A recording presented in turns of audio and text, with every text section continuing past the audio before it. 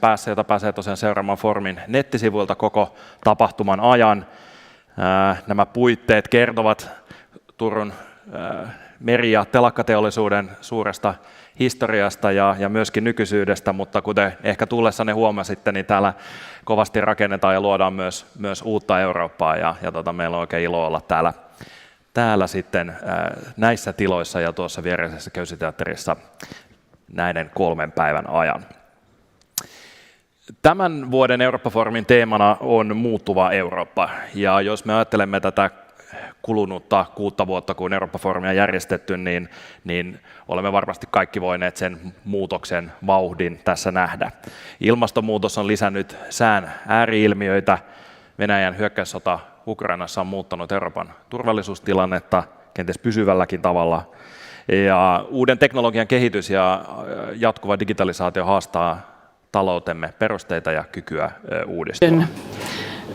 Puts challenges on our economies to change. These 3 themes are central during these 3 days, also other themes. And we have a total of 150 speakers and more than 700 participants, both here at the Sigyn Hall and also at the Speaker's Corner at the Turku Open Market. Today our theme is specifically science and Europe, and it is true that whatever changes take place and how fast they take place, so for us to find solutions to these challenges, we have to rely on scientific methods, scientific information, and how to make use of that available information. And this is something that we can talk about and look at from very different perspectives today. Now, we are pleased to announce that here in Turku we have great institutes of higher education, and we have also a very distinguished panel discussion here today where the directors of Turku universities are present.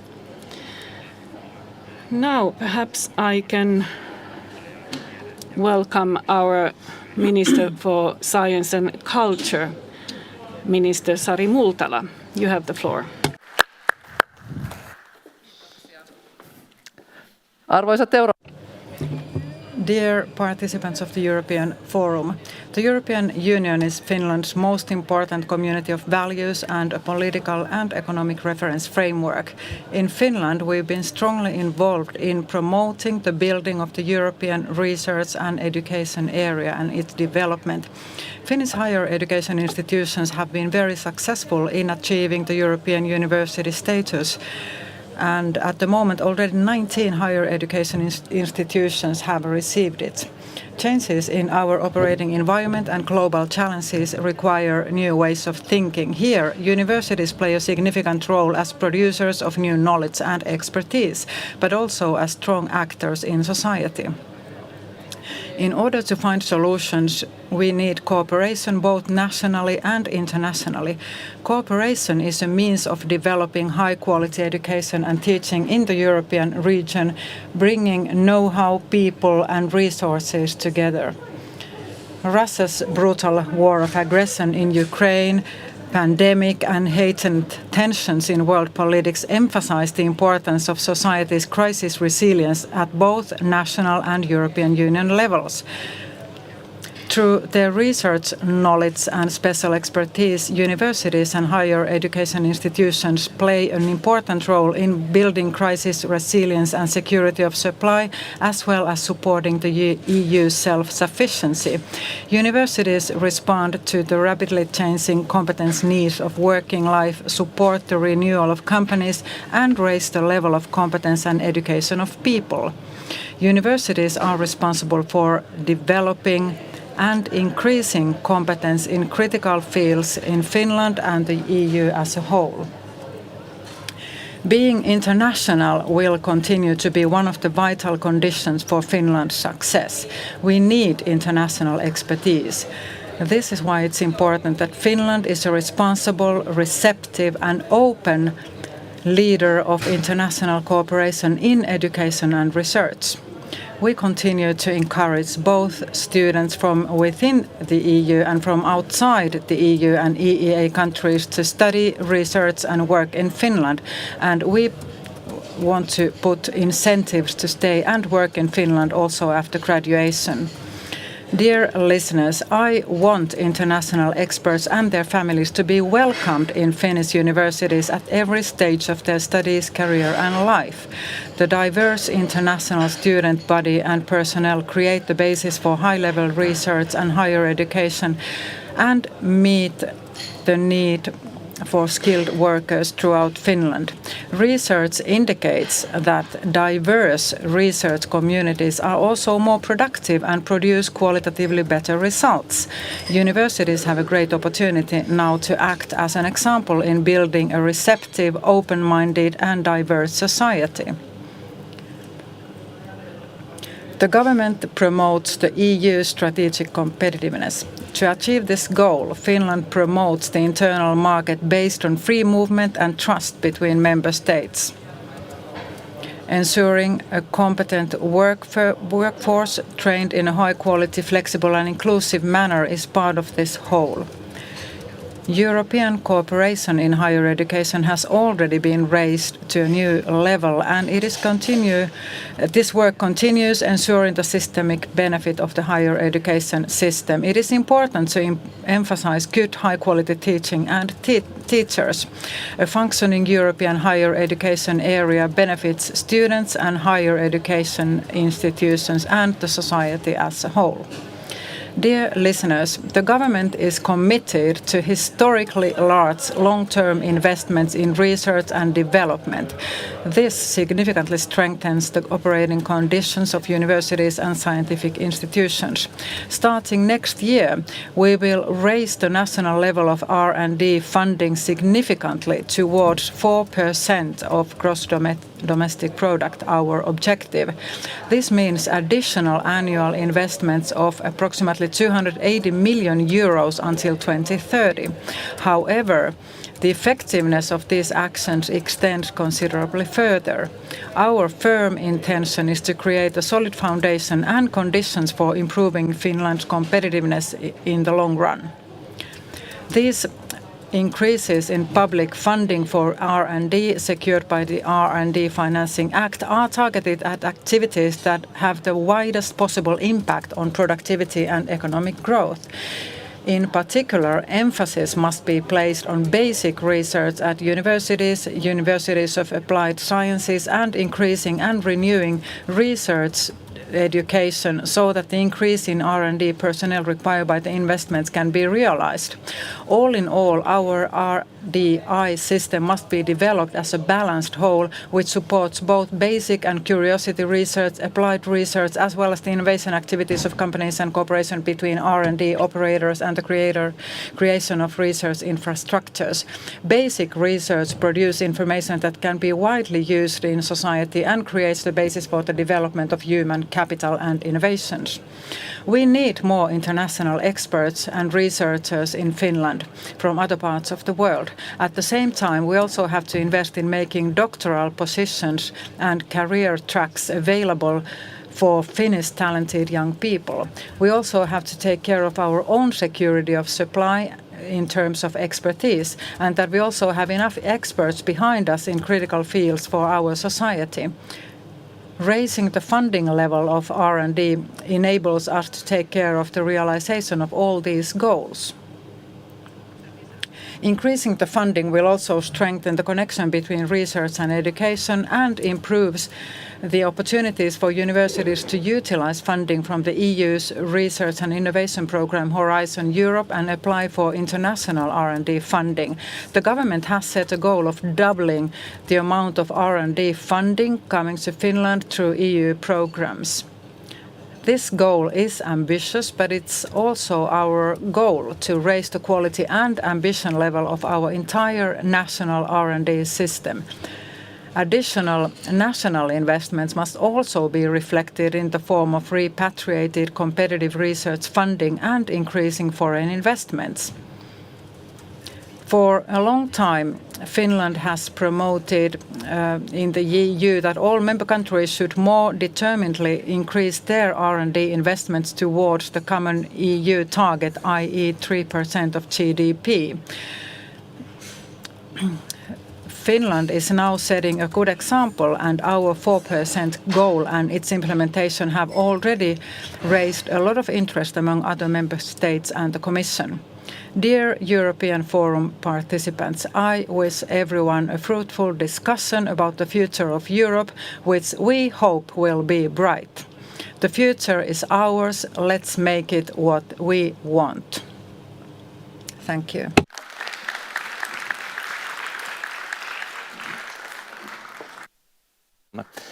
Tuonne keskelle ja hyvät.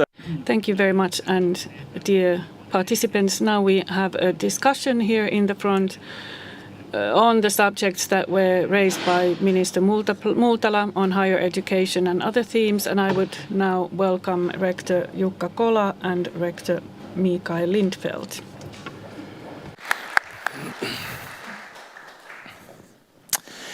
Ja myös teillä, hyvä yleisö, on mahdollisuus. And also you, dear participants, have the possibility to ask questions during the discussion here in the event hall. You can wave your hand very visibly towards me. We have microphones here circulating in the hall. And also participants online have the possibility to pose questions, and they will appear on my iPad here in the front.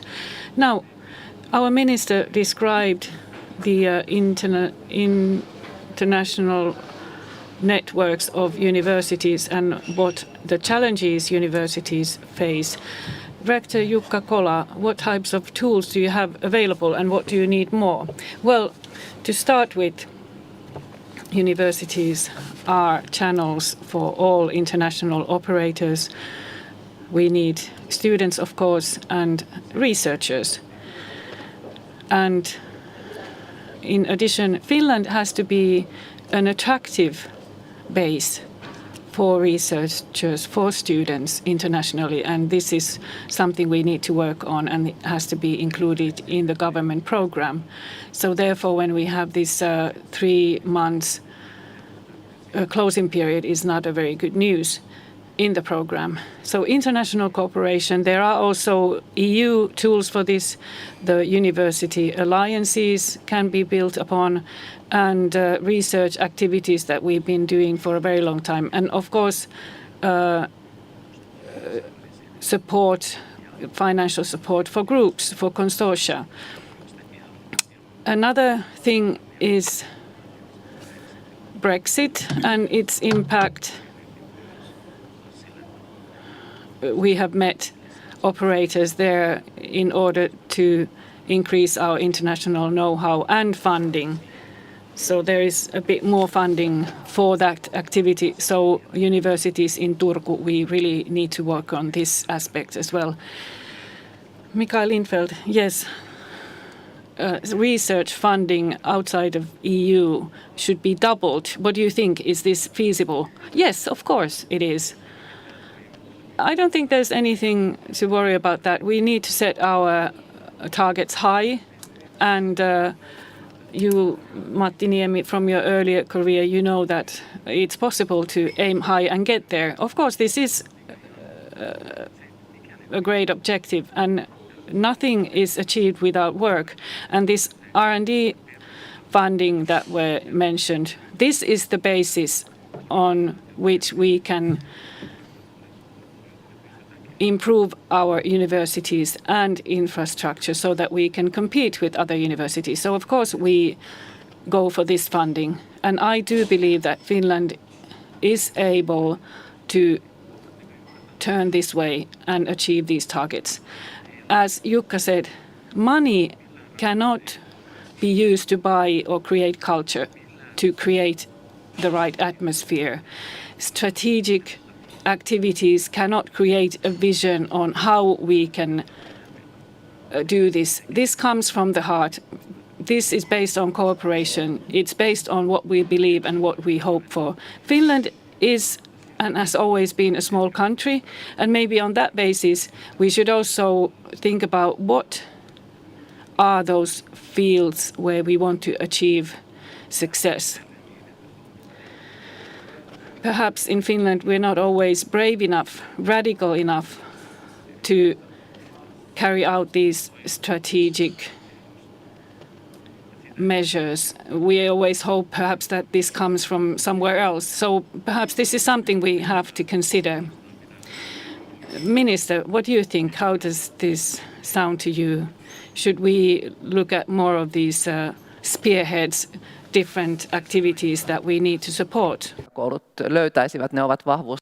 we've been encouraging universities and higher education institutions to look for their own strengths and profile themselves to attract certain type of funding. That would make us more pronounced on international scale. Well, somebody mentioned top athletics here, and well, I must say that politics is like top athletics. The best want to work with the best, and this is the way to attract top performance on an international scale. We want to be at the top in many different fields. Of course, as a small country, we cannot be number one performers in every field. So we have to choose our key fields. We have to recognize our own strengths and go for them. And of course, receive support from public funding and other sources of funding. So we have to make choices, and of course we have some certain national priorities to help us with, and we should profile ourselves clearly to attract more funding at the European level and from elsewhere. And we already have some flagship projects from the Finnish Academy, and they've been our spearhead programs, and these will be continued during our government term. But of course, I think profile is always good. We should maybe do it even more. At the same time, it's important to have a wide knowledge base in universities. We need very versatile experts in many different fields as well. Jukka. Ministeri mainitsi. Yes, what the minister mentioned here about these big projects. We have done some profiling in the Finnish Academy, and at some point we have to think how many times can we re-profile ourselves, or should we assign certain profiling fields. But of course this flagship idea is a good way to go forward. Perhaps we need new ones. And we also have to consider what is a genuine concrete number of flagship projects that we should go for. We are very proud that we have one flagship project on political science, and of course technology and medicine are others, which is important as well. And if we talk about how to build our society and well-being, we have to find new funding for this, and also domestic funding for research and its impact. Leveraging impact is very important. This is important so that we can also get then foreign funding for these projects, and this we have to work on more. Tulevista vuosista, kun So what do you think in the universities of these coming years? As the minister said, we have 280 million euros per year for R&D projects. So how do you cope with this? Well, what should we say? Of course not well, jokes apart. Well, we were aware of this and we hoped for this, and of course we discussed this, and of course we are preparing as we speak. Now we have more funding, so we have to be prepared and plan everything carefully.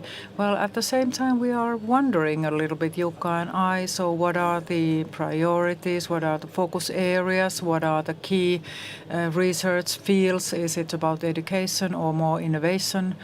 And so where are we heading to, and what are our targets here? So maybe new doctoral programs should be created. Is this related to that? How realistic our objectives are?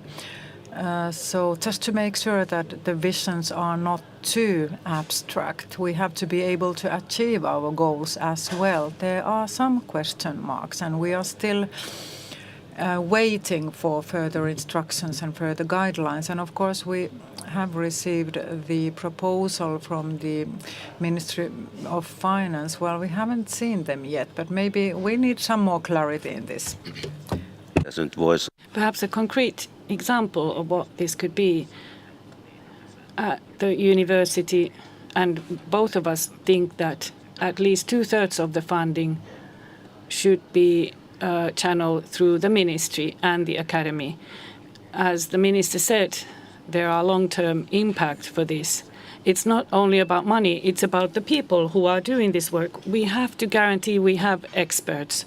So 2/3 or even 3/4 of the funding is at stake here, and we really need support for this. Well, indeed, I also hope that we could reform the doctoral education program. That is an important thing to finance. So part of this R&D money should be directed to doctoral education and educating doctors. And we have possibilities for that. And of course, we have to monitor how these funds are being used. So the criteria is very clear. And doctoral programs could be one option, something to be launched quite quickly. And already in 4 years, we could see some concrete results to have more doctors, simply. So this could be our first priority in the coming years. And as for other funding instruments, well, these funds are within the budget proposal. But of course, we have to talk about the focus areas and priorities, and some of it will be channeled through Business Finland. And of course, there are some flagship projects and something else, but Business Finland is a key player in this funding. Yes, Finland is a bit lagging behind, so we have to achieve others, Nordic countries. In Finland, we do not have that many people in doctorate training compared to other Nordic countries. So how can we change the atmosphere in a way that both industry and business operators actually believe in higher education and the level of expertise and knowledge that can be achieved with this? And this is a mental barrier that we have to do away with, and it's not done only with money. Well, this is correct. So we have to understand where are we heading to, whether we invest in R&D or research as applied research or basic research for cooperation or innovation activities within companies. Well, doctors are a resource, of course. We need more PhD people. We cannot lose Finnish doctors to other countries. We cannot let them go. We need our doctors here, especially in critical fields. Maybe this message has not gone through that well, and people don't understand this. We need to promote doctoral education, and we have to maintain our highly educated people in Finland, because they also have demand in other countries. And how to attract international experts then? We have our challenges here in Finland. to train our young people in universities to give them higher education and also to attract students from abroad. And this is something that we cannot just patch up with money. We have to change attitudes. What can you do as the ministry in order to attract foreigners here? Well, of course, legislation is one thing, and we also want to have incentives for people to stay here. We need to have foreign master students here and give them permanent residence permit and other documents and needed things. And this is one incentive. And of course, we want to study what economic investments could be put in place. For example, some tax deductions, for example, if the person stays in Finland, he or she could deduct term fees from taxes, for example. This is one example, and we have to study all these possibilities. And of course, this is closely related to how things are done in universities. We have to make sure that international experts, including their families, are welcomed and included in universities and in Finnish society. We have good examples from universities who've been able to attract a lot of international experts, but another thing is how to keep them in Finland. If we have master level students from abroad, we should keep them in Finland after their graduation. So we have a lot to do in terms of attitudes here. That is clear. What types of practical problems or challenges do you have that should be tackled? Well, first of all, what opportunities and possibilities we have. And as the minister said, and as I said earlier, universities are a channel that produces attractiveness. And then this is something that Finnish companies, employers need. But this is not just something that the universities can tackle. We have to cooperate with businesses.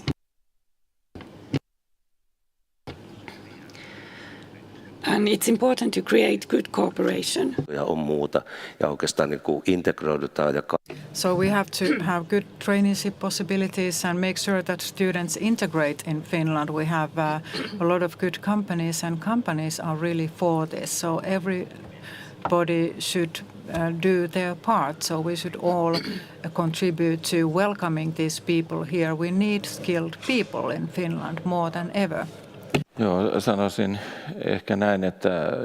Well, I'd like to add, Jukka mentioned pull factors and how to strengthen them. Of course, we need more pull factors in Finland.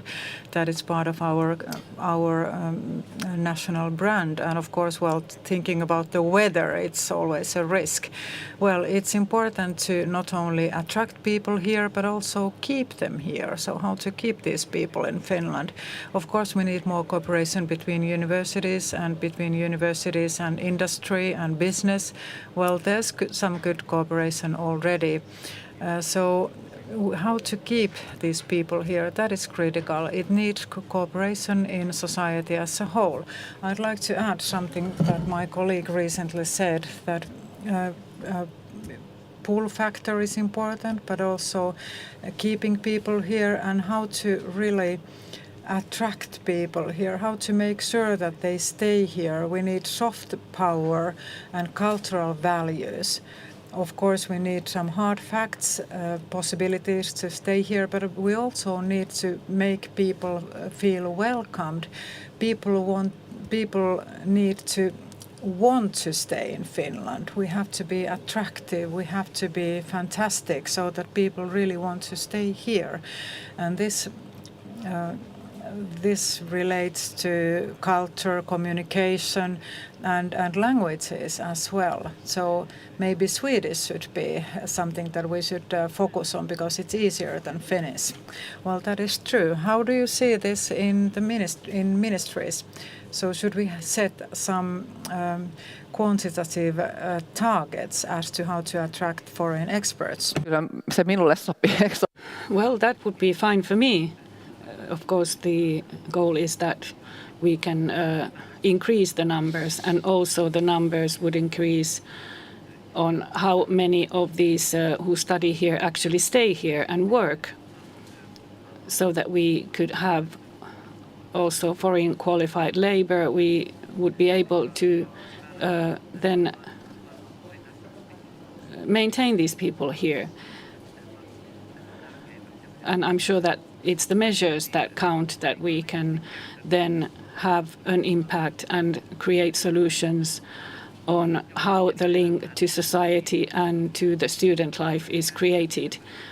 We have good examples in different parts of Finland how it's possible to attract students when they graduate to stay here and live here and work here. There are good examples, but maybe they are not strong enough yet. We have to develop all this. I've been now traveling in different parts of Finland, and I have seen good examples on how to attract people to study and to have them graduate and to actually stay here and work here, so that we have expert labor force. And all this requires strong cooperation between the universities and businesses already during the studies. And I'm sure that here regional cooperation is very important. And in a few years' time, employment services will be transferred from the state to the municipalities. So then it's important to be able to support this type of cooperation between businesses and universities. And another way to function are these universities networks internationally and on the European level. How do you see this? Do you think that these networks operate well enough at the moment? And if there's a high excellence university which is created as a network, would Finland be participating there? So what is enough? Well, of course, we can always improve. There's always room for improvement, and this is clearly our direction. So pull factors and how to keep people here, and fascination power in Finland, and also recycling power, I'd like to add. Well, sometimes people leave us, and it's important to make sure that these people also want to come back and create contacts to every direction. If a person studies here at doctoral level and then postdoc level, it is difficult for us to create opportunities for people. They also have to be active themselves and look for opportunities. And of course, there are some European university alliances which help, and also how to attract good people to return to Finland. So it's not that easy to change this situation, but I'm a bit worried in this international context of the term fees that we apply for students who come to Finland outside the EU and EEA countries. So it is difficult to attract students from elsewhere if term fees are very high. So high term fees are a challenge, and it is a challenge that people from other EU countries can study in Finland for free. So that is okay, but it's very difficult to attract people from outside Europe because term fees are that high. So we should make sure that the number of non-EU EEA students remains stable. We should triple the amount of people coming to study in Finland, and 75% of them should remain in Finland. So these are ambitious targets. Yes, that's a good target. Now let's talk about the pull factor and recycling factor and whatever other new terms we could invent here. Yes, but it's very important to have these high targets, and we have to invest in them. However, we should not forget that universities in their basic activities are very international on every level. So we couldn't even operate if we were not international in our activities. And this takes place on different levels, in personnel, in the different departments, etc. And for some years now, we have been planning an alliance with European universities. Our both Turku universities are involved in this, and this is a new dimension in international activity, in the European activity. Well, you mentioned a super university, and then I thought that what about these alliances? How would they then develop? They get funding from the EU. That's been going on for some time now. But also national aid is something that we would like to see, and how the ministry could create guidelines for this type of international activity. Is this something that you want? Is there something in the strategy for this? And if I continue with the theme of sports, which is very close to my heart, then I have to say that, of course, we do know about the rankings, and based on that, we know which universities in Europe are the top ones. And we, of course, are aware that not all Finnish universities are there among the top universities. Of course, we want to work on how to improve our level and how to gather the critical mass. And that is something that we have to look at strategically on the national level, and how these alliances work.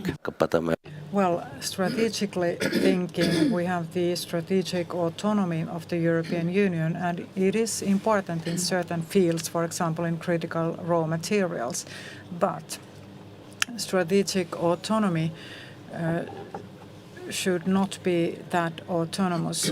Our internationality is not only Europe, but it also includes Asia, the United States, even China, Japan, other Asian countries. So we have to think global. In these university alliances, we should be more open-minded and open the doors also to non-EU universities, because this is the way to increase our competitiveness instead of remaining in Europe in terms of alliances. So should we encourage universities to join these alliances, and should they be open to non-EU countries? Well, I'm sure that in these EU's university alliances, we thought that we want to increase the European competitiveness and strategic autonomy. But of course, now that, for instance, we are members in the NATO, and this opens up new opportunities also in terms of research and cooperation, which we haven't perhaps quite understood yet. And I do believe that we should strongly cooperate in other regions as well. This, for instance, brings us new opportunities with the US universities, which are worth cooperating with. And the European Union as a whole, what does that do in terms of these alliances? In terms of Finland's perspective, it might be difficult to have our influence on that. So perhaps now we are sort of waiting to see what happens. And then with universities, we can see how well these alliances work, what are the benefits, and what we should think about them as a country, and should we be very active in them, in trying to get into those alliances. And since they are funded by the EU, so I think it's important that we do participate in them. This is cooperation which makes us more well known internationally, which is very important for us as a small country here in the north, where it gets very dark now. Yes, I'm sure it's very nice to come here during summertime, but that's not when the students arrive here. They come during autumn time, when it's quite different. Well, that is correct. We need to increase our competitiveness, but it is also very important how to proceed in European research and education policy? Is it about being excellent or is it about widening? If it's widening, then we cannot increase competitiveness that well. Another dimension is cohesion, of course. So what are our objectives? Objectives should be clear. I'm for excellence being our target. Well, maybe we should give our concluding remarks now, thinking about the European level, not only the Finnish level. We are maybe lagging behind in Europe a little bit in terms of R&D investments, especially in technology, compared to the US and also Asia and China. So how do you see European research now? How does the future look like in terms of global competition? Sari Multala. Tämä, niin kuin mihin äskenkin. Indeed, what you referred to just now, we have many strengths on our side, and our know-how has actually for quite a long time dropped, which is very worrying. So we have very many experts in Finland and in Europe and top-level universities as well. But this actually requires our will to be excellent and strive for even better. This is the direction internationally, and this is something that we want to achieve also in terms of competitiveness in the research side as well. And innovations will be created through this, including eventually commercial innovations. So from the public side, I'm sure that we will be able to support these cooperation structures both domestically and internationally. However, I do think that we have actually chosen our side when we talk about EU strategic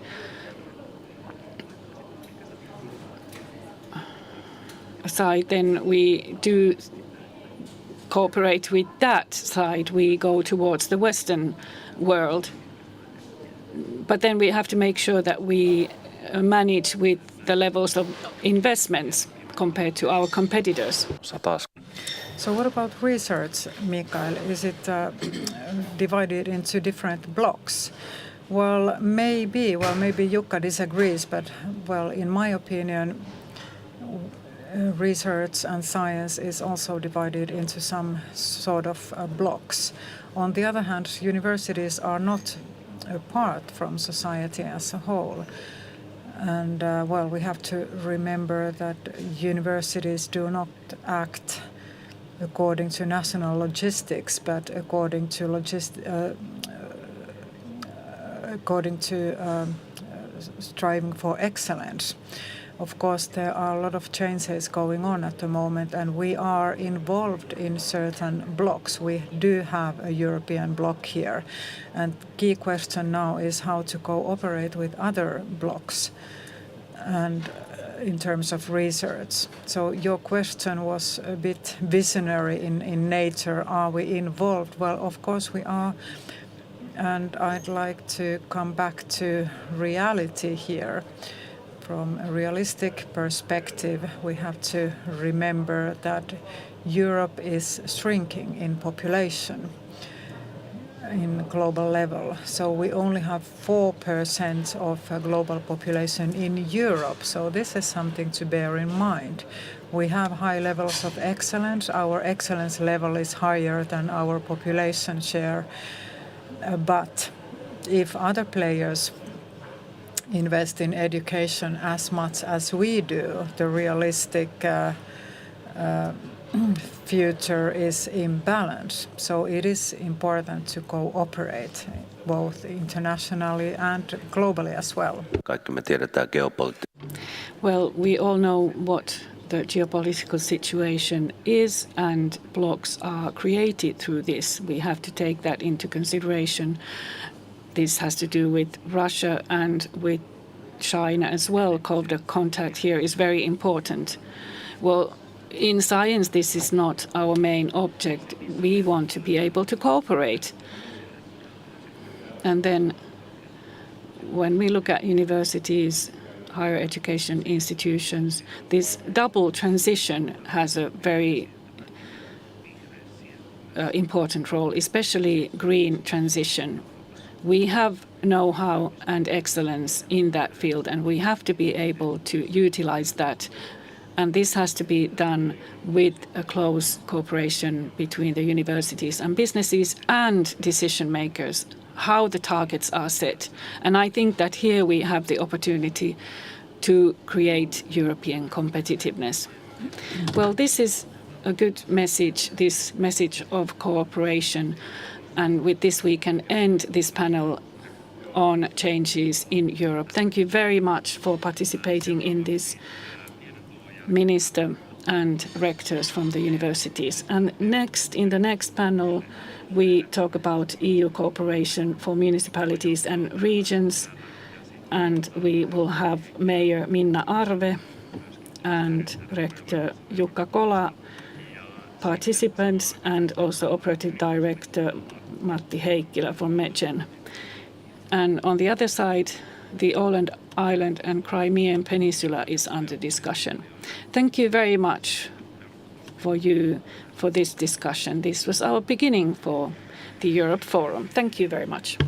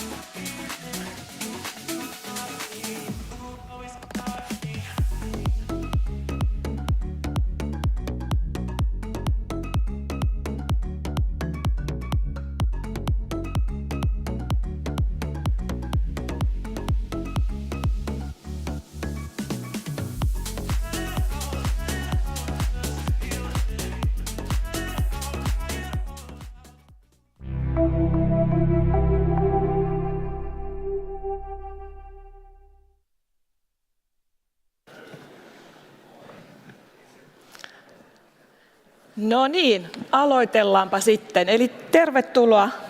Right, let us start. Welcome to this panel discussion on what is the meaning of EU cooperation for municipalities and regions. I'm Sara Nuotiokulong. I'm the Chief of Europe Office, and here we have Pia Paananen, EU expert in the Europe Office of Turku and Southwest Finland. And panelists here we have the Mayor of Turku, Minna Arve, and Rector Jukka Kola, Turku University. Good morning. And Metgen OY Operative Director Matti Heikkilä.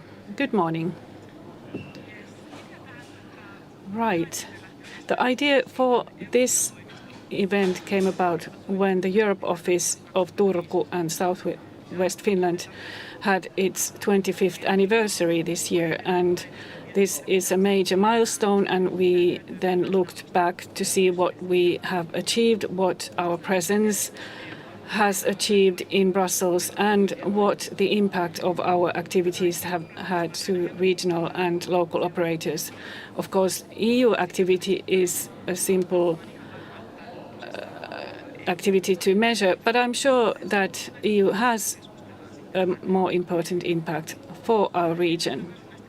But before our discussion, we would like to represent to you the latest results of the EU funding financial statement.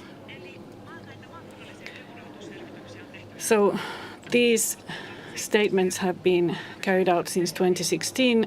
So this is the 7th financial statement, and it was carried out by Petteri Mäkitalo, our trainee this year. So how was this then drafted?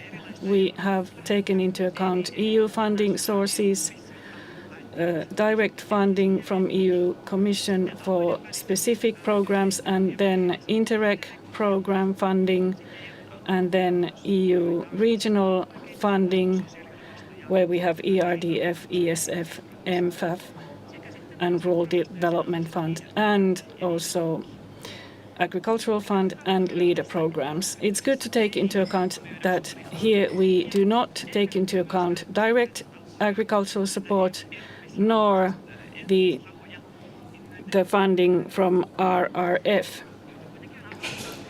We have actually received quite a lot of this funding for regions, and in the last slide you can see information on this. So we looked at projects that were started in 2022 with a Southwestern coordinator or project partner, and we are talking about important figures here. From last year's statement we could see that regionally we were able to get funding for this railway project. Partly it was diverted to Väylä agency and then for us. So we are taking into account the Southwestern operators here. And then some results. We received 38 million euros last year for a total of 352 projects and for 212 operators. So the average support sum was 104,000. So the smallest support was 990 euros. It was a small amount, but very important for this operator. And then the biggest amount was 2.5 million euros for TM System Finland. And as we have been carrying out these surveys since 2016, we have been able to see how much funding per year has been received. 36.8 million is an average sum. Into 2018 we received more than 50 million, and then the following year much less. So these variations from one year to another depend on how much we receive from these so-called specific programs that are then applied directly from the Commission. So on some years we've been more successful than other years. Now, when we look at projects that were started last year and what type of funding we have received, 72% are coming from these specific programs, agricultural fund, 40% and 13% from Interreg. And the small part of Interreg is due to our problems with the national EURA 2021 program or system. So there was some delay. And also, normally there are more Interreg projects, but some of them started only this year and not in 2022. Now, if we look at figures, project figures from Agricultural Fund, there are a lot of them, but then the average support volume or the funding is smaller. And who then have received funding? As in previous years, the situation is the same now. Institutes of higher education, Turku University and others, also businesses, 38%. So these two operators get most of the funding. Now, when we look at the second pie chart here, then universities have received for less amount of projects, but they are very big R&D projects that was mentioned earlier. I will skip over one slide, but you can see now the 10 biggest funding receivers. So Turku University number 1, and then Turku Institute of Applied Sciences and Åbo Academy on 8th place. But it is also nice to see that we have small companies that have received even 2.5 million euros, and we have this Ecosystem Finland project where fiber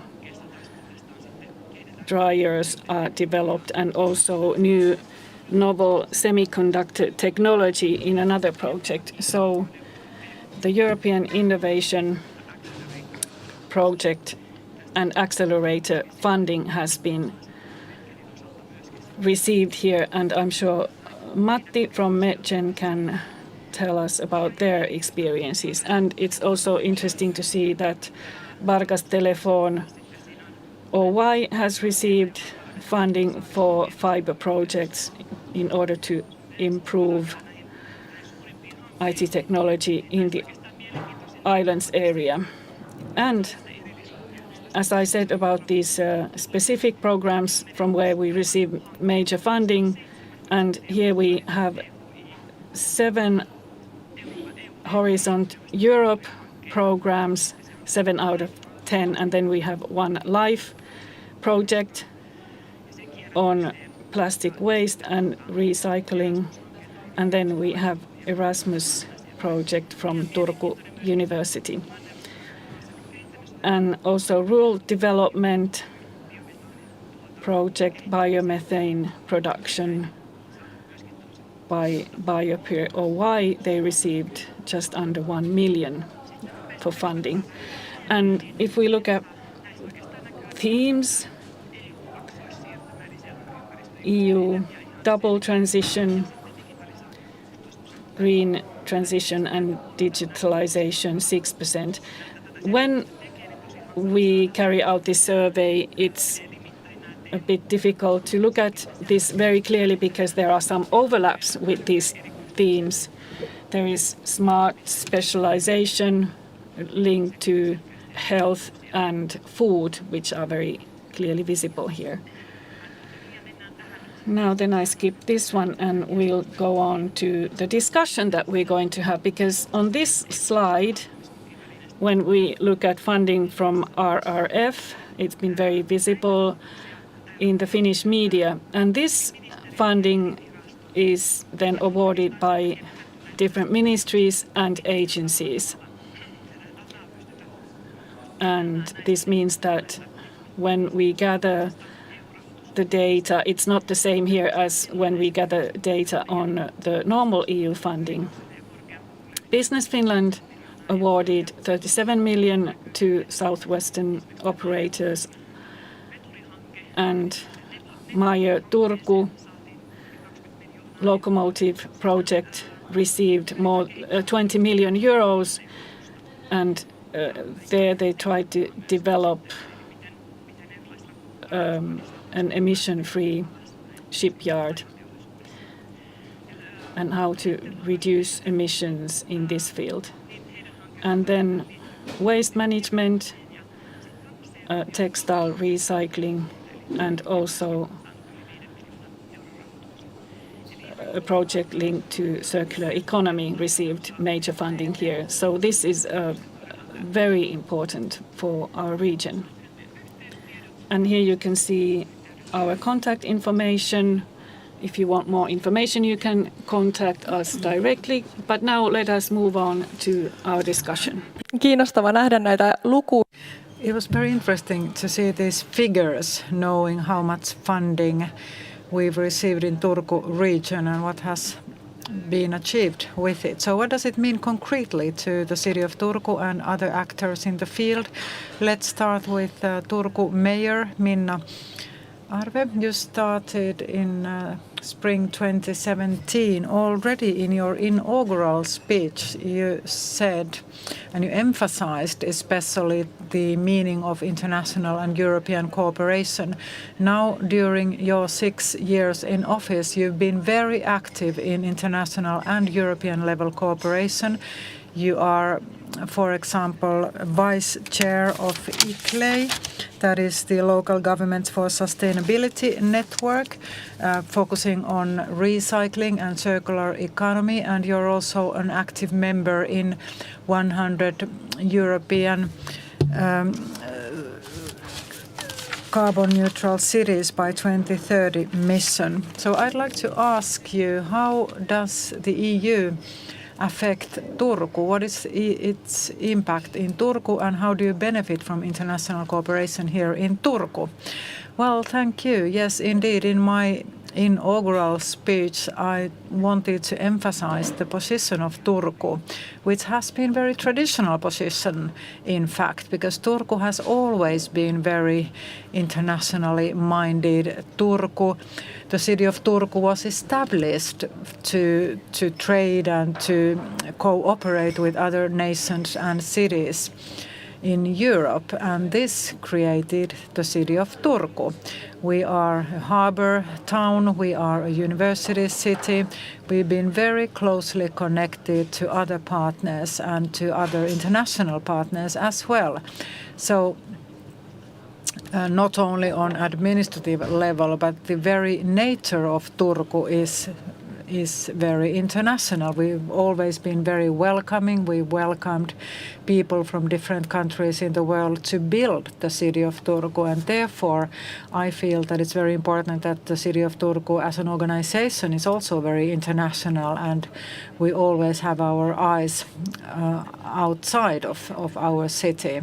And this benefits us clearly, but it's not only benefiting us, but we also want to give something to others, and how to make sure that everyone benefits from cooperation. Well, talking about Europe and European Union, the University of Turku has been very active in creating connections to Europe and also bringing EU topics to public debate. Esko Antola is somebody who we all know, a professor in the University of Turku, and he already put the idea of creating a Europe Forum in Turku back in the day, and that it would be very important to have a forum for European discussion also in Turku, from the point of view of research, from the perspective of national and regional policymakers, and also citizens, and every possible partner. And Finns have been very positive towards the European Union, and Finns have been very active in this discussion as well. Well, that was a long answer, but I'd like to conclude that whenever we cooperate, it has to be very active. We have to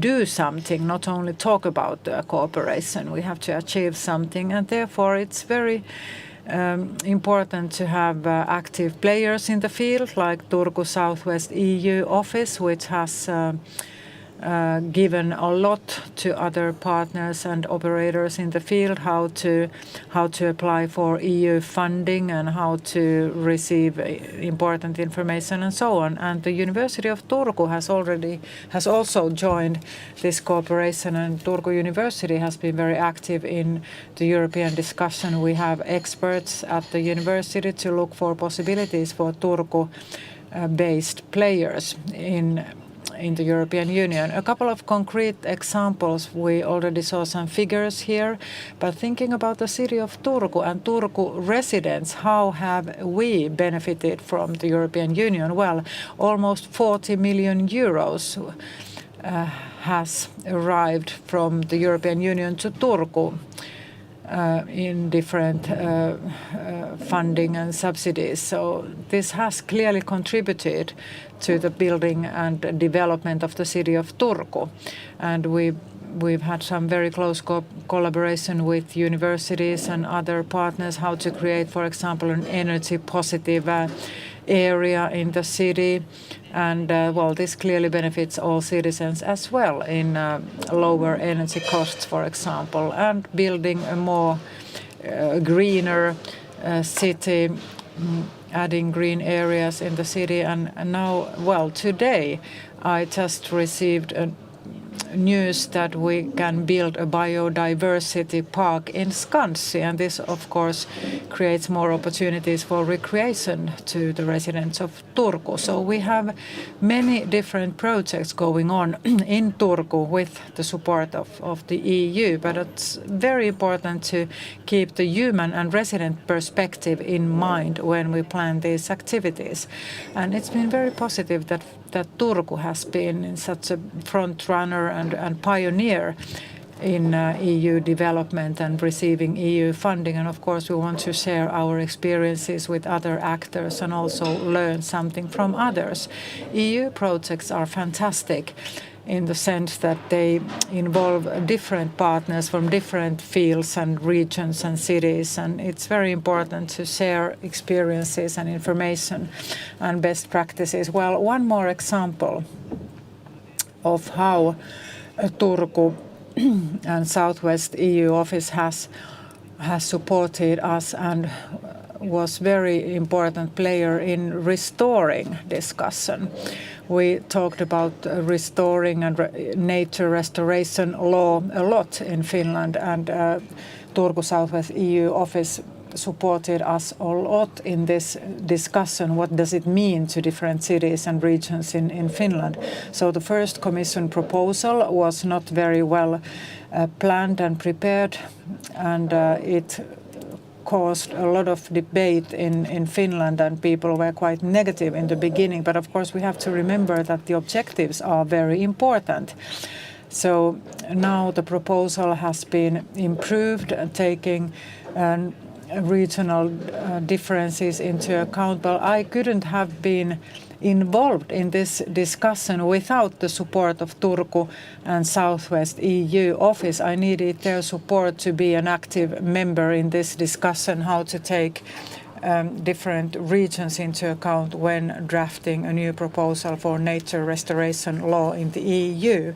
So this is a clear example of how EU office helps us.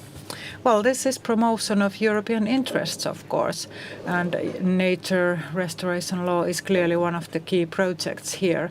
Well, what about Turku University? From your perspective, how does it look like? You're one of the greatest receiver of EU funds in Turku region. So what is EU funding's impact in Turku University, EU cooperation and EU funding. What does it mean to university research? Maybe you could give us a few concrete examples as well. Funding is extremely important and it complements our Finnish research funding from Business Finland, and there we have interface to what we do with businesses and with municipalities and some other public operators. However, I would like to emphasize that when we apply for EU research funding, and already in our initial discussion, I said that excellence is what we strive for. We try to carry out very high quality and expert research. The focus is not always on how this will serve the region, but I would like to point out that since the research is of high quality, then it is interesting, attractive to the region, to the operators on that level. So we have to invest in this so that we get funding for this type of research projects where we can solve nasty global problems, also problems that impact Finland and regions. But in the European projects, there is always this element of societal impact. And this is something we have learned to include in these projects when we apply for funding. What is the societal impact? Now we see in the media information on how much funding we have received, but information should also be given on what has been achieved with this funding. What is the impact? And this is very clear when we follow these research projects. So excellence and impact is what we strive for. And then through that, we can find local regional operators. And this is why we have created these strategic partnerships. We have Bayer and Meyer and Wärtsilä and City of Turku, which is our fourth strategic partner. And somebody has asked us, well, is this actually necessary? Since we have intensive cooperation anyway. But it is important because it's a structured partnership.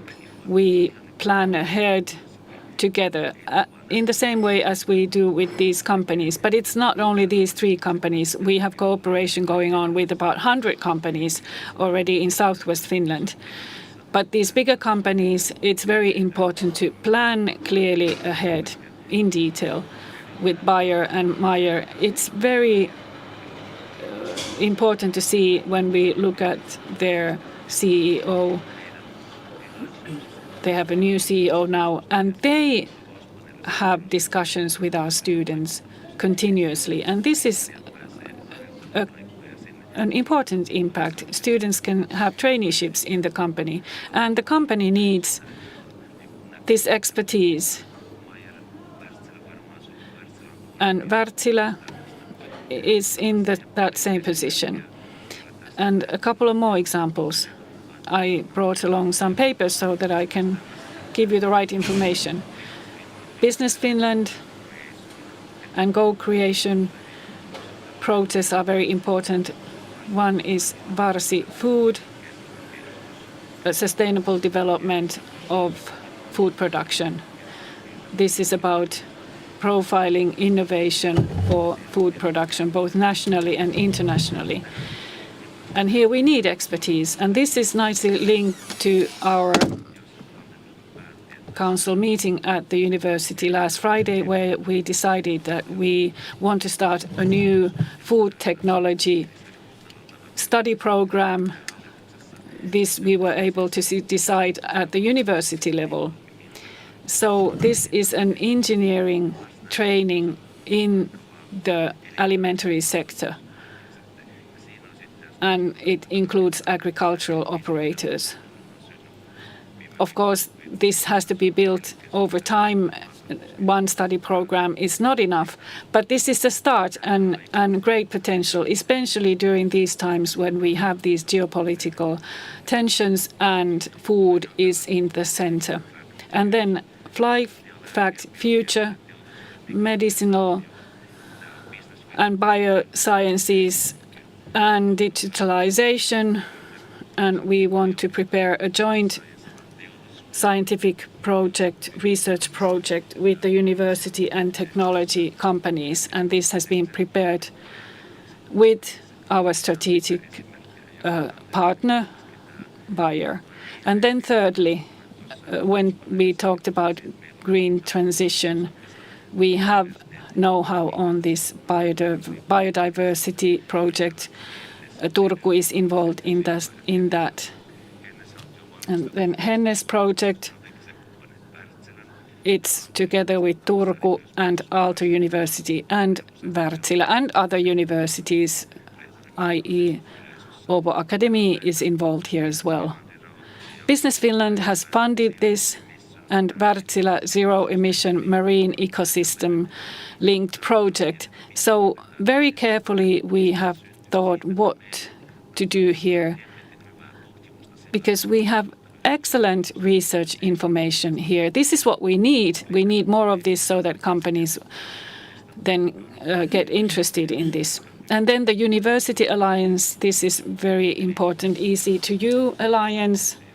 City campuses and universities come together, and there the cities are heavily involved. Certain aspects are emphasized here, benchmarking, bench learning with the 7 countries that are involved here, looking at city campus matters. Thank you. Ja sitten tämä alueellinen yhteistyö.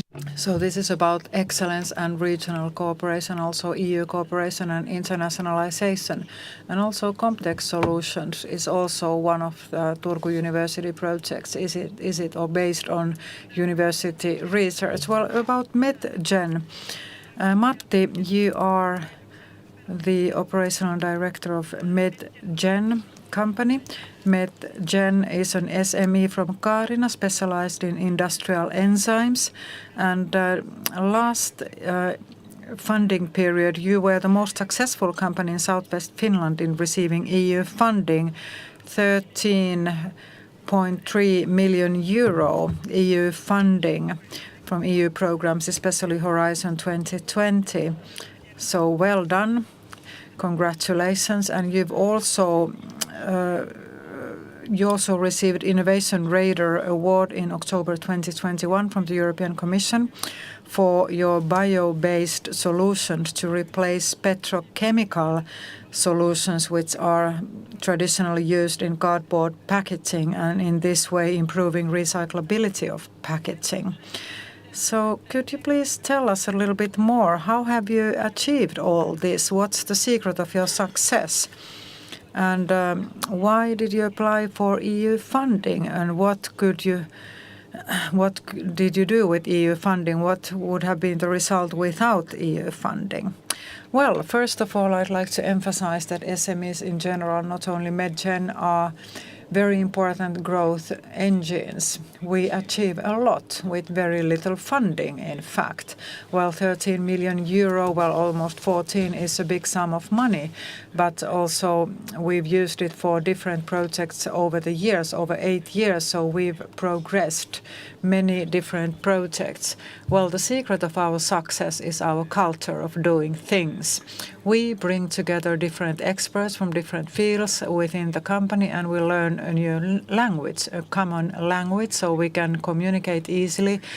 Genetic experts can discuss with engineers and economic experts on how to do things in order to make them economically successful.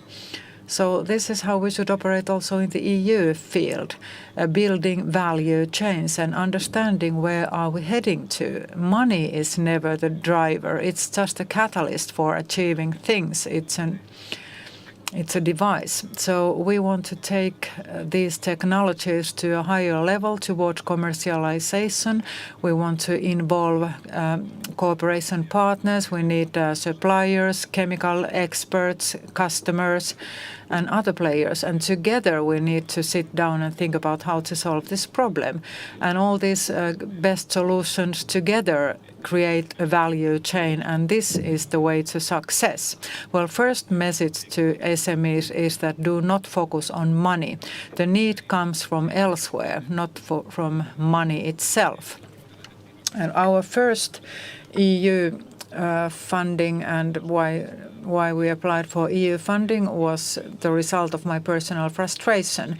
We wanted to launch an industrial process and we didn't have enough money. And actually I saw a YouTube video on a Turku company doing gas analyzers, and they told on this video that EU funding is a good thing. And then I thought, okay, why not? And we applied for EU funding, 2.2 million euros from the SME instrument for industrialization and commercialization of our projects, and this was the start. And then we've launched different technologies, lab technologies, and the biggest project, Sweet Foods, meant that we built a flagship project in Estonia with 21 million euros of EU funding. And MedGen received 7 million euros also for this project. So this was one part of the 2017 funding. So cooperation is key in all these projects. Cooperation is the secret of our success, and we also have to understand what we want. Money is not first priority. The most important thing is to discuss with your friends, with experts, and think about where are you heading to, and then money comes after that. Cooperation comes first, and then money comes second. We have more than 100 European companies and universities as our cooperation partners in all our projects. So that is a good result, and that is more valuable than the money that we've received as funding. What about networking? Well, you seem to be experts in networking. So what is your advice for smaller companies who want to start building their networks? How to find partners? Yes, different organizations that have been mentioned here should be utilized. Networks already exist. You just have to go and present yourself to the right people and start to work. There are plenty of fora. You might have to be a bit careful. They might suck you in and you all of a sudden forget to do your core business and find yourself in Brussels. But there are a lot of fora, different types of fora. And in this panel, there are already 3 people that I could start talking to and start working together. Yes, of course, in our Turku office, we also support regional operators. So perhaps there are questions from the audience. You can think about them, and also remotely, you can send in your questions. But a question to Minna. What about Turku's future vision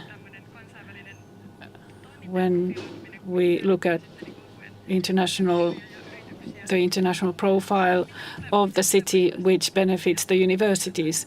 How do you want to improve this, develop this in the future? With EU funding or with something else? Do you have any new objectives or continue with business as usual?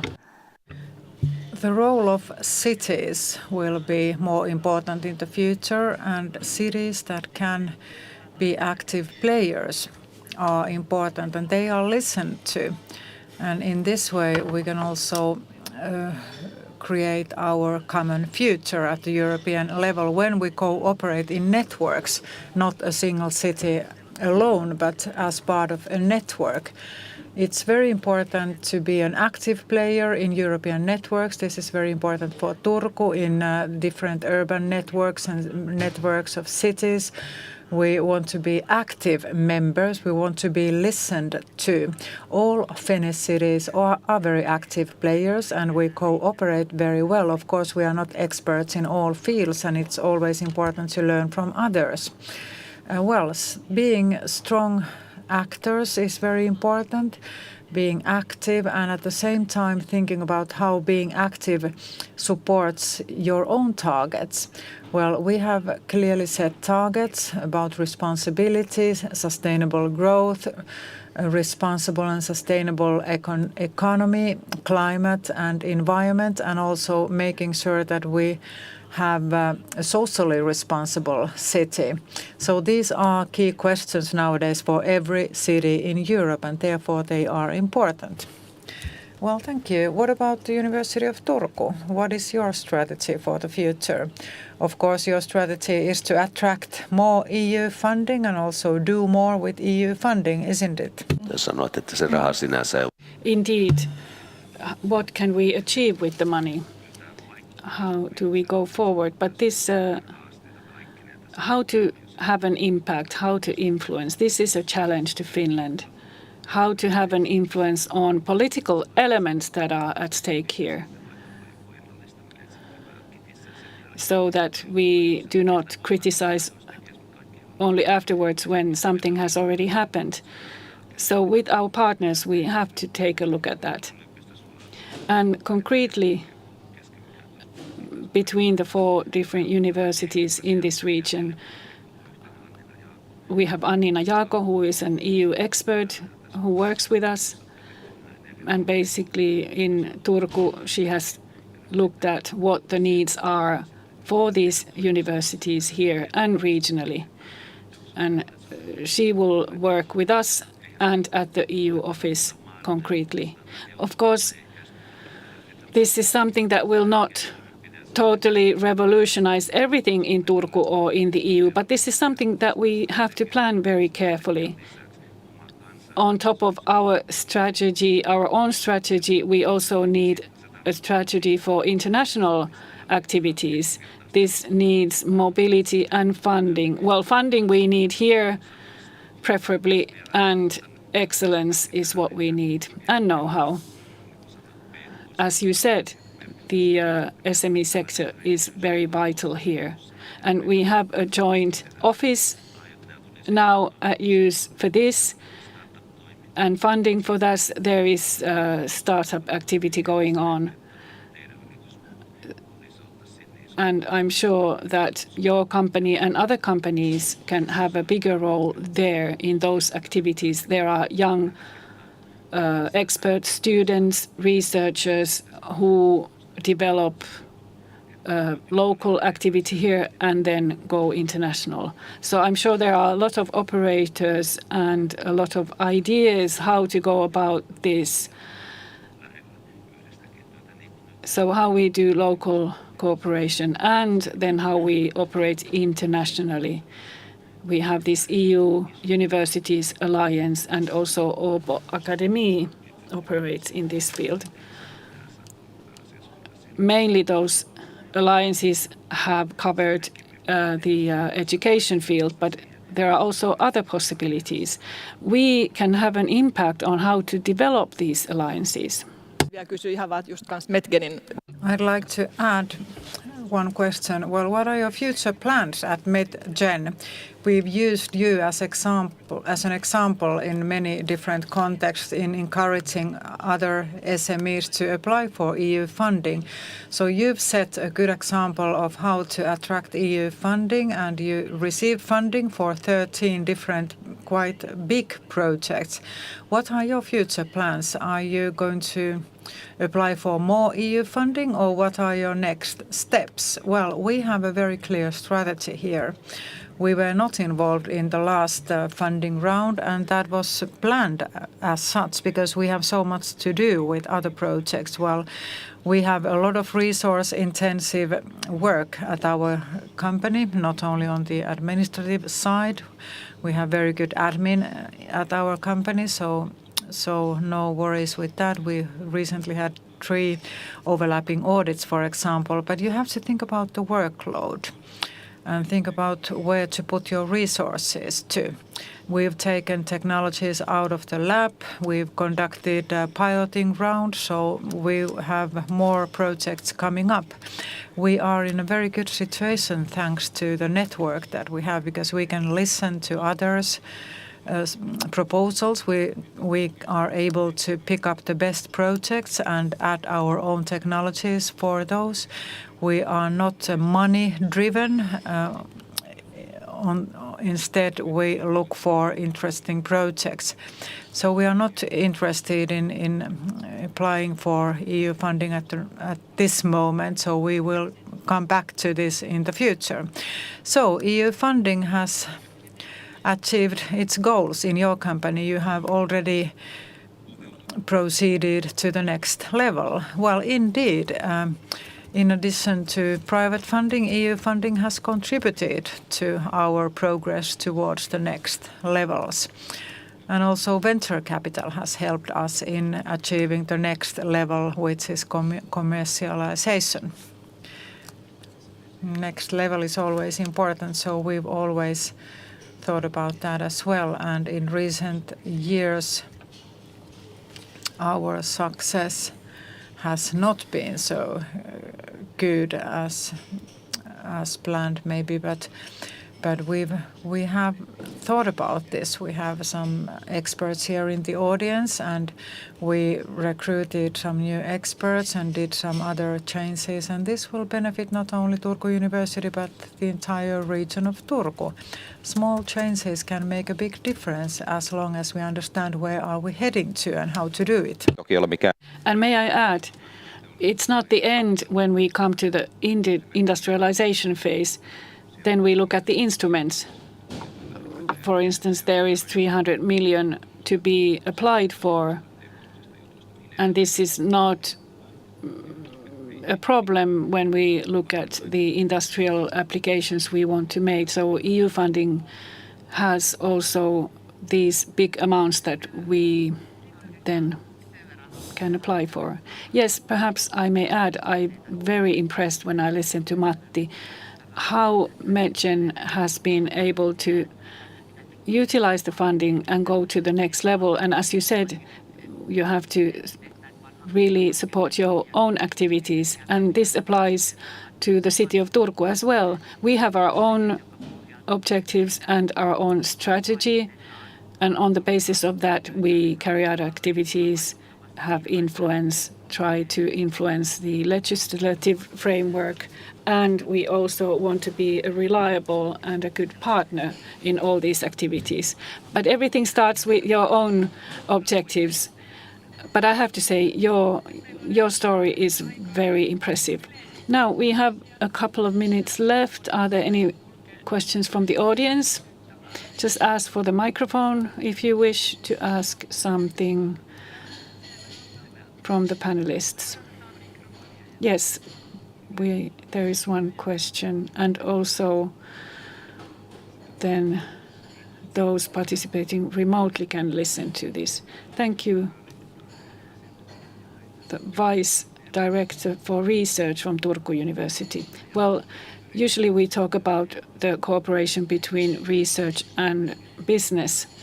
But when we look at statistics and Erasmus funding and the continued funding for the University Alliance also receives funding, and let us not forget the university significance on how we attract promising young students here and we train them all the way from bachelor to their doctorate studies. This is a very important function for us. This is important for the local companies and cities and municipalities, something that they should keep in mind. So this was just a comment on all this. Thank you. Tuo oli hyvä kommentti ja mun mielestä Very good comment.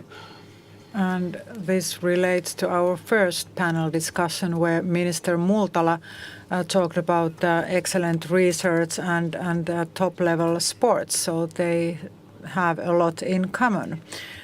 So triple helix actors are key players in the EU, and of course cities have an important role in being active.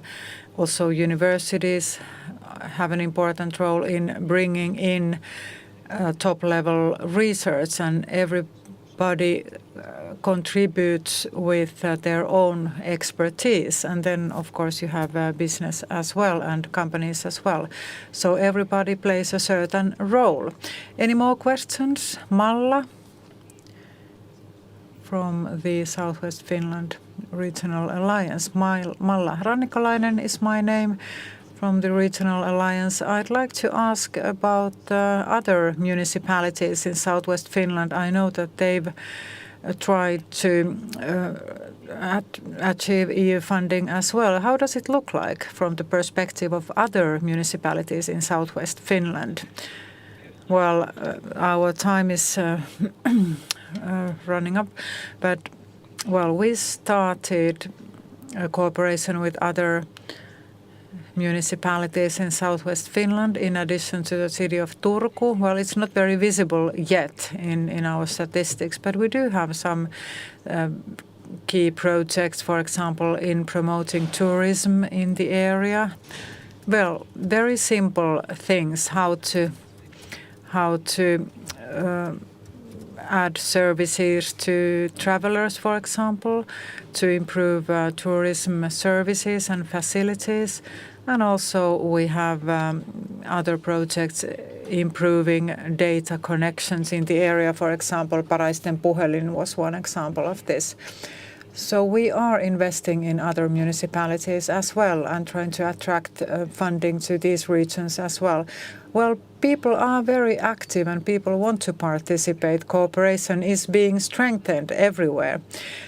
Well, in my conclusion, I'd like to say that it's been very inspiring discussion here. I hope you found this as inspiring as I did, and let's keep up the good work in good collaboration, of course. Well, thank you. And I'd like to thank our audience also in front of your screens out there and here in the room.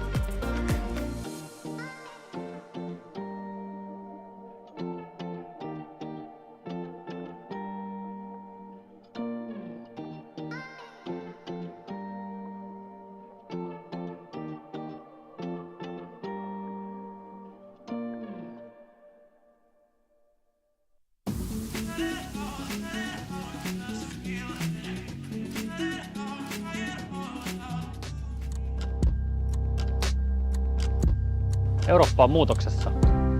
Turvallisuustilanne on vaikeasti ennakoitavissa, ilmastonmuutos vaatii toimia, teknologia kehittyy nopeasti ja taloudelliset muutokset vaikuttavat yksilöistä yhteiskuntiin. Eurooppa pyrkii kuitenkin aktiivisesti keksimään ratkaisuja erilaisiin haasteisiin ja kehittymään yhä kestävämmäksi ja turvallisemmaksi. EU tukee jäsenmaitaan kohti vihreää siirtymää. Turku valittiin mukaan EUn 100 hiilineutraalin kaupungin missioon.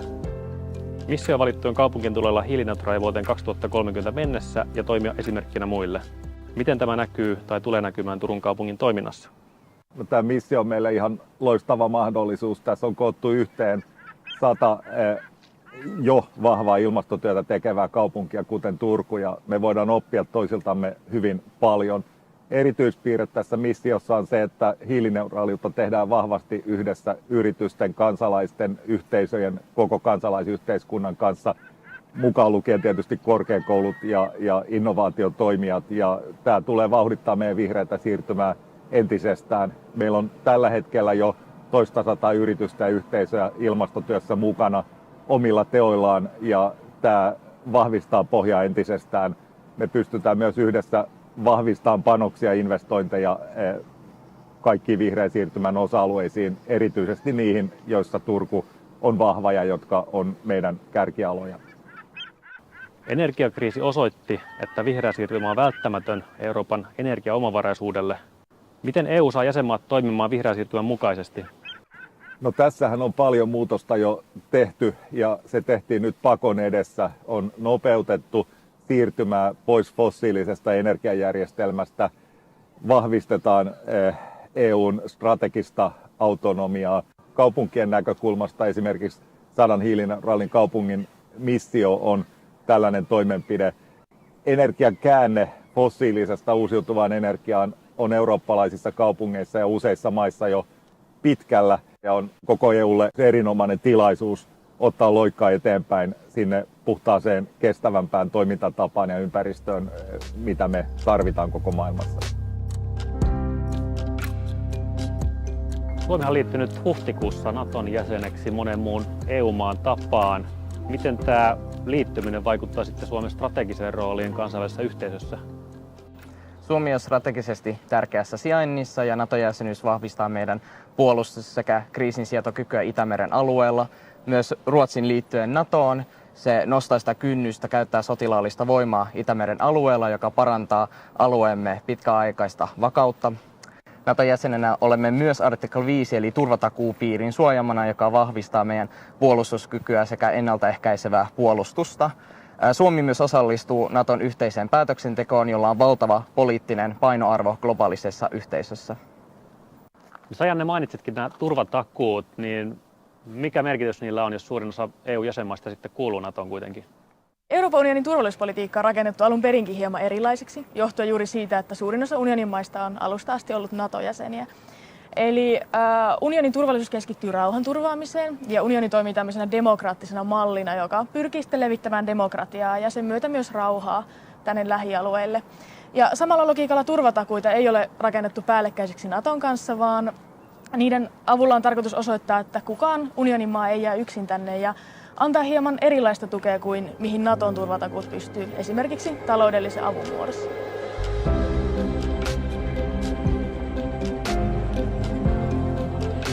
Morjes, mä oon Jalmari, ketä sä oot? Moi, mä oon Emma. On muuten tosi hyvää jäätelöä täällä Turussa. No, tämä vuosi on Euroopan osaamisen teemavuosi ja erityisesti digitaalisten taitojen kehittäminen korostuu nykyyhteiskunnassa, niin miten me voidaan taata sitten eurooppalaisten jatkuva oppiminen tässä alati kehittyvässä digimaailmassa? Niin, meillä on lähivuosina sellainen tavoite, että 80% eurooppalaisista olisi hallussa tällaiset perusdigitaidot. Ja EU vaatiikin nyt merkittäviä investointeja näihin digitaitojen kouluttamiseen, mutta sen lisäksi esimerkiksi toimiviin verkkoyhteyksiin, laitteisiin ja alustoihin, jotta tämä oppiminen olisi mahdollisimman helposti lähestyttävää ja sujuvaa. Sen lisäksi EU:ssa halutaan luoda turvallista digimaailmaa, esimerkiksi EU-lainsäädännöllä ja direktiiveillä. Ja EU tukee jäsenmaita myös jäsenmaiden välissä yhteistyössä, esimerkiksi liittyen koulutushankkeisiin. Ja Suomikin tekee tosi paljon yhteistyötä muun muassa muiden Pohjoismaiden kanssa sekä Baltian maiden kanssa liittyen digitalisaatioon. No, samanaikaistahan vihreätä siirtymää ja digitalisaatiota kutsutaan kaksoissiirtymäksi. Ja Suomella on varmaan ihan hyvät edellytykset kumpaankin ja uusia investointeja tehdään koko ajan. Tulisiko Suomi sitten toimia esimerkkinä muille EU-maille ja miten se käytännössä tapahtuisi sun mielestä? Joo, ehdottomasti Suomella on tässä suunnannäyttäjän paikka. Meillä on tosi paljon asiantuntijaosaamista ja todella teknologiamyönteinen yhteiskunta. Mutta meillä on tiedossa datatalouteen liittyvää EU-lainsäädäntöä ja direktiiviä aika paljon tulevina vuosina. Ja jos me halutaan olla edelläkävijöitä, niin Suomen täytyy osata ennakoida näitä aloitteita sekä olla mukana määrittelemässä niiden sisältöä. Ja Suomella onkin käytössä nyt tällainen kansallinen digikompassi, jolla luodaan sit visiota EU-digikompassin mukaisesti. Ja yhtenä tavoitteena on esimerkiksi viedä tämä datatalous sinne Euroopan kärkeen, ja se vaatii todella paljon investointeja sekä esimerkiksi eri toimialan rajoja ylittäviä käytänteitä. Tule mukaan keskustelemaan ja kuuntelemaan näitä aiheita Eurooppa-foorumiin tänne Turkuun joko paikan päälle tai sitten virtuaaliselle tapahtuma-alustalle elo-syyskuun vaihteessa.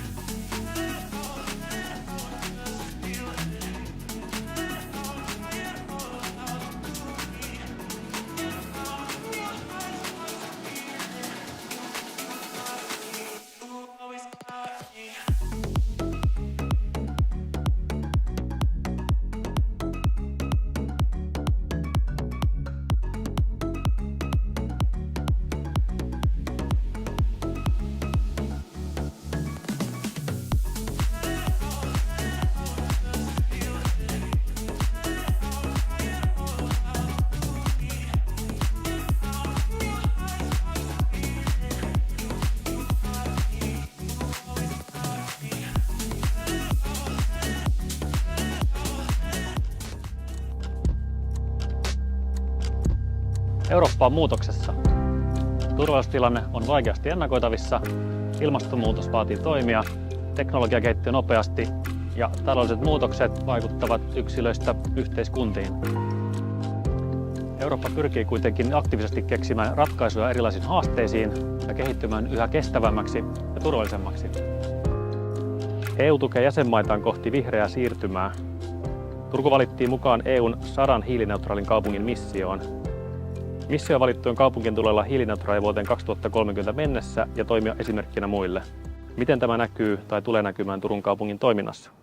No, tämä missio on meille ihan loistava mahdollisuus. Tässä on koottu yhteen 100 jo vahvaa ilmastotyötä tekevää kaupunkia, kuten Turku, ja me voidaan oppia toisiltamme hyvin paljon.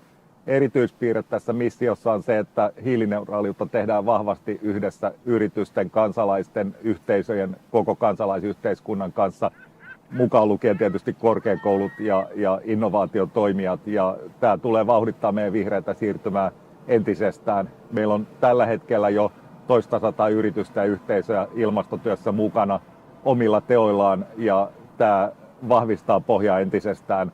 Me pystytään myös yhdessä vahvistamaan panoksia ja investointeja kaikkiin vihreän siirtymän osa-alueisiin, erityisesti niihin, joissa Turku on vahva ja jotka on meidän kärkialoja.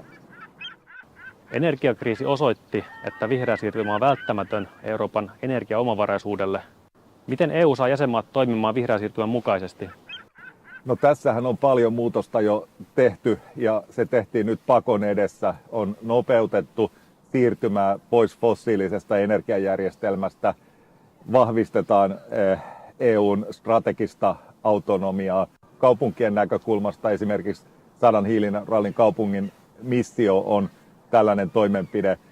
Energian käänne fossiilisesta uusiutuvaan energiaan on eurooppalaisissa kaupungeissa ja useissa maissa jo pitkällä, ja on koko EUlle erinomainen tilaisuus ottaa loikkaa eteenpäin sinne puhtaaseen, kestävämpään toimintatapaan ja ympäristöön, mitä me tarvitaan koko maailmassa. Suomi on liittynyt huhtikuussa Naton jäseneksi monen muun EU-maan tapaan. Miten tämä liittyminen vaikuttaa sitten Suomen strategiseen rooliin kansainvälisessä yhteisössä? Suomi on strategisesti tärkeässä sijainnissa ja NATO-jäsenyys vahvistaa meidän puolustus- sekä kriisinsietokykyä Itämeren alueella. Myös Ruotsin liittyen NATOon se nostaa sitä kynnystä käyttää sotilaallista voimaa Itämeren alueella, joka parantaa alueemme pitkäaikaista vakautta. NATO-jäsenenä olemme myös artikla 5 eli turvatakuupiirin suojamana, joka vahvistaa meidän puolustuskykyä sekä ennaltaehkäisevää puolustusta. Suomi myös osallistuu Naton yhteiseen päätöksentekoon, jolla on valtava poliittinen painoarvo globaalisessa yhteisössä. Janne, mainitsitkin nämä turvatakuut, niin mikä merkitys niillä on, jos suurin osa EU-jäsenmaista sitten kuuluu NATOon kuitenkin?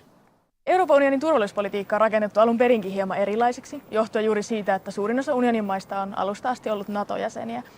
Eli unionin turvallisuus keskittyy rauhanturvaamiseen ja unioni toimii tämmöisenä demokraattisena mallina, joka pyrkii sitten levittämään demokratiaa ja sen myötä myös rauhaa tänne lähialueille. Ja samalla logiikalla turvatakuita ei ole rakennettu päällekkäiseksi Naton kanssa, vaan niiden avulla on tarkoitus osoittaa, että kukaan unionin maa ei jää yksin tänne ja antaa hieman erilaista tukea kuin mihin Naton turvatakuut pystyy, esimerkiksi taloudellisen avun muodossa.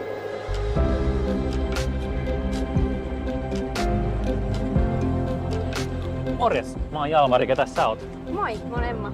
On muuten tosi hyvää jäätelöä täällä Turussa. No, tämä vuosi on Euroopan osaamisen teemavuosi ja erityisesti digitaalisten taitojen kehittäminen korostuu nykyyhteiskunnassa, niin miten me voidaan taata sitten eurooppalaisten jatkuva oppiminen tässä alati kehittyvässä digimaailmassa? Niin, meillä on lähivuosina sellainen tavoite, että 80% eurooppalaisista olisi hallussa tällaiset perusdigitaidot. Ja EU vaatiikin nyt merkittäviä investointeja näihin digitaitojen kouluttamiseen, mutta sen lisäksi esimerkiksi toimiviin verkkoyhteyksiin, laitteisiin ja alustoihin, jotta tämä oppiminen olisi mahdollisimman helposti lähestyttävää ja sujuvaa. Sen lisäksi EU:ssa halutaan luoda turvallista digimaailmaa, esimerkiksi EU-lainsäädännöllä ja direktiiveillä. Ja EU tukee jäsenmaita myös jäsenmaiden välissä yhteistyössä, esimerkiksi liittyen koulutushankkeisiin. Ja Suomikin tekee tosi paljon yhteistyötä muun muassa muiden Pohjoismaiden kanssa sekä Baltian maiden kanssa liittyen digitalisaatioon. No, samanaikaistahan vihreätä siirtymää ja digitalisaatiota kutsutaan kaksoissiirtymäksi. ja Suomella on varmaan ihan hyvät edellytykset kumpaankin ja uusia investointeja tehdään koko ajan. Tulisiko Suomi sitten toimia esimerkkinä muille EU-maille ja miten se käytännössä tapahtuisi sun mielestä? Joo, ehdottomasti Suomella on tässä suunnannäyttäjän paikka. Meillä on tosi paljon asiantuntijaosaamista ja todella teknologiamyönteinen yhteiskunta. Mutta meillä on tiedossa datatalouteen liittyvää EU-lainsäädäntöä ja direktiiviä aika paljon tulevina vuosina. Ja jos me halutaan olla edelläkävijöitä, niin Suomen täytyy osata ennakoida näitä aloitteita sekä olla mukana määrittelemässä niiden sisältöä. Ja Suomella onkin käytössä nyt tällainen kansallinen digikompassi, jolla luodaan sit visiota EU-digikompassin mukaisesti. Ja yhtenä tavoitteena on esimerkiksi viedä tämä datatalous sinne Euroopan kärkeen, ja se vaatii todella paljon investointeja sekä esimerkiksi eri toimialan rajoja ylittäviä käytänteitä. Tule mukaan keskustelemaan ja kuuntelemaan näitä aiheita Eurooppa-foorumiin tänne Turkuun joko paikan päälle tai sitten virtuaaliselle tapahtuma-alustalle elo-syyskuun vaihteessa.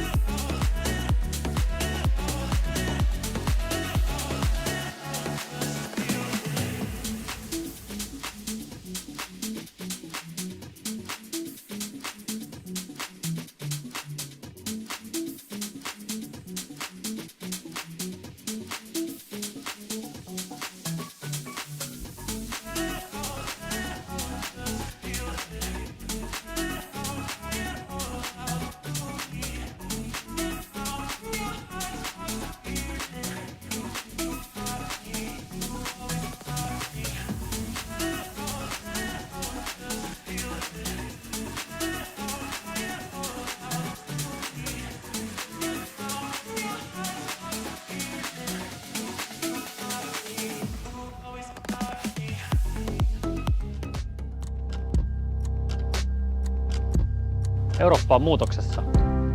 Turvallisuustilanne on vaikeasti ennakoitavissa, ilmastonmuutos vaatii toimia, teknologia kehittyy nopeasti ja taloudelliset muutokset vaikuttavat yksilöistä yhteiskuntiin. Eurooppa pyrkii kuitenkin aktiivisesti keksimään ratkaisuja erilaisiin haasteisiin ja kehittymään yhä kestävämmäksi ja turvallisemmaksi. EU tukee jäsenmaitaan kohti vihreää siirtymää. Turku valittiin mukaan EUn 100 hiilineutraalin kaupungin missioon. Mission valittujen kaupunkien tulee olla hiilineutraali vuoteen 2030 mennessä ja toimia esimerkkinä muille. Miten tämä näkyy tai tulee näkymään Turun kaupungin toiminnassa? No, tämä missio on meille ihan loistava mahdollisuus. Tässä on koottu yhteen 100 jo vahvaa ilmastotyötä tekevää kaupunkia, kuten Turku, ja me voidaan oppia toisiltamme hyvin paljon. Erityispiirre tässä missiossa on se, että hiilineutraaliutta tehdään vahvasti yhdessä yritysten, kansalaisten, yhteisöjen, koko kansalaisyhteiskunnan kanssa, mukaan lukien tietysti korkeakoulut ja innovaatiotoimijat. Ja tämä tulee vauhdittaa meidän vihreätä siirtymää entisestään. Meillä on tällä hetkellä jo toista 100 yritystä ja yhteisöä ilmastotyössä mukana omilla teoillaan, ja tämä vahvistaa pohjaa entisestään. Me pystytään myös yhdessä vahvistamaan panoksia ja investointeja kaikkiin vihreän siirtymän osa-alueisiin, erityisesti niihin, joissa Turku on vahva ja jotka on meidän kärkialoja. Energiakriisi osoitti, että vihreä siirtymä on välttämätön Euroopan energiaomavaraisuudelle. Miten EU saa jäsenmaat toimimaan vihreän siirtymän mukaisesti? No, tässähän on paljon muutosta jo tehty, ja se tehtiin nyt pakon edessä. On nopeutettu siirtymää pois fossiilisesta energiajärjestelmästä, vahvistetaan EUn strategista autonomiaa. Kaupunkien näkökulmasta esimerkiksi 100 hiilineutraalin kaupungin missio on tällainen toimenpide. Energian käänne fossiilisesta uusiutuvaan energiaan on eurooppalaisissa kaupungeissa ja useissa maissa jo pitkällä, ja on koko EUlle erinomainen tilaisuus ottaa loikkaa eteenpäin sinne puhtaaseen, kestävämpään toimintatapaan ja ympäristöön, mitä me tarvitaan koko maailmassa.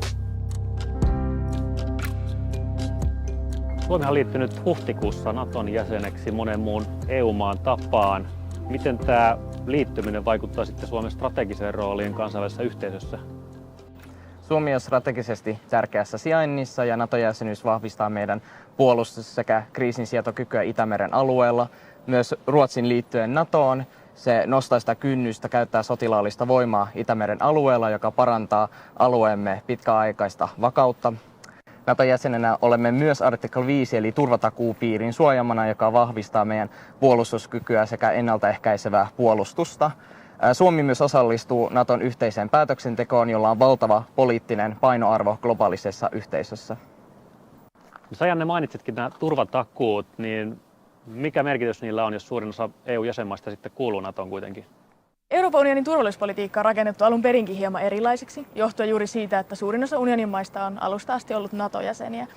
Eli unionin turvallisuus keskittyy rauhanturvaamiseen ja unioni toimii tämmöisenä demokraattisena mallina, joka pyrkii sitten levittämään demokratiaa ja sen myötä myös rauhaa tänne lähialueille. Ja samalla logiikalla turvatakuita ei ole rakennettu päällekkäiseksi Naton kanssa, vaan niiden avulla on tarkoitus osoittaa, että kukaan unionin maa ei jää yksin tänne ja antaa hieman erilaista tukea kuin mihin Naton turvatakuut pystyy, esimerkiksi taloudellisen avun muodossa.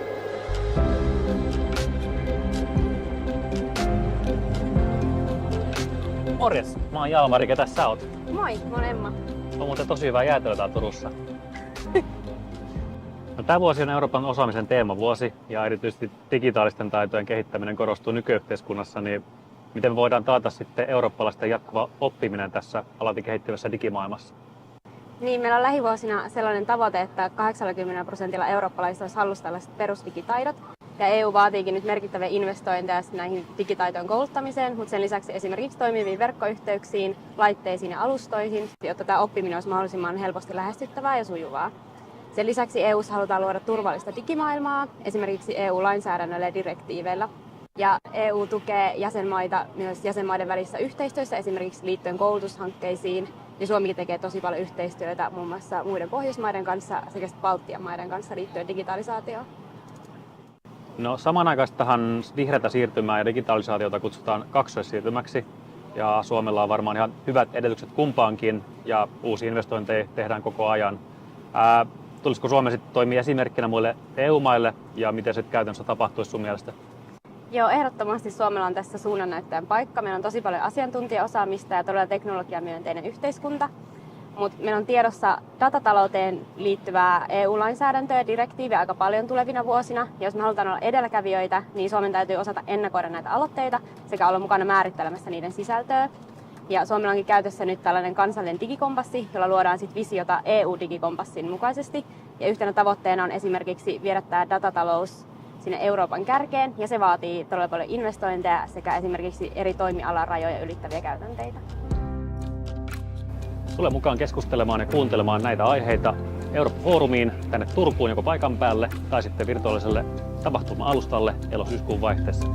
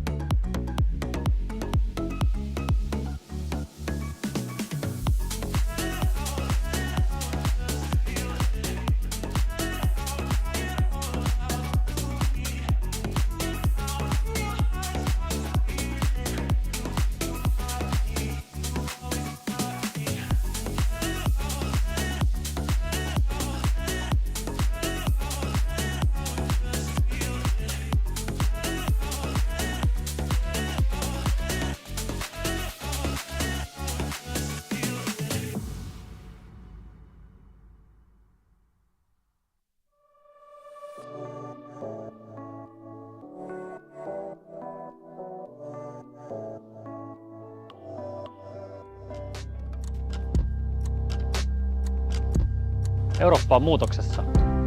Turvallisuustilanne on vaikeasti ennakoitavissa, ilmastonmuutos vaatii toimia, teknologia kehittyy nopeasti ja taloudelliset muutokset vaikuttavat yksilöistä yhteiskuntiin. Eurooppa pyrkii kuitenkin aktiivisesti keksimään ratkaisuja erilaisiin haasteisiin ja kehittymään yhä kestävämmäksi ja turvallisemmaksi. EU tukee jäsenmaitaan kohti vihreää siirtymää. Turku valittiin mukaan EUn 100 hiilineutraalin kaupungin missioon. Mission valittujen kaupunkien tulee olla hiilineutraali vuoteen 2030 mennessä ja toimia esimerkkinä muille. Miten tämä näkyy tai tulee näkymään Turun kaupungin toiminnassa? No, tämä missio on meille ihan loistava mahdollisuus. Tässä on koottu yhteen 100 jo vahvaa ilmastotyötä tekevää kaupunkia, kuten Turku, ja me voidaan oppia toisiltamme hyvin paljon.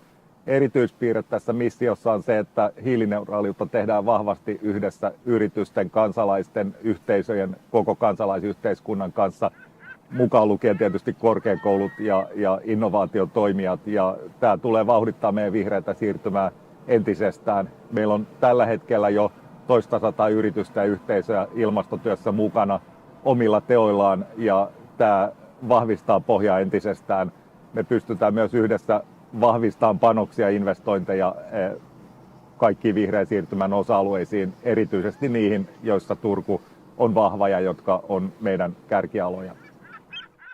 Energiakriisi osoitti, että vihreä siirtymä on välttämätön Euroopan energiaomavaraisuudelle. Miten EU saa jäsenmaat toimimaan vihreän siirtymän mukaisesti? No, tässähän on paljon muutosta jo tehty, ja se tehtiin nyt pakon edessä. On nopeutettu siirtymää pois fossiilisesta energiajärjestelmästä, vahvistetaan EUn strategista autonomiaa. Kaupunkien näkökulmasta esimerkiksi 100 hiilineutraalin kaupungin missio on tällainen toimenpide. Energian käänne fossiilisesta uusiutuvaan energiaan on eurooppalaisissa kaupungeissa ja useissa maissa jo pitkällä, ja on koko EUlle erinomainen tilaisuus ottaa loikkaa eteenpäin sinne puhtaaseen, kestävämpään toimintatapaan ja ympäristöön, mitä me tarvitaan koko maailmassa. Suomi on liittynyt huhtikuussa Naton jäseneksi monen muun EU-maan tapaan. Miten tämä liittyminen vaikuttaa sitten Suomen strategiseen rooliin kansainvälisessä yhteisössä? Suomi on strategisesti tärkeässä sijainnissa ja NATO-jäsenyys vahvistaa meidän puolustus- sekä kriisinsietokykyä Itämeren alueella. Myös Ruotsin liittyen NATOon se nostaa sitä kynnystä käyttää sotilaallista voimaa Itämeren alueella, joka parantaa alueemme pitkäaikaista vakautta. NATO-jäsenenä olemme myös artikkel 5 eli turvatakuupiirin suojamana, joka vahvistaa meidän puolustuskykyä sekä ennaltaehkäisevää puolustusta. Suomi myös osallistuu Naton yhteiseen päätöksentekoon, jolla on valtava poliittinen painoarvo globaalisessa yhteisössä. Sajanne, mainitsitkin nämä turvatakuut, niin mikä merkitys niillä on, jos suurin osa EU-jäsenmaista sitten kuuluu NATOon kuitenkin? Euroopan unionin turvallisuuspolitiikka on rakennettu alun perinkin hieman erilaiseksi, johtuen juuri siitä, että suurin osa unionin maista on alusta asti ollut NATO-jäseniä. Eli unionin turvallisuus keskittyy rauhanturvaamiseen ja unioni toimii tämmöisenä demokraattisena mallina, joka pyrkii sitten levittämään demokratiaa ja sen myötä myös rauhaa tänne lähialueille.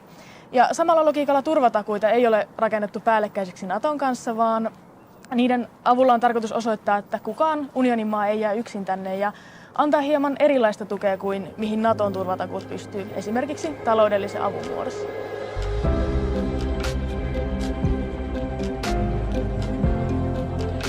Morjes, mä oon Jalmari, ketä sä oot? Moi, mä oon Emma.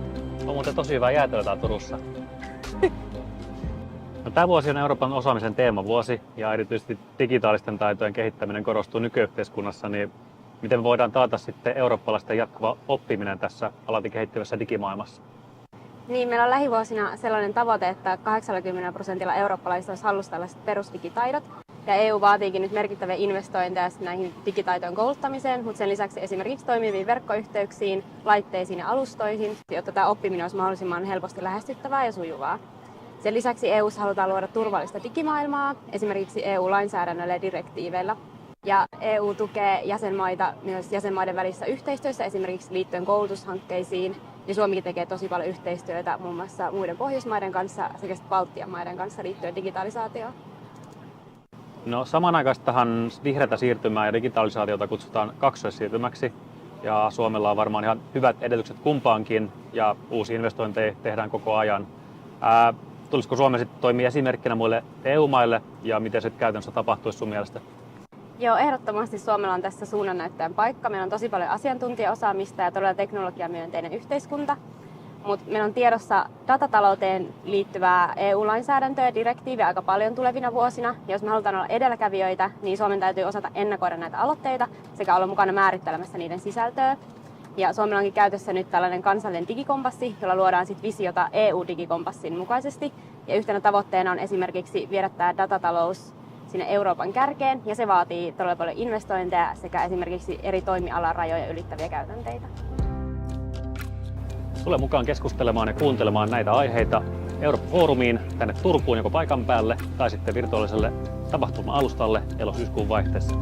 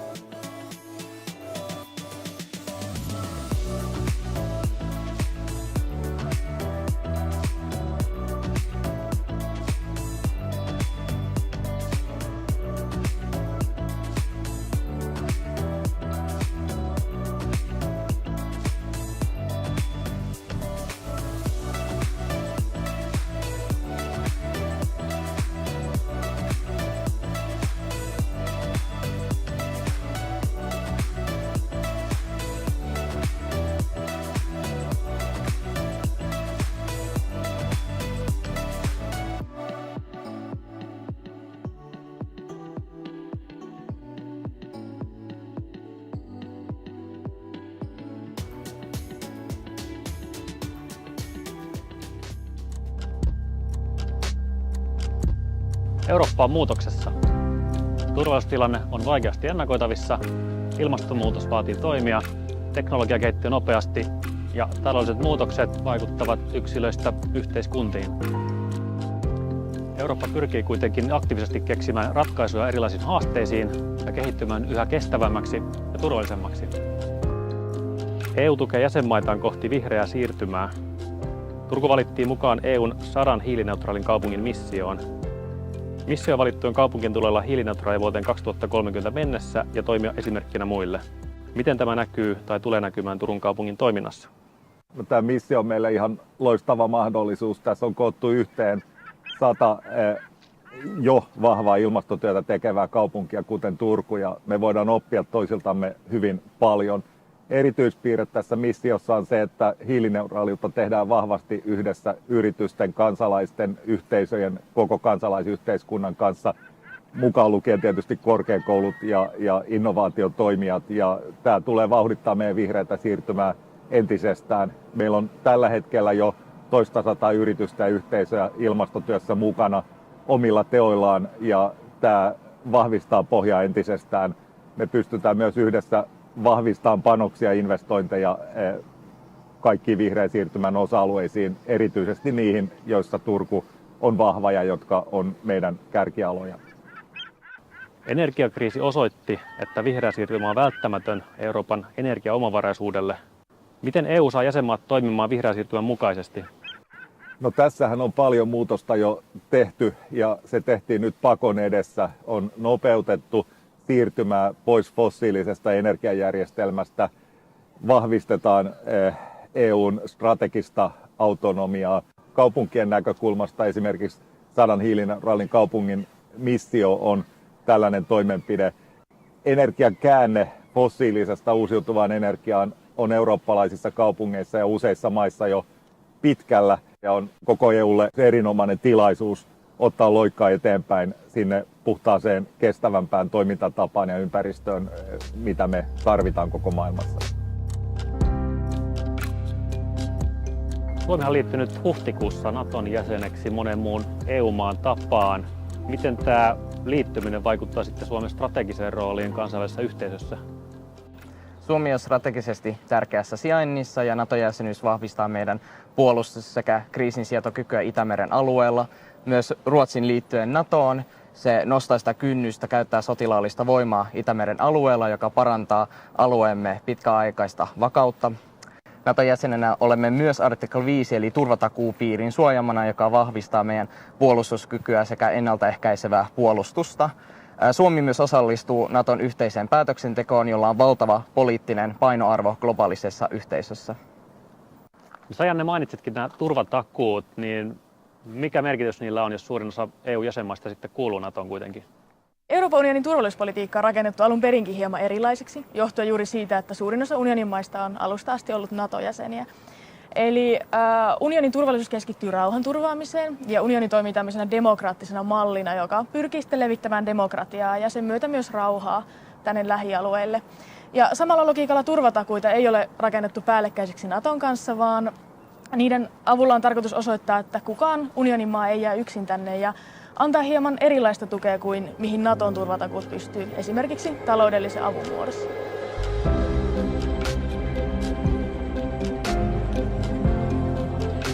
Morjes, mä oon Jalmari, ketä sä oot? Moi, mä oon Emma.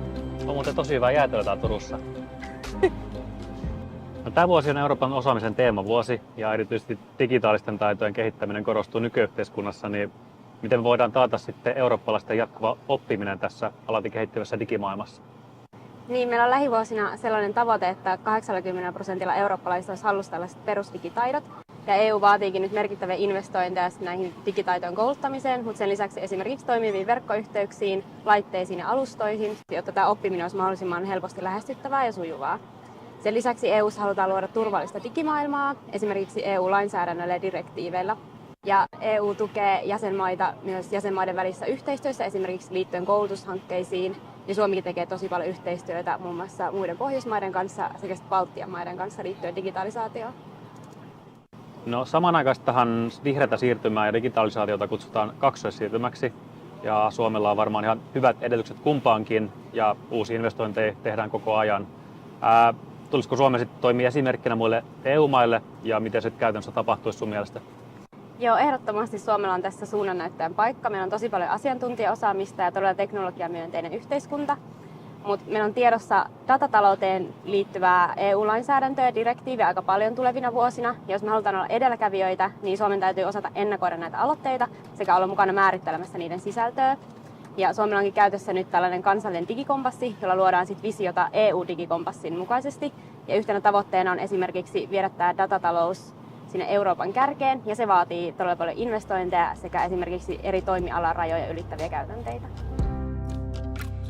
Tule mukaan keskustelemaan ja kuuntelemaan näitä aiheita Eurooppa-foorumiin tänne Turkuun joko paikan päälle tai sitten virtuaaliselle tapahtuma-alustalle elo-syyskuun vaihteessa.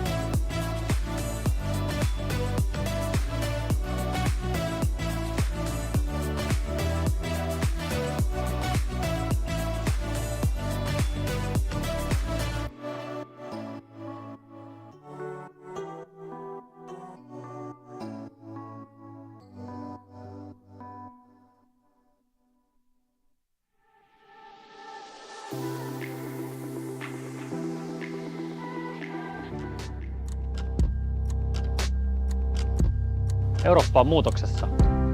Turvallisuustilanne on vaikeasti ennakoitavissa, ilmastonmuutos vaatii toimia, teknologia kehittyy nopeasti ja taloudelliset muutokset vaikuttavat yksilöistä yhteiskuntiin. Eurooppa pyrkii kuitenkin aktiivisesti keksimään ratkaisuja erilaisiin haasteisiin ja kehittymään yhä kestävämmäksi ja turvallisemmaksi. EU tukee jäsenmaitaan kohti vihreää siirtymää. Turku valittiin mukaan EUn 100 hiilineutraalin kaupungin missioon. Missio valittujen kaupunkien tulee olla hiilineutraali vuoteen 2030 mennessä ja toimia esimerkkinä muille. Miten tämä näkyy tai tulee näkymään Turun kaupungin toiminnassa? No, tämä missio on meille ihan loistava mahdollisuus. Tässä on koottu yhteen 100 jo vahvaa ilmastotyötä tekevää kaupunkia, kuten Turku, ja me voidaan oppia toisiltamme hyvin paljon. Erityispiirre tässä missiossa on se, että hiilineutraaliutta tehdään vahvasti yhdessä yritysten, kansalaisten, yhteisöjen, koko kansalaisyhteiskunnan kanssa, mukaan lukien tietysti korkeakoulut ja innovaatiotoimijat. Ja tämä tulee vauhdittaa meidän vihreätä siirtymää entisestään. Meillä on tällä hetkellä jo toista 100 yritystä ja yhteisöä ilmastotyössä mukana omilla teoillaan, ja tämä vahvistaa pohjaa entisestään. Me pystytään myös yhdessä vahvistamaan panoksia ja investointeja kaikkiin vihreän siirtymän osa-alueisiin, erityisesti niihin, joissa Turku on vahva ja jotka on meidän kärkialoja. Energiakriisi osoitti, että vihreä siirtymä on välttämätön Euroopan energiaomavaraisuudelle. Miten EU saa jäsenmaat toimimaan vihreän siirtymän mukaisesti? No, tässähän on paljon muutosta jo tehty, ja se tehtiin nyt pakon edessä. On nopeutettu siirtymää pois fossiilisesta energiajärjestelmästä, vahvistetaan EUn strategista autonomiaa. Kaupunkien näkökulmasta esimerkiksi 100 hiilineutraalin kaupungin missio on tällainen toimenpide. Energian käänne fossiilisesta uusiutuvaan energiaan on eurooppalaisissa kaupungeissa ja useissa maissa jo pitkällä, ja on koko EUlle erinomainen tilaisuus ottaa loikkaa eteenpäin sinne puhtaaseen, kestävämpään toimintatapaan ja ympäristöön, mitä me tarvitaan koko maailmassa.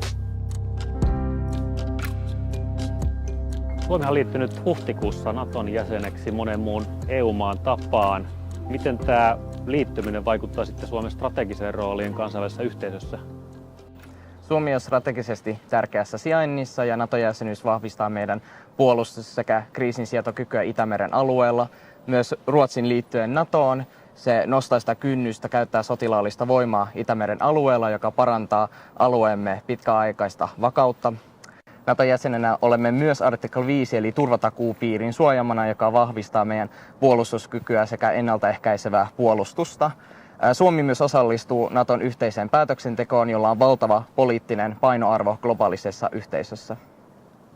Sajanne mainitsitkin nämä turvatakuut, niin mikä merkitys niillä on, jos suurin osa EU-jäsenmaista sitten kuuluu NATOon kuitenkin? Euroopan unionin turvallisuuspolitiikka on rakennettu alun perinkin hieman erilaiseksi, johtuen juuri siitä, että suurin osa unionin maista on alusta asti ollut NATO-jäseniä. Eli unionin turvallisuus keskittyy rauhanturvaamiseen ja unioni toimii tämmöisenä demokraattisena mallina, joka pyrkii sitten levittämään demokratiaa ja sen myötä myös rauhaa tänne lähialueille. Ja samalla logiikalla turvatakuita ei ole rakennettu päällekkäiseksi Naton kanssa, vaan niiden avulla on tarkoitus osoittaa, että kukaan unionin maa ei jää yksin tänne ja antaa hieman erilaista tukea kuin mihin Naton turvatakuut pystyy, esimerkiksi taloudellisen avun muodossa.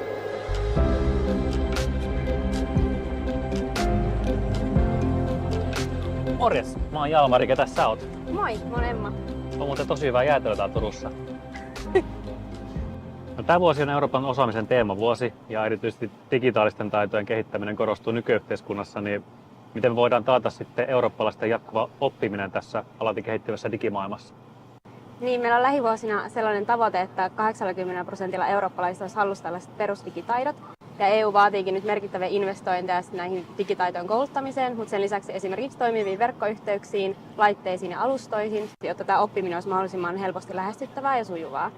Sen lisäksi EU:ssa halutaan luoda turvallista digimaailmaa, esimerkiksi EU-lainsäädännöllä ja direktiiveillä. Ja EU tukee jäsenmaita myös jäsenmaiden välissä yhteistyössä, esimerkiksi liittyen koulutushankkeisiin. Ja Suomikin tekee tosi paljon yhteistyötä muun muassa muiden Pohjoismaiden kanssa sekä Baltian maiden kanssa liittyen digitalisaatioon.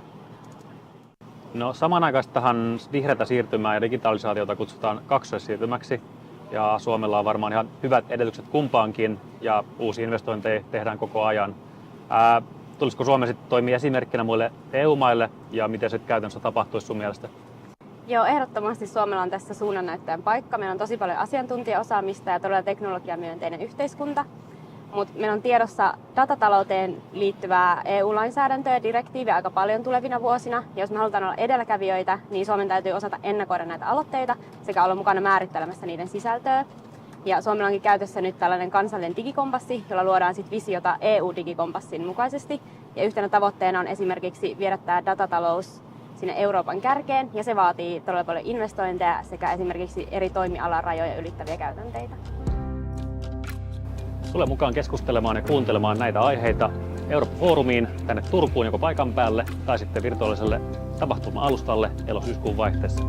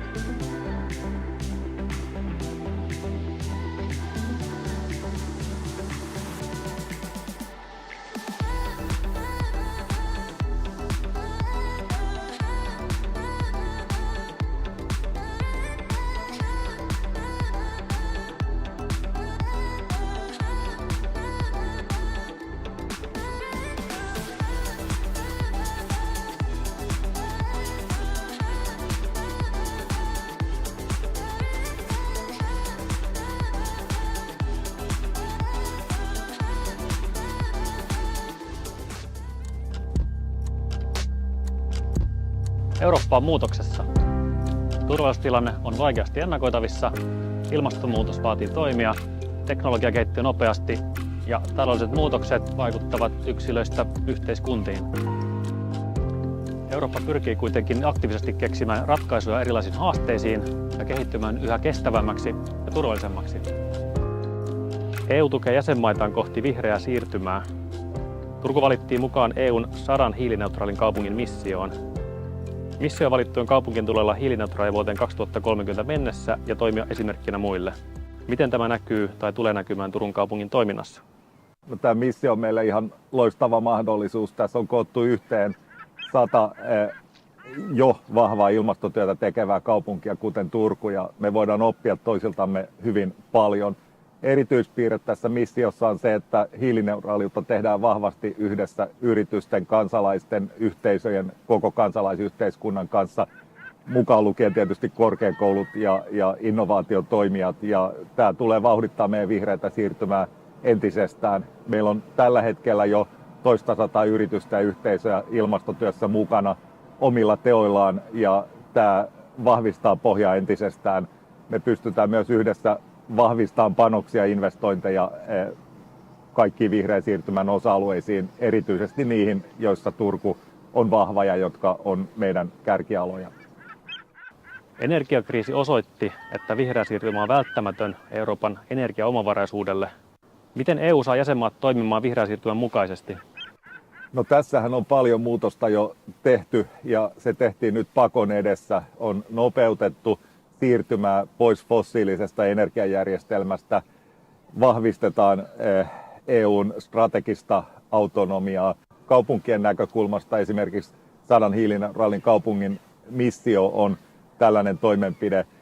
Energian käänne fossiilisesta uusiutuvaan energiaan on eurooppalaisissa kaupungeissa ja useissa maissa jo pitkällä, ja on koko EUlle erinomainen tilaisuus ottaa loikkaa eteenpäin sinne puhtaaseen, kestävämpään toimintatapaan ja ympäristöön, mitä me tarvitaan koko maailmassa.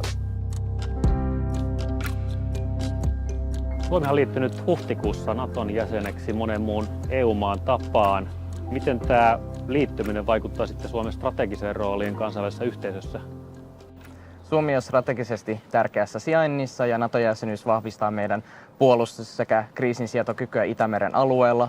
Myös Ruotsin liittyen NATOon se nostaa sitä kynnystä käyttää sotilaallista voimaa Itämeren alueella, joka parantaa alueemme pitkäaikaista vakautta. NATO-jäsenenä olemme myös artikla 5 eli turvatakuupiirin suojamana, joka vahvistaa meidän puolustuskykyä sekä ennaltaehkäisevää puolustusta. Suomi myös osallistuu Naton yhteiseen päätöksentekoon, jolla on valtava poliittinen painoarvo globaalisessa yhteisössä. Janne, mainitsitkin nämä turvatakuut, niin mikä merkitys niillä on, jos suurin osa EU-jäsenmaista sitten kuuluu NATOon kuitenkin? Euroopan unionin turvallisuuspolitiikka on rakennettu alun perinkin hieman erilaiseksi, johtuen juuri siitä, että suurin osa unionin maista on alusta asti ollut NATO-jäseniä. Eli unionin turvallisuus keskittyy rauhanturvaamiseen ja unioni toimii tämmöisenä demokraattisena mallina, joka pyrkii sitten levittämään demokratiaa ja sen myötä myös rauhaa tänne lähialueille. Ja samalla logiikalla turvatakuita ei ole rakennettu päällekkäiseksi Naton kanssa, vaan niiden avulla on tarkoitus osoittaa, että kukaan unionin maa ei jää yksin tänne ja antaa hieman erilaista tukea kuin mihin Naton turvatakuut pystyy, esimerkiksi taloudellisen avun muodossa.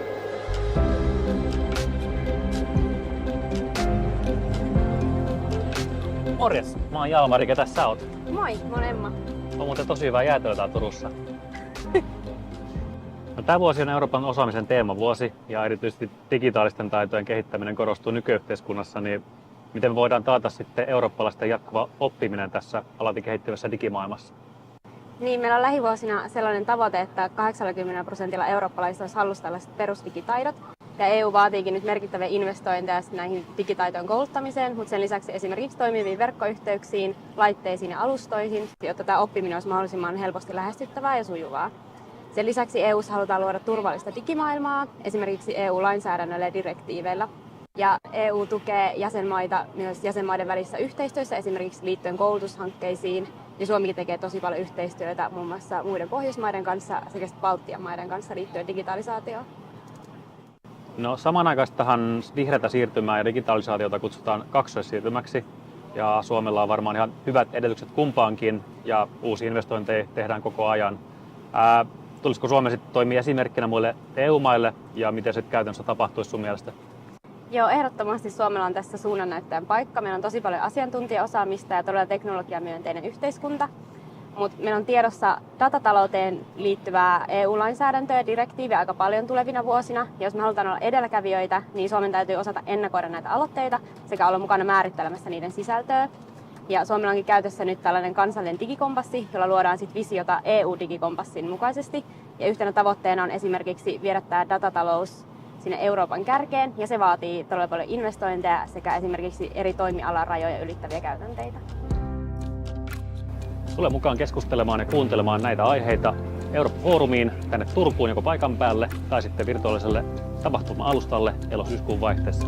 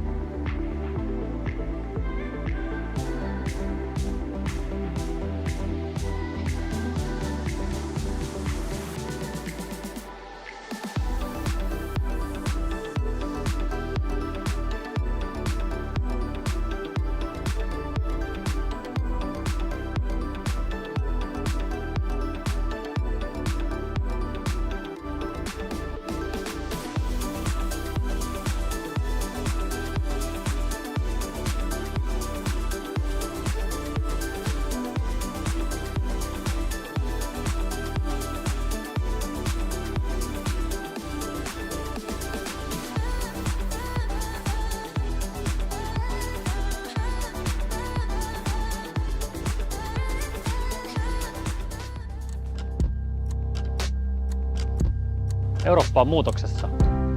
Turvallisuustilanne on vaikeasti ennakoitavissa, ilmastonmuutos vaatii toimia, teknologia kehittyy nopeasti ja taloudelliset muutokset vaikuttavat yksilöistä yhteiskuntiin. Eurooppa pyrkii kuitenkin aktiivisesti keksimään ratkaisuja erilaisiin haasteisiin ja kehittymään yhä kestävämmäksi ja turvallisemmaksi.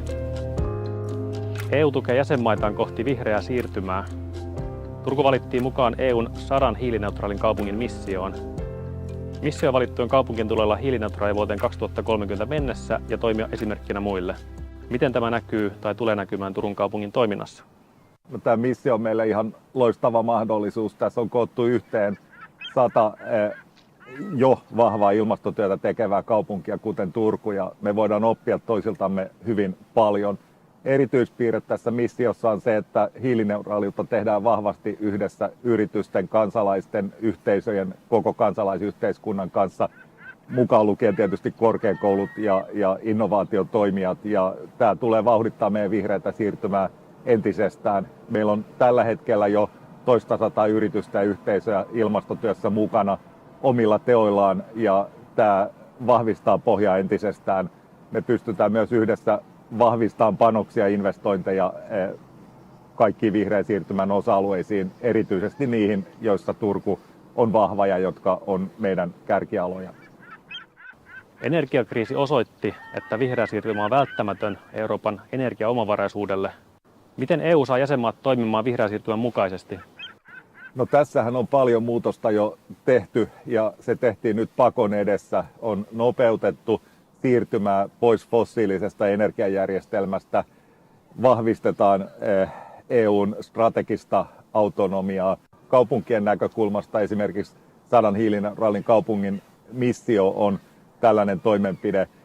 Energian käänne fossiilisesta uusiutuvaan energiaan on eurooppalaisissa kaupungeissa ja useissa maissa jo pitkällä, ja on koko EUlle erinomainen tilaisuus ottaa loikkaa eteenpäin sinne puhtaaseen, kestävämpään toimintatapaan ja ympäristöön, mitä me tarvitaan koko maailmassa. Suomi on liittynyt huhtikuussa Naton jäseneksi monen muun EU-maan tapaan. Miten tämä liittyminen vaikuttaa sitten Suomen strategiseen rooliin kansainvälisessä yhteisössä? Suomi on strategisesti tärkeässä sijainnissa ja NATO-jäsenyys vahvistaa meidän puolustus- sekä kriisinsietokykyä Itämeren alueella. Myös Ruotsin liittyen NATOon se nostaa sitä kynnystä käyttää sotilaallista voimaa Itämeren alueella, joka parantaa alueemme pitkäaikaista vakautta. NATO-jäsenenä olemme myös artikla 5 eli turvatakuupiirin suojamana, joka vahvistaa meidän puolustuskykyä sekä ennaltaehkäisevää puolustusta. Suomi myös osallistuu Naton yhteiseen päätöksentekoon, jolla on valtava poliittinen painoarvo globaalisessa yhteisössä. Sajanne, mainitsitkin nämä turvatakuut, niin mikä merkitys niillä on, jos suurin osa EU-jäsenmaista sitten kuuluu NATOon kuitenkin? Euroopan unionin turvallisuuspolitiikka on rakennettu alun perinkin hieman erilaiseksi, johtuen juuri siitä, että suurin osa unionin maista on alusta asti ollut NATO-jäseniä. Eli unionin turvallisuus keskittyy rauhanturvaamiseen ja unioni toimii tämmöisenä demokraattisena mallina, joka pyrkii sitten levittämään demokratiaa ja sen myötä myös rauhaa tänne lähialueille. Ja samalla logiikalla turvatakuita ei ole rakennettu päällekkäiseksi Naton kanssa, vaan niiden avulla on tarkoitus osoittaa, että kukaan unionin maa ei jää yksin tänne ja antaa hieman erilaista tukea kuin mihin Naton turvatakuut pystyy, esimerkiksi taloudellisen avun muodossa.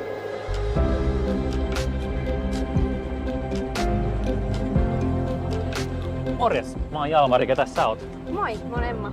On muuten tosi hyvää jäätelöä täällä Turussa. No, tämä vuosi on Euroopan osaamisen teemavuosi ja erityisesti digitaalisten taitojen kehittäminen korostuu nykyyhteiskunnassa, niin miten me voidaan taata sitten eurooppalaisten jatkuva oppiminen tässä alati kehittyvässä digimaailmassa? Niin, meillä on lähivuosina sellainen tavoite, että 80% eurooppalaisista olisi hallussa tällaiset perusdigitaidot. Ja EU vaatiikin nyt merkittäviä investointeja näihin digitaitojen kouluttamiseen, mutta sen lisäksi esimerkiksi toimiviin verkkoyhteyksiin, laitteisiin ja alustoihin, jotta tämä oppiminen olisi mahdollisimman helposti lähestyttävää ja sujuvaa. Sen lisäksi EU:ssa halutaan luoda turvallista digimaailmaa, esimerkiksi EU-lainsäädännöllä ja direktiiveillä. Ja EU tukee jäsenmaita myös jäsenmaiden välissä yhteistyössä, esimerkiksi liittyen koulutushankkeisiin. Ja Suomikin tekee tosi paljon yhteistyötä muun muassa muiden Pohjoismaiden kanssa sekä Baltian maiden kanssa liittyen digitalisaatioon. No, samanaikaistahan vihreätä siirtymää ja digitalisaatiota kutsutaan kaksoissiirtymäksi. Ja Suomella on varmaan ihan hyvät edellytykset kumpaankin ja uusia investointeja tehdään koko ajan. Tulisiko Suomi sitten toimia esimerkkinä muille EU-maille ja miten se käytännössä tapahtuisi sun mielestä? Joo, ehdottomasti Suomella on tässä suunnannäyttäjän paikka. Meillä on tosi paljon asiantuntijaosaamista ja todella teknologiamyönteinen yhteiskunta. Mutta meillä on tiedossa datatalouteen liittyvää EU-lainsäädäntöä ja direktiiviä aika paljon tulevina vuosina. Ja jos me halutaan olla edelläkävijöitä, niin Suomen täytyy osata ennakoida näitä aloitteita sekä olla mukana määrittelemässä niiden sisältöä. Ja Suomella onkin käytössä nyt tällainen kansallinen digikompassi, jolla luodaan sit visiota EU-digikompassin mukaisesti. Ja yhtenä tavoitteena on esimerkiksi viedä tämä datatalous sinne Euroopan kärkeen, ja se vaatii todella paljon investointeja sekä esimerkiksi eri toimialan rajoja ylittäviä käytänteitä. Tule mukaan keskustelemaan ja kuuntelemaan näitä aiheita Eurooppa-foorumiin tänne Turkuun joko paikan päälle tai sitten virtuaaliselle tapahtuma-alustalle elo-syyskuun vaihteessa.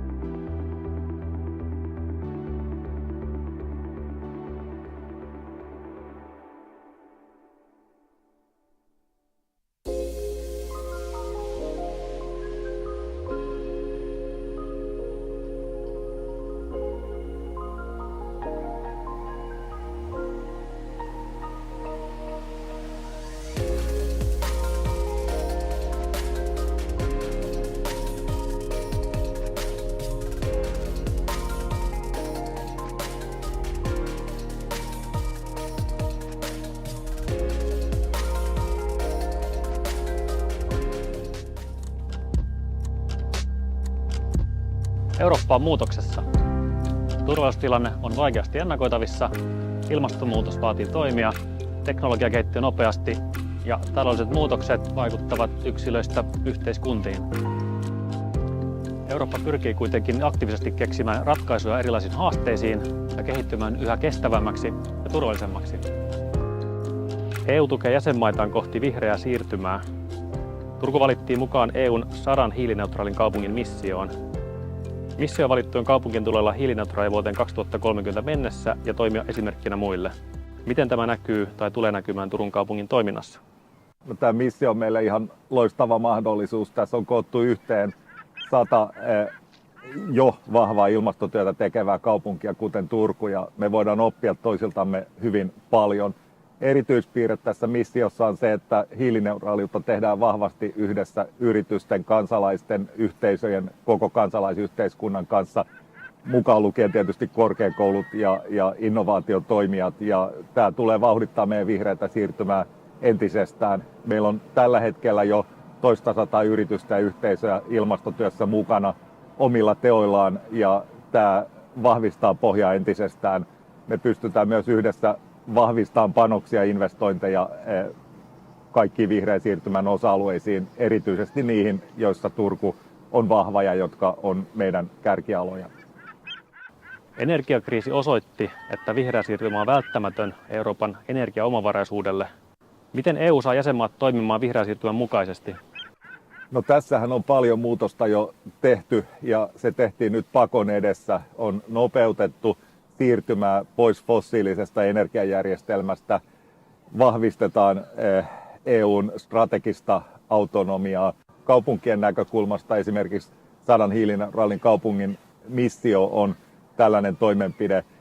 Energian käänne fossiilisesta uusiutuvaan energiaan on eurooppalaisissa kaupungeissa ja useissa maissa jo pitkällä, ja on koko EUlle erinomainen tilaisuus ottaa loikkaa eteenpäin sinne puhtaaseen, kestävämpään toimintatapaan ja ympäristöön, mitä me tarvitaan koko maailmassa. Suomi on liittynyt huhtikuussa Naton jäseneksi monen muun EU-maan tapaan. Miten tämä liittyminen vaikuttaa sitten Suomen strategiseen rooliin kansainvälisessä yhteisössä? Suomi on strategisesti tärkeässä sijainnissa ja NATO-jäsenyys vahvistaa meidän puolustus- sekä kriisinsietokykyä Itämeren alueella. Myös Ruotsin liittyen NATOon se nostaa sitä kynnystä käyttää sotilaallista voimaa Itämeren alueella, joka parantaa alueemme pitkäaikaista vakautta. NATO-jäsenenä olemme myös artikla 5 eli turvatakuupiirin suojamana, joka vahvistaa meidän puolustuskykyä sekä ennaltaehkäisevää puolustusta. Suomi myös osallistuu Naton yhteiseen päätöksentekoon, jolla on valtava poliittinen painoarvo globaalisessa yhteisössä. Sajanne, mainitsitkin nämä turvatakuut, niin mikä merkitys niillä on, jos suurin osa EU-jäsenmaista sitten kuuluu NATOon kuitenkin? Euroopan unionin turvallisuuspolitiikka on rakennettu alun perinkin hieman erilaiseksi, johtuen juuri siitä, että suurin osa unionin maista on alusta asti ollut NATO-jäseniä. Eli unionin turvallisuus keskittyy rauhanturvaamiseen ja unioni toimii tämmöisenä demokraattisena mallina, joka pyrkii sitten levittämään demokratiaa ja sen myötä myös rauhaa tänne lähialueille.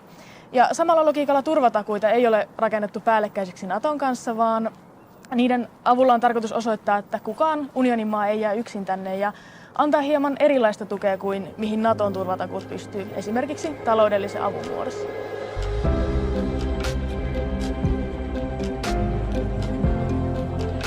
Morjes, mä oon Jalmari, ketä sä oot? Moi, mä oon Emma. On muuten tosi hyvää jäätelöä täällä Turussa. No, tämä vuosi on Euroopan osaamisen teemavuosi ja erityisesti digitaalisten taitojen kehittäminen korostuu nykyyhteiskunnassa, niin miten me voidaan taata sitten eurooppalaisten jatkuva oppiminen tässä alati kehittyvässä digimaailmassa? Niin, meillä on lähivuosina sellainen tavoite, että 80% eurooppalaisista olisi hallussa tällaiset perusdigitaidot. Ja EU vaatiikin nyt merkittäviä investointeja näihin digitaitojen kouluttamiseen, mutta sen lisäksi esimerkiksi toimiviin verkkoyhteyksiin, laitteisiin ja alustoihin, jotta tämä oppiminen olisi mahdollisimman helposti lähestyttävää ja sujuvaa. Sen lisäksi EU:ssa halutaan luoda turvallista digimaailmaa, esimerkiksi EU-lainsäädännöllä ja direktiiveillä. Ja EU tukee jäsenmaita myös jäsenmaiden välissä yhteistyössä, esimerkiksi liittyen koulutushankkeisiin. Ja Suomikin tekee tosi paljon yhteistyötä muun muassa muiden Pohjoismaiden kanssa sekä Baltian maiden kanssa liittyen digitalisaatioon. No, samanaikaistahan vihreätä siirtymää ja digitalisaatiota kutsutaan kaksoissiirtymäksi. ja Suomella on varmaan ihan hyvät edellytykset kumpaankin ja uusia investointeja tehdään koko ajan. Tulisiko Suomi sitten toimia esimerkkinä muille EU-maille ja miten se käytännössä tapahtuisi sun mielestä? Joo, ehdottomasti Suomella on tässä suunnannäyttäjän paikka. Meillä on tosi paljon asiantuntijaosaamista ja todella teknologiamyönteinen yhteiskunta. Mutta meillä on tiedossa datatalouteen liittyvää EU-lainsäädäntöä ja direktiiviä aika paljon tulevina vuosina. Ja jos me halutaan olla edelläkävijöitä, niin Suomen täytyy osata ennakoida näitä aloitteita sekä olla mukana määrittelemässä niiden sisältöä. Ja Suomella onkin käytössä nyt tällainen kansallinen digikompassi, jolla luodaan sit visiota EU-digikompassin mukaisesti. Ja yhtenä tavoitteena on esimerkiksi viedä tämä datatalous sinne Euroopan kärkeen, ja se vaatii todella paljon investointeja sekä esimerkiksi eri toimialan rajoja ylittäviä käytänteitä. Tule mukaan keskustelemaan ja kuuntelemaan näitä aiheita Eurooppa-foorumiin tänne Turkuun joko paikan päälle tai sitten virtuaaliselle tapahtuma-alustalle elo-syyskuun vaihteessa.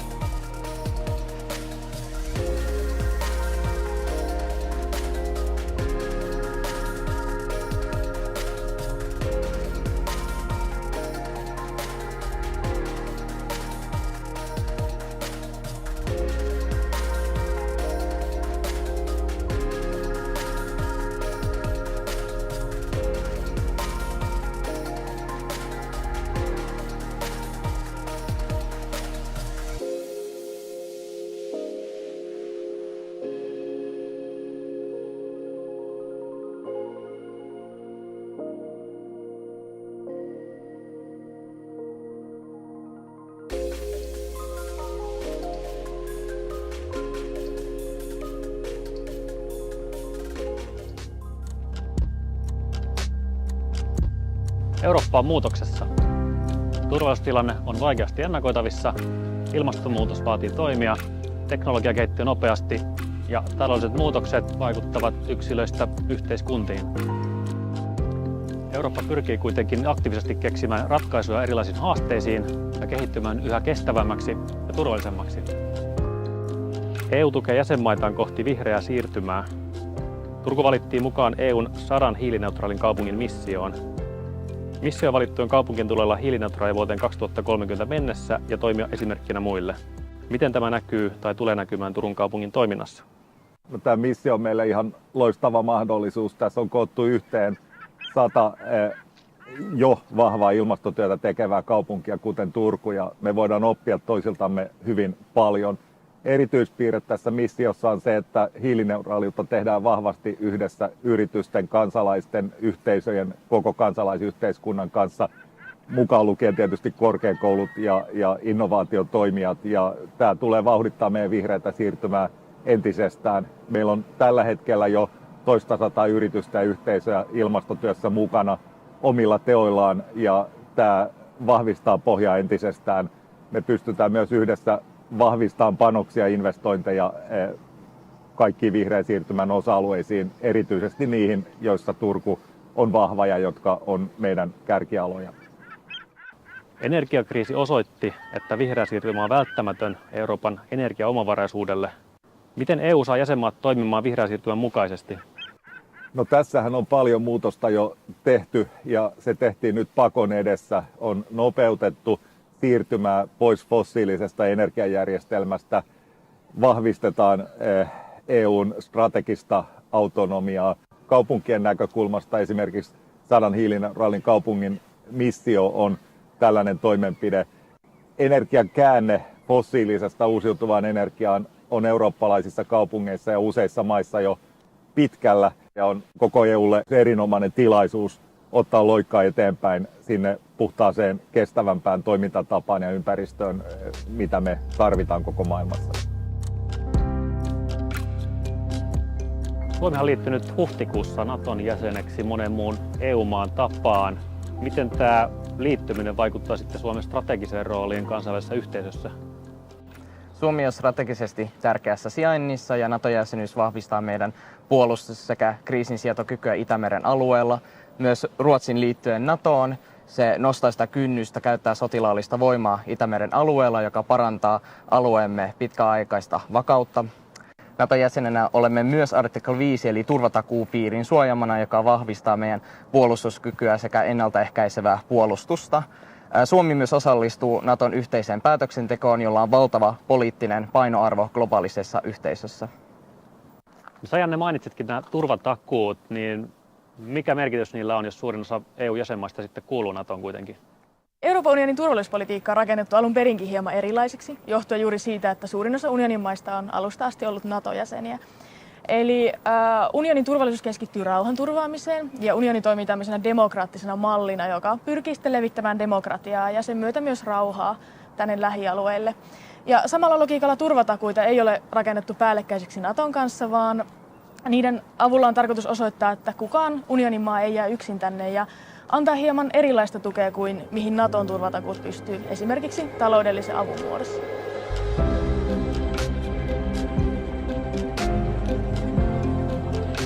Morjes, mä oon Jalmari, ketä sä oot? Moi, mä oon Emma. On muuten tosi hyvää jäätelöä täällä Turussa. No, tämä vuosi on Euroopan osaamisen teemavuosi ja erityisesti digitaalisten taitojen kehittäminen korostuu nykyyhteiskunnassa, niin miten me voidaan taata sitten eurooppalaisten jatkuva oppiminen tässä alati kehittyvässä digimaailmassa? Niin, meillä on lähivuosina sellainen tavoite, että 80% eurooppalaisista olisi hallussa tällaiset perusdigitaidot. Ja EU vaatiikin nyt merkittäviä investointeja näihin digitaitojen kouluttamiseen, mutta sen lisäksi esimerkiksi toimiviin verkkoyhteyksiin, laitteisiin ja alustoihin, jotta tämä oppiminen olisi mahdollisimman helposti lähestyttävää ja sujuvaa. Sen lisäksi EU:ssa halutaan luoda turvallista digimaailmaa, esimerkiksi EU-lainsäädännöllä ja direktiiveillä. Ja EU tukee jäsenmaita myös jäsenmaiden välissä yhteistyössä, esimerkiksi liittyen koulutushankkeisiin. Ja Suomikin tekee tosi paljon yhteistyötä muun muassa muiden Pohjoismaiden kanssa sekä Baltian maiden kanssa liittyen digitalisaatioon. No, samanaikaistahan vihreätä siirtymää ja digitalisaatiota kutsutaan kaksoissiirtymäksi. ja Suomella on varmaan ihan hyvät edellytykset kumpaankin ja uusia investointeja tehdään koko ajan. Tulisiko Suomi sitten toimia esimerkkinä muille EU-maille ja miten se käytännössä tapahtuisi sun mielestä? Joo, ehdottomasti Suomella on tässä suunnannäyttäjän paikka. Meillä on tosi paljon asiantuntijaosaamista ja todella teknologiamyönteinen yhteiskunta. Mutta meillä on tiedossa datatalouteen liittyvää EU-lainsäädäntöä ja direktiiviä aika paljon tulevina vuosina. Ja jos me halutaan olla edelläkävijöitä, niin Suomen täytyy osata ennakoida näitä aloitteita sekä olla mukana määrittelemässä niiden sisältöä. Ja Suomella onkin käytössä nyt tällainen kansallinen digikompassi, jolla luodaan sit visiota EU-digikompassin mukaisesti. Ja yhtenä tavoitteena on esimerkiksi viedä tämä datatalous sinne Euroopan kärkeen, ja se vaatii todella paljon investointeja sekä esimerkiksi eri toimialan rajoja ylittäviä käytänteitä. Tule mukaan keskustelemaan ja kuuntelemaan näitä aiheita Eurooppa-foorumiin tänne Turkuun joko paikan päälle tai sitten virtuaaliselle tapahtuma-alustalle elo-syyskuun vaihteessa.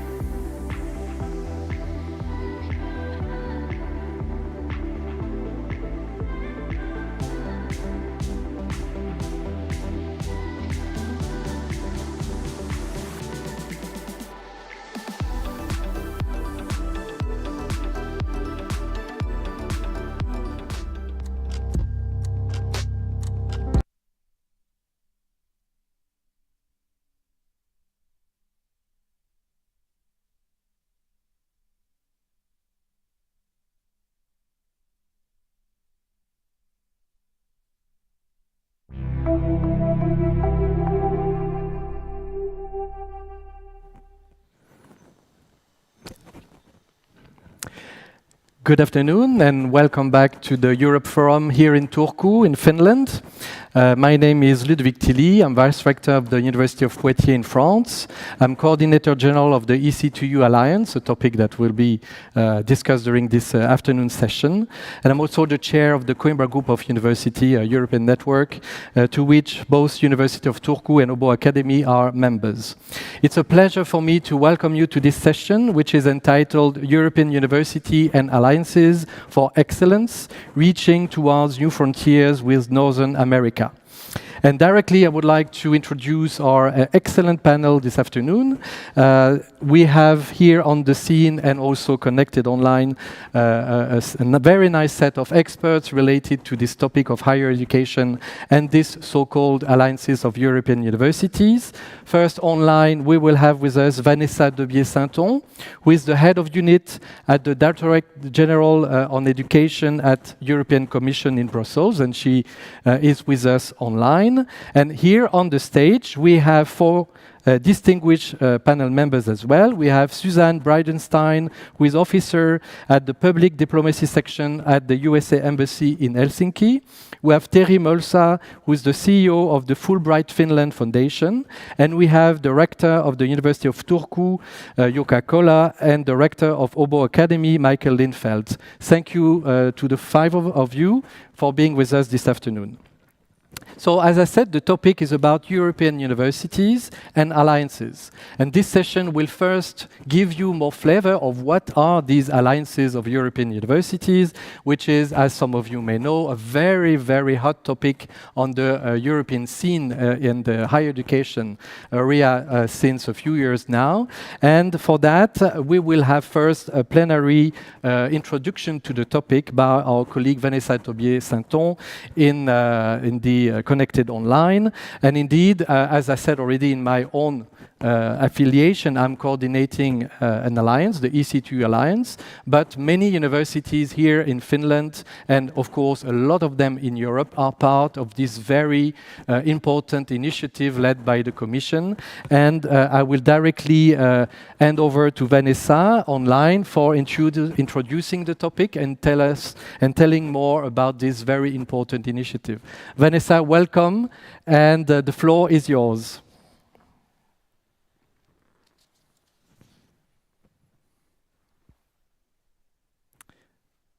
So Vanessa, can you hear us?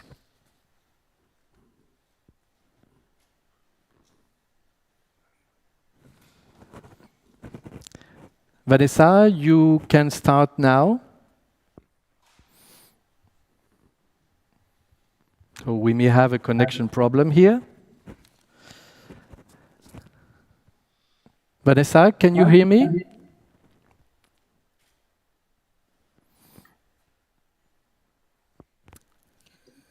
So I think that you can hear me because I see that you are speaking, but we don't hear you. Now you should hear me. Yes, absolutely finally. Perfect. And finally I can hear you. Beautiful. So the floor is yours, Vanessa. Thank you for being with us. Well, thank you so much. It's a real pleasure to be with you online, even if not physically. And it's always a pleasure to have the opportunity to discuss about the fantastic European Universities initiatives. And why have we launched and created this initiative and these European Universities Alliances?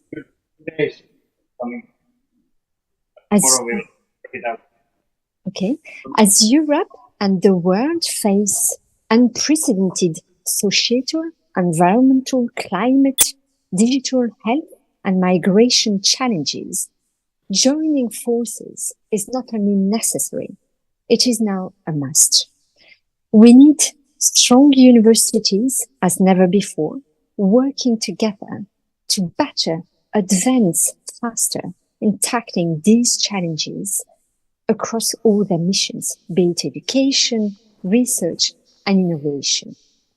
Because higher education and research are absolutely decisive for the future of a sustainable European society and economy, and of course of a sustainable world. That is why taking transnational cooperation to the next level of intensity is key to reach our goals and build a strong European society open to the world. And this is with that in mind that the European Council in December 2017 asked the Commission, together with the Member States, to work on the creation of European universities alliances with two overarching objectives. The first one is to share strong European values and develop a strong European identity around excellence and inclusion, starting with promoting and protecting academic and science freedom, democracy, equality, and human rights. And for that, European universities alliances are setting up European inter-university campuses where students, staff, researchers, and also lifelong learners can benefit from joint educational programs and common activities, also in research and innovation, to really share knowledge and develop new knowledge together across Europe and building on the most innovative practices. And they can benefit from a rich complementarity between the institutions that are part of these alliances. So basically, a student will benefit not only from the rich education, training, and research environment in one city and one university, but that same student will benefit from 9 different rich environments, cities, cultures, and different ways of doing education, training, and research. So the possibilities are immensely richer as compared to benefiting only one environment of one university. So it makes these alliances and each partner of each alliance much stronger in terms of the offer that it can offer to their students, staff, and researchers.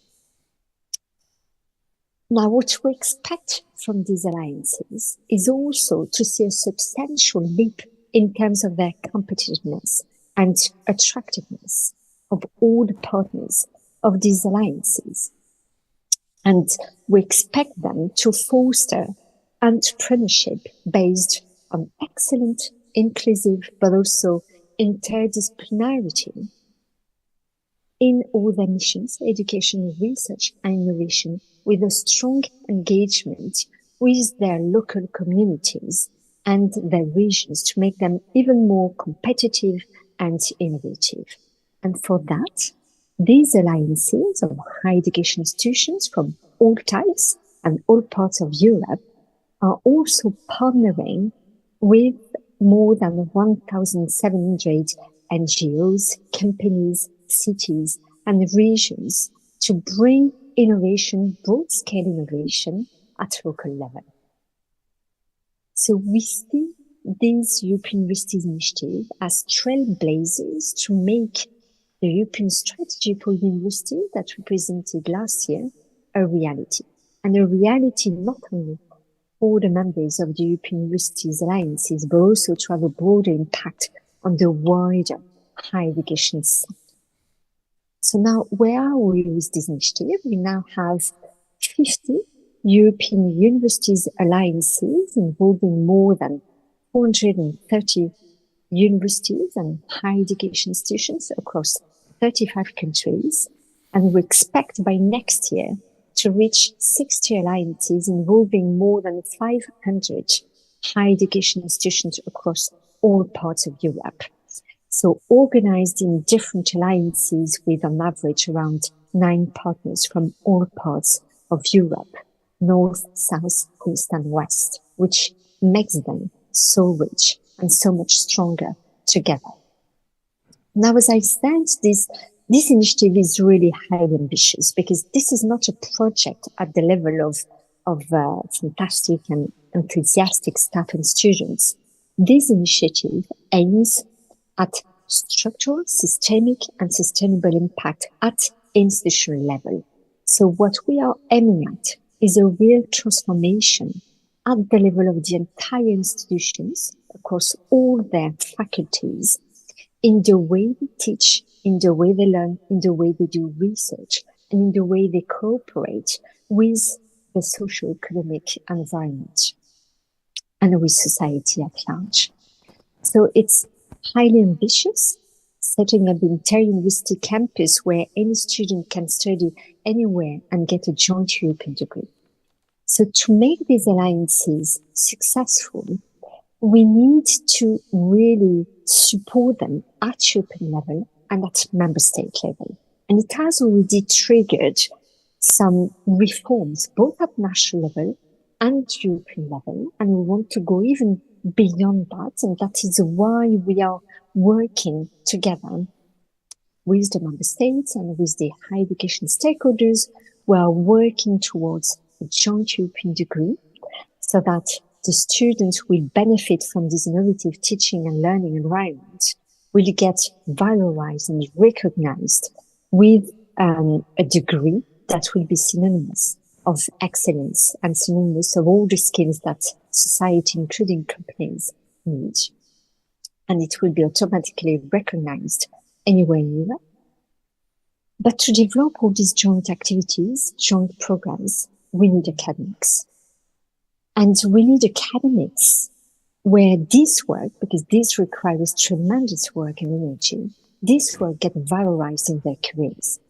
That is why we are working in a European framework to have a better valorization of all this work of academics, also to develop new innovative pedagogics, living labs, student incubators, but also to mainstream digital and green competencies in all the curriculum and learning opportunities that students and lifelong learners can have, also including through micro-credentials. And the third element that we are working on is also on a European framework for quality assurance and recognition, to build a quality assurance system that is more fit for purpose to all this progress in the way we teach and the way we educate students and lifelong learners. So this is really what we are working on for next year. Now, of course, we are very happy as well to see more and more interest from all partners in the world to partner with these European Universities Alliances. Because, of course, it's extremely interesting, both for our partners outside Europe and for European higher education institutions to really work closely together. What are the benefits from partners in the US, for example, or anywhere else in the world? They will be able to benefit from the knowledge, education, training, and research environment and infrastructures, not only from one university, but 9 complementary institutions from 9 different countries. So it will be very rich in terms of education, training, and research potential. And the interest for the alliances to partner with any partner in the world is, of course, to advance together knowledge in research, innovation, in the way we educate and train our people for a better world. So I will stop here, and I'm looking forward to the further discussions. Thank you very much. Thank you very much, Vanessa, for nicely setting the scene and reminding us the why and how the alliances of European universities have been developed and how they are really reaching new frontiers in knowledge now.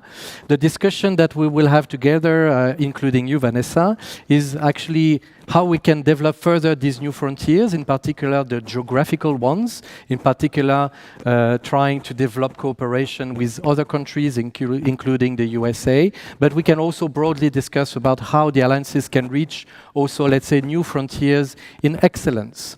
So for that, we have our panel here, and I will first look at my 2 colleagues, Suzanne and Terry, and maybe starting from your, let's say, USA perspectives, and how and what does the Alliance initiative and maybe more broadly the Finnish University look like from your USA perspective? Maybe starting with you, Suzanne. I think 2 words come to mind. The first is optimism, and the second is opportunity. I look at my colleagues on the panel as a testament to the long-term investments that have occurred in higher education internationalization, and the fact that we're having a discussion about alliances between universities across the transatlantic and throughout Europe as part of a policy, an overall policy forum, I think is incredibly important as a perspective on how we strengthen relationships, our security, and our global competitiveness. So I'm very pleased and encouraged by not only the historic conversations, but the historic conversations that will continue to happen.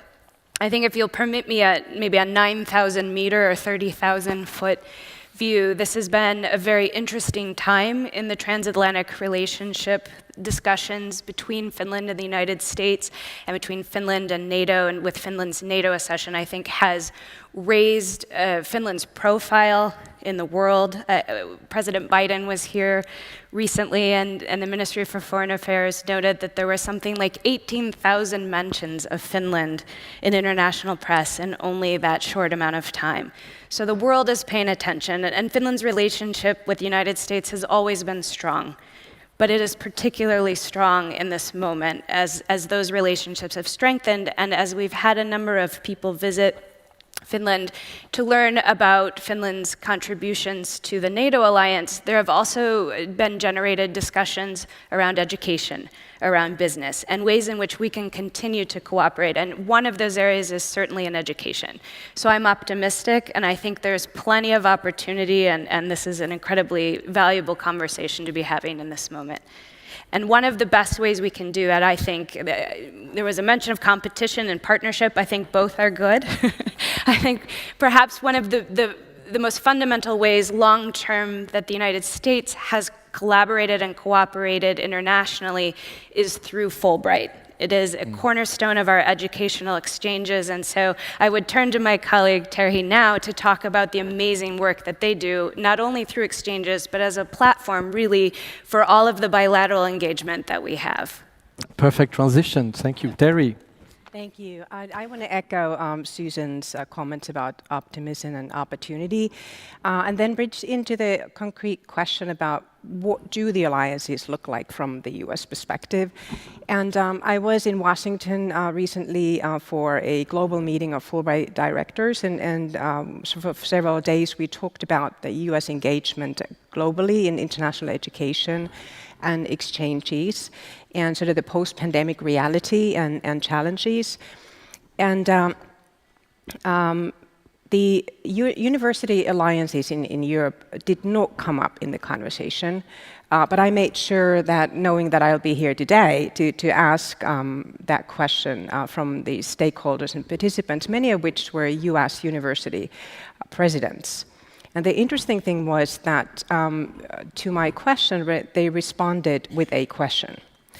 Because what it seems like is that there's general knowledge about the awareness that there are these alliances and that it's internal EU development, and also that the membership is for European universities. But what they wanted to know about is that from the perspective of US universities' global engagement and what they already have in terms of collaboration with European universities, then what additional benefit does the alliances give to them, and what does that really mean from their perspective? So I think that's the question for this panel and our European experts. As concerns the question about how do Finnish universities look like from the US perspective, and now I respond from the particular framework within which I work in Finnish US exchanges at the Fulbright Finland Foundation. And I can only say that there's tremendous interest in Finnish universities and creating partnerships and additional collaboration, much more than we are in fact with current resources able to respond to help and facilitate. And then there's maybe another thing that happens takes place at the same time, which I could call sort of hidden excellence, because there also isn't all the excellence that there is in the Finnish university system and research is not known as much as they could be. So both of those things exist at the same time. Mm-hmm. Thank you very much. And I think that this will allow us to also naturally transit to the rest of the discussion, which is more about excellence. Because indeed, probably, as you said, there is a lot of hidden excellence, but maybe this could be extended to the whole European system, including the alliances that can maybe become indeed a real tool for global cooperation in the future. So now I will look at all the members of the panel, and we will now try to discuss what does excellence mean or entitle in the universities, generally speaking, and maybe how can this be translated at the level of an alliance. So maybe first I will ask the two rectors that are with us, maybe starting with you, Mikael. Yeah. My first response would be an excellent question. That's a good start. That's a good start, yeah. So what do we mean by excellent? That's something out of the ordinary, something looking for to be the best. And in a way, from an alliance perspective, coming from a small university, we can't rely on our own excellence, never. So we can, in an alliance like we have at the moment, we can broaden our perspective, we can learn from each other. At the same time, excellence, I would say, is a strive for the best, but you have to have a size balancing those strives. So excellence, in that sense, I would say, is a combination of competition and cooperation, striving for the best. And keeping that in mind, that's how you can work towards together. You can compete at the same time, but getting the best out of the competition, you should also cooperate. So that's not an opposition to each other.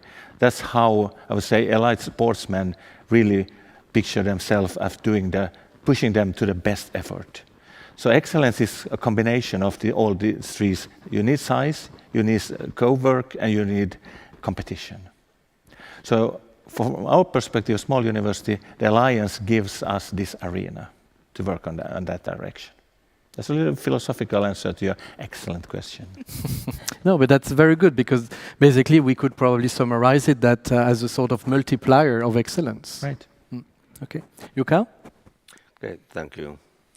Well, excellence is not even the superiority. Then you could be extraordinary or even outstanding, or I don't know which way they go, which one is better or something. But still, we are aiming at excellence in all university work, wherever the university is and which kind of university, it has to be that way. But then how to define it really in our own activity is a different story. But then for the university, European University Alliances, there are many good characteristics, ingredients, also objectives, like starting from diversity. And we like to say in the European Union that diversity is our richness. Sometimes it really is. Sometimes it may also require different type of actions what we are aiming at based on our own goal setting.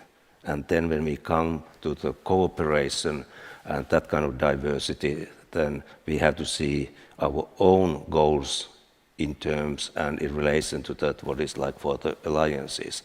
And that's not any problem yet. But then, like I said, many of these ingredients or characteristics like diversity, mobility, openness, inclusiveness, and many other things. And mobility is very important for our students, of course, for staff. So there are many of those things. But then for the universities, at least here in Finland, there is a freedom and there's autonomy to make our own decisions. Although Ministry of Education and Culture is giving some funding for us, but still, the autonomy, the level of autonomy is one of the highest in Europe. There's a European University Association study on that, and so that means that we are selecting, making the choices that with whom we cooperate. Still maintaining openness, inclusiveness, and also the excellence, but then mobility.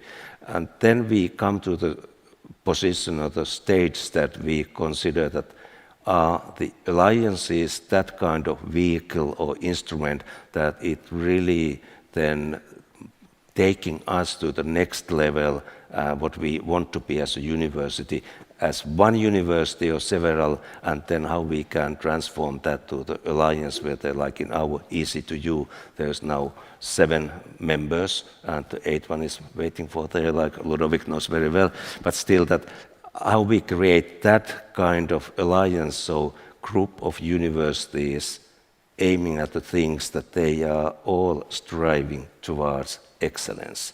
But then we can define it a little bit different ways. And then alliances are, at least this far, mainly for education. And that's good. And that's especially good for our students, that that's the focus there. But then when we start putting and taking really research in a more serious way there, then we have to consider that is this the way to reach excellent in research, or is it still mainly through Horizon Europe and our own national funding for our research goals to being extraordinary or even outstanding or something like that? So that's something that we should discuss more carefully, and like Vanessa said very nicely, and really the development that there will be 60 of these alliances and more than 500 universities. Still, there are many more universities in Europe after that too. So is this that kind of overall development, instrument for the European Union and for us as our like Finnish universities here in Turku, or is there something more what we need? And then I start looking very strongly to the research side, because all universities do research and they give education, and they should be very tightly connected in order to reach excellence. So, and this is not philosophical, it is really concrete. Nice complementary remarks. From that I take that indeed inclusivity and the full dimension of the knowledge square, including research, should be indeed our main motivations for excellence. Indeed. Okay. Maybe, Terry, a few additional remarks? I could perhaps continue on the line of diversity and the sort of importance of noting the diversity of institutions, diversity of missions, and the diversity in the strategy, and how, from our experience, helping support the creation of partnerships, how it needs to be strategy-driven, and how that sort of leads it to very specific directions for each of the institutions. And maybe the notion that there's excellence beyond the usual suspects. Very good point, indeed. Absolutely, absolutely. But I take it in particular, this idea that excellence maybe needs strategy. That is indeed an important point. Suzanne? That's true. In the United States, we have more than 4,000 higher education institutions that vary, some of which specialize in memeology or bicycle science or citrus science. Anything that you would want to focus on in the United States, you probably could. But I think the research collaboration piece and drawing on strengths strategically from partner universities in Europe will be key. My understanding, looking at the labor force 10 to 15 years from now, is that 85% of jobs that will exist in 2030, let's say, don't exist today. And so that collaboration piece is going to be absolutely essential in really preparing students and our workforce and our nations for the future. Very good point as well. Maybe I would like now to turn to Vanessa online. Sorry, I say turn because from the stage here you are in my back. Maybe you would like to comment or even add some reflections on this idea of excellence for alliances or alliances for excellence. Yes, absolutely. No, fascinating discussions, and I can agree with everything that was said. In our minds, when it comes to European Universities alliances, we see excellence and inclusion as the two faces of the same coin, and we think excellence very broadly. And I liked very much what I heard in terms of the diversity is really a richness. And the objective with the alliances is to really foster excellence wherever it is. There is excellence in all the diverse higher education landscape that we have in Europe, but it's the same in the US, in US. There is excellence, there are niches, and they just need to get supported to flourish. And this is really what we are trying to do with these alliances, to make this excellence, whether it is in education, whether it is in training, in research and innovation, to make this excellence flourish by more cooperation, stronger cooperation, to be able to flourish faster, I would say, for the benefit of the students, of the staff, and of the researchers. So it's really looking excellence in all its different forms across all our missions. Actually, we are currently working on a framework, monitoring framework, to be able to define what are the key objectives, the key indicators, to demonstrate the excellence and inclusion and the social impact of such initiatives. So we are working closely with researchers, with the alliances themselves, but also the member states. And we are aiming at next year publishing a report to showcase the benefits for American partners to cooperate with such alliances, and of course all partners across the world, to really answer the legitimate question that you received, Suzanne and Thierry, when it comes to what is the additional benefit from the directors of your universities to partner with European institutions that are part of the alliances. And maybe just to reply to Michael regarding the future of this initiative. Indeed, so next year objective is to get 60 alliances, but it will not stop here. It's not the end. It's only the beginning to shape these alliances. But of course, the level of ambition is so high that it's going to take years, and they are going to develop year after year to set up these European inter-university campuses. But also, as you said, mobility is very important, and we know as well that it's very costly. And as another panelist said, we don't know what the future jobs will look like. So we need to really prepare the students, but also lifelong learners, by equipping them with all the competencies that we know that any future job will require: critical thinking, for example, this interdisciplinary, to tackle all more and more intricate and complex challenges. So for this, it's really important, as you said, to cooperate globally. And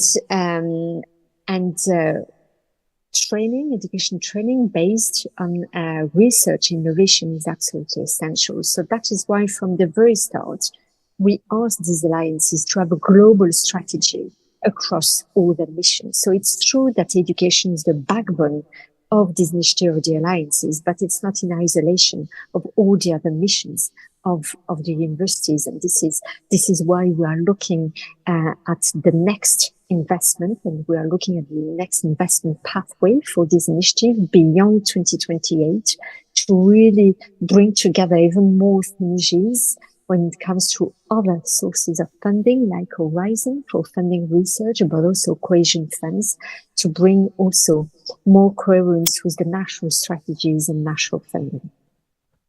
Thank you, Vanessa. So now it will be the time of the wish list. I will ask you, what do you think we need now in terms of support or in terms of strategy to reach what we have all listed as these components of the excellence for the alliances? I will maybe start again with directors, because you are both parts of alliances, so you know from the inside what are the needs. I will maybe this time start with you, Jukka.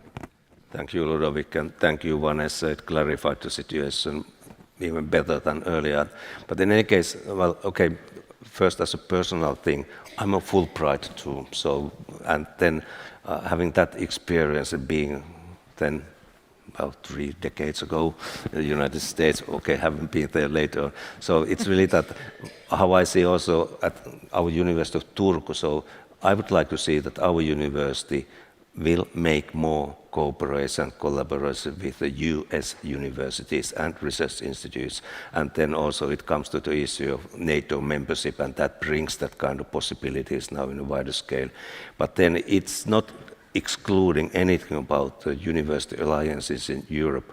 But what is the wish list? One is actually that way that what we may not want to see is that the European Commission comes stronger to the national education policy formulation, because at least my feeling is that it should be more on that kind of national policies, how we make it, but then complying to the certain European Union, whether it's directives or guidelines, yes, and actually these alliances are giving that kind of guidelines already, but let's keep them as guidelines more as that kind of that it comes to the National Policy Forum, because then there are differences, and that's not maybe the place where we start making them the same kind of, but there are still similar kind of objectives, but making it in a different ways. Okay, that was that kind of wish, that not doing something.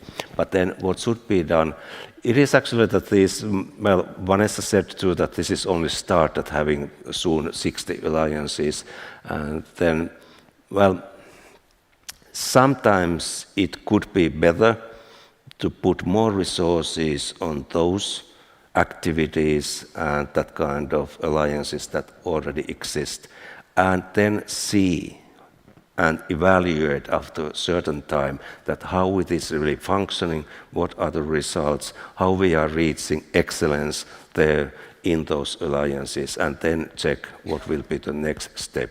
Many universities, but not majority of the European universities, are now in the alliances, like Mikael's university, mine University Turku, and then seeing that how it's going to develop.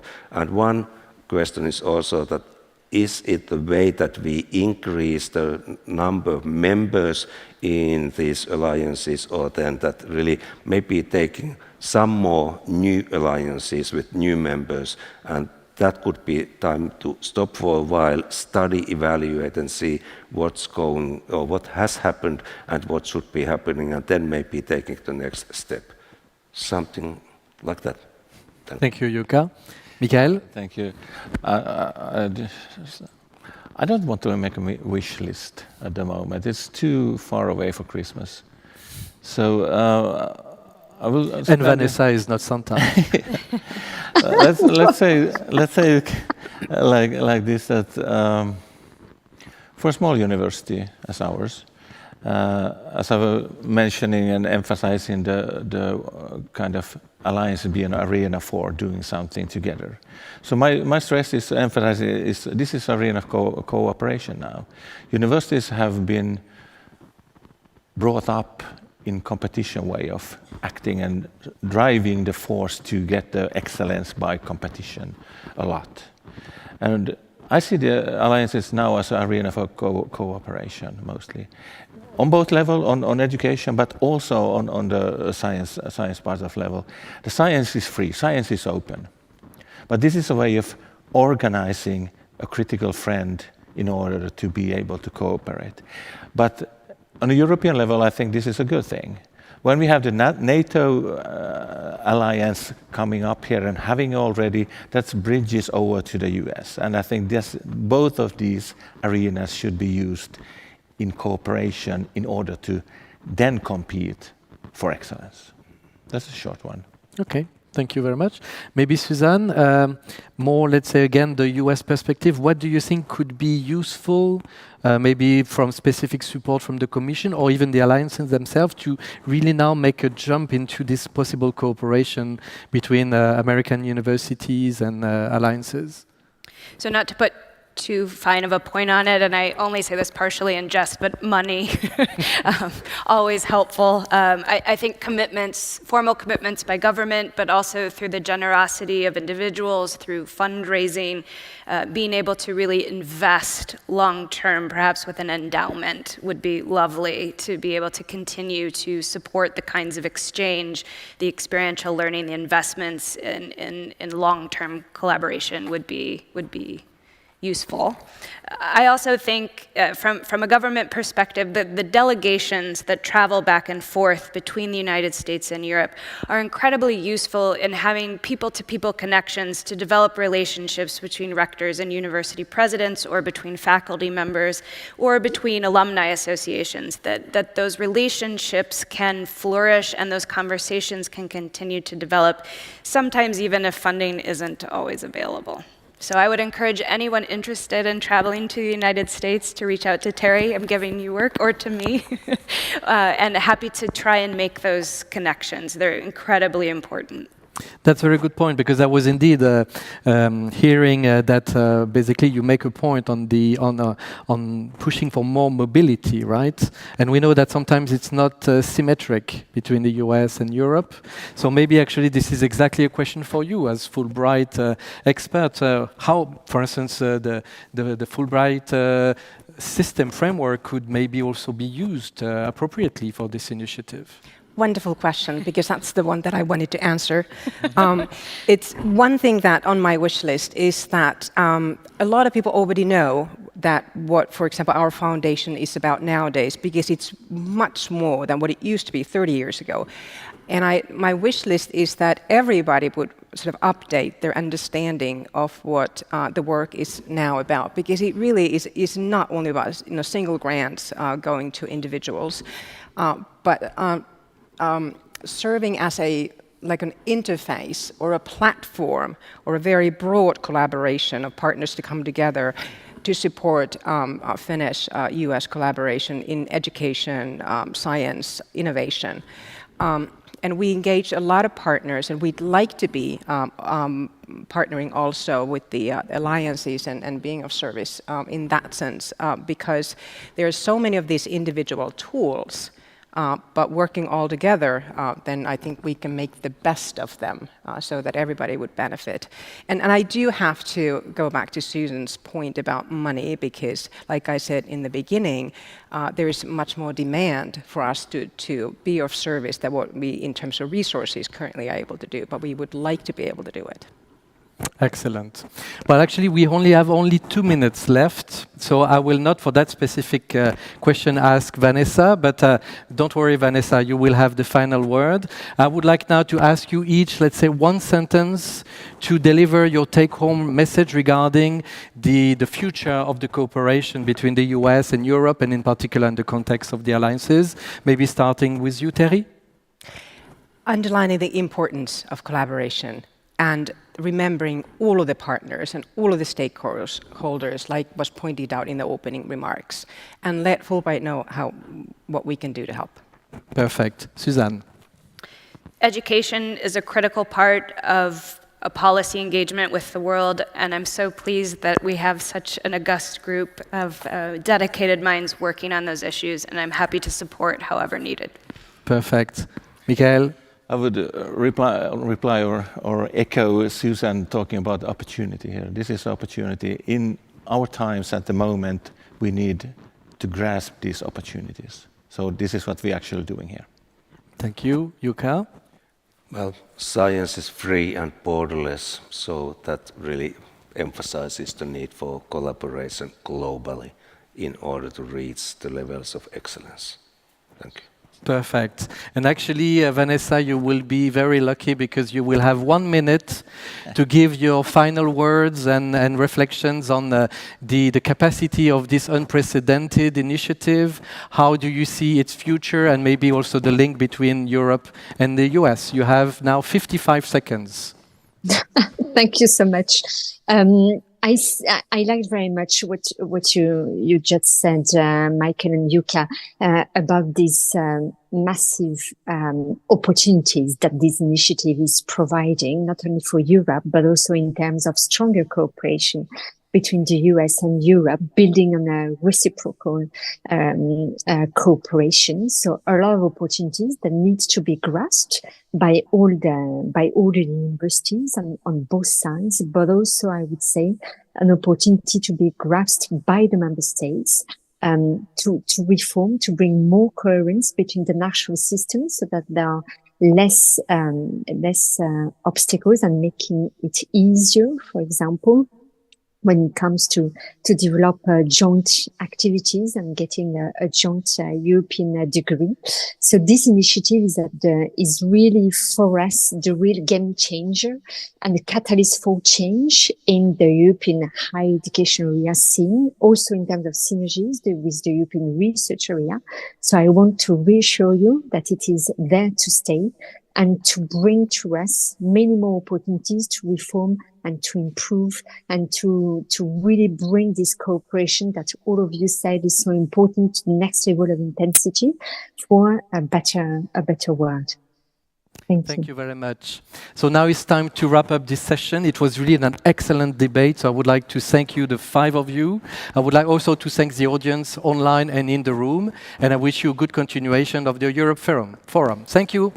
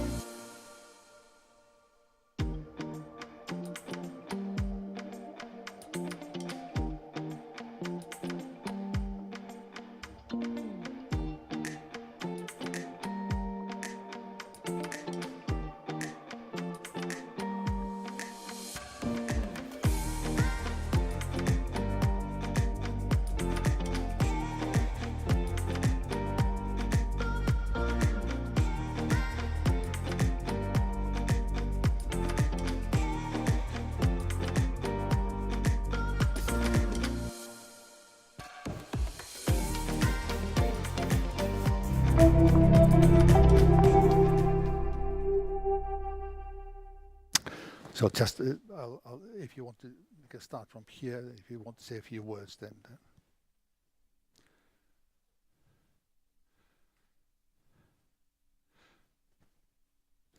Okay, ladies and gentlemen, dear audience, my name is Reijo Kempinen. I will be your moderator for the next 45 minutes or so. Next to on my left is Commissioner Janusz Wojciechowski from the European Commission, Commissioner for Agriculture. He will speak first, and then we will have a discussion moderated by me on some of the key themes that we know to be of interest to the Finnish people in general and this audience, I hope, in particular. We will try to keep and reserve some time also for your questions. But without further ado, I'll give the floor to Commissioner Januszowski. Thank you very much. Thank you. Thank you very much for invitation, Madam Minister, Madam Director, ladies and gentlemen. It's my pleasure to be here in Turku, in Finland. This is my first visit as a commissioner for agriculture in Finland. Not first visit because I visited Finland before, private and also as a member of the European Parliament. But this time, this is an opportunity to meet the Finnish farmers. I had a meeting with the representatives of the Finnish Farmers Organization, MTK, and a very interesting discussion about the challenges which we have in agriculture now. The time is very difficult for our farmers. We have experience of the huge crisis in COVID crisis, first time from the First World War, because the similar pandemic was the end 1918 in Europe, Spanish influenza.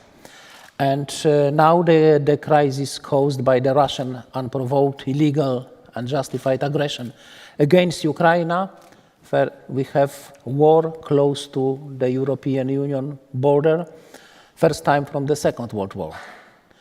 And there is many negative consequences also for our food system, for our agriculture. For me, it was an opportunity to say thank you for the Finnish farmers for their contribution to ensure food security in European Union, because we have food security ensured in very difficult situation, in huge crisis. This is the great achievement of our farmers. We should thank them for this. But this is also the challenge to ensure food security not only for the short term, but for the long-term perspective. I had today the meeting with Mr. Prime Minister Orpo. We discussed with also Madam Minister of Agriculture, and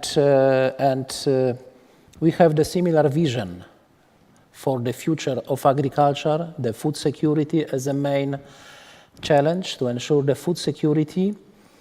My vision for the future common agricultural policy is based on the 4S principle: security, stability, sustainability, and solidarity. Security is a main function of agriculture to ensure food security. Now we see better how important it is. Stability for farmers. The problem in European Union is that we lost, during 1 decade, 3 million farms in European Union. The number of farms was reduced from 12 million to 9 million, 25%. This is also the problem in Finland. 29% of farms was disappeared during one decade.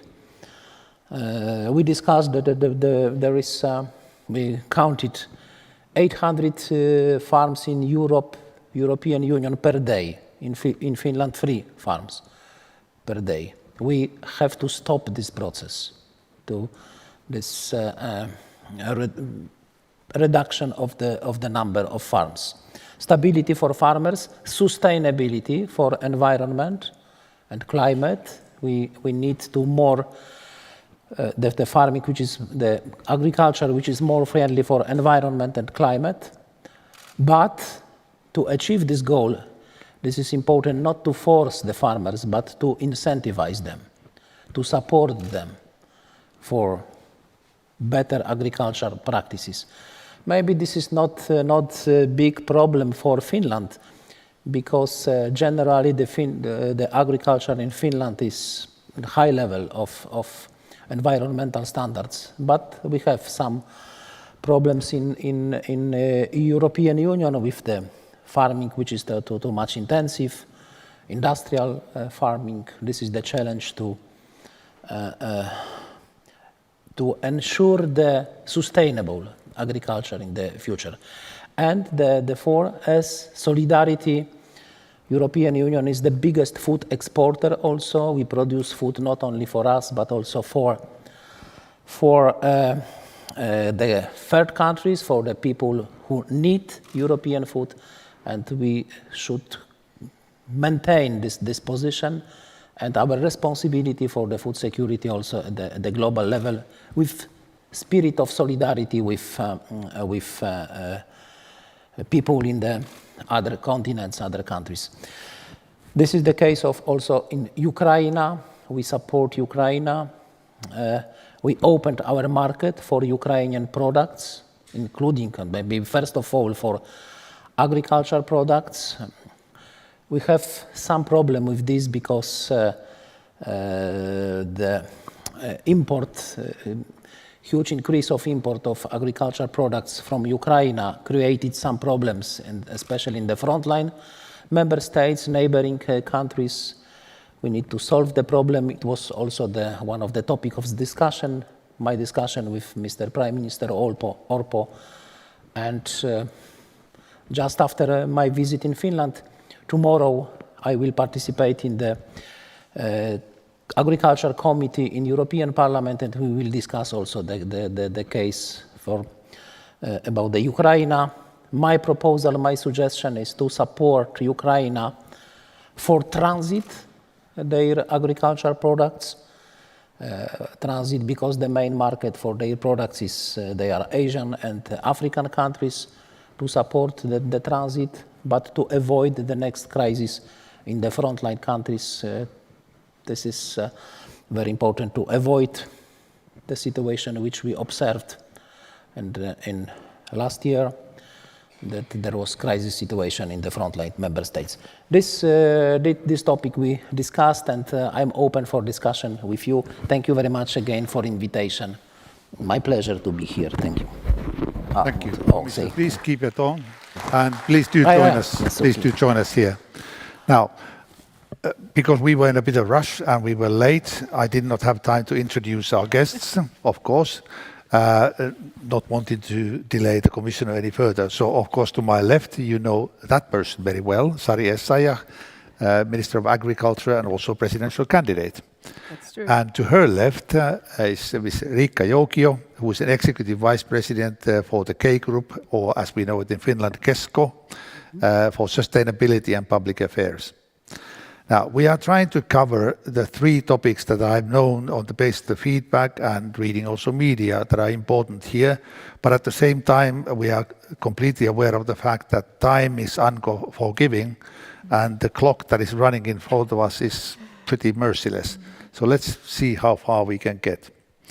Now, the commissioner, and forgive me, we have already agreed that I will address everybody on their first name basis so that we can keep this more like a conversation rather than like investigation or anything like that, which it is not.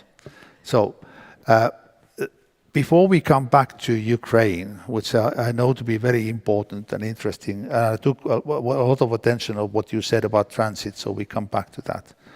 But one topic that has been dominating much of the Finnish discussion over the past weeks, if not months, has been one of the acts that you are co-signatory as a member of the Commission, and that is the Nature Restoration Law. And the Nature Restoration Law, the member states in June agreed what they want as Council, and in July, after a very heated and even a bit at times angry debate in the European Parliament, the Parliament too agreed its own position. And now we are heading into something called trilogues or tripartite negotiations. Now, Commissioner, Minister, maybe I can start with you. How do you see the situation here after the Parliament's vote? There are a lot of people still in Finland who are worried about the consequences of this regulation, should it come to force as it is. Okay, thank you for this question. And maybe the general reflection that's, of course, that I'm not the Commissioner for Agriculture, I'm not directly responsible for these initiatives. But of course, I'm responsible for general, as a member of the Commission, for all initiatives. But now the decision is in the hands of the Parliament and the Council. There is now, this is not the time for my comments on this, but general reflection that we have had success with the common agricultural policy reform. We achieved very good political agreements in CAP reform, the biggest reform in the last 30 years, the last 3 decades. We have big progress in green architecture because of conditionality of the CAP, because of the eco schemes, which is the new proposal, additional payment for the farmers for additional good environmental practices. We have in the second pillar environmental and climate measures.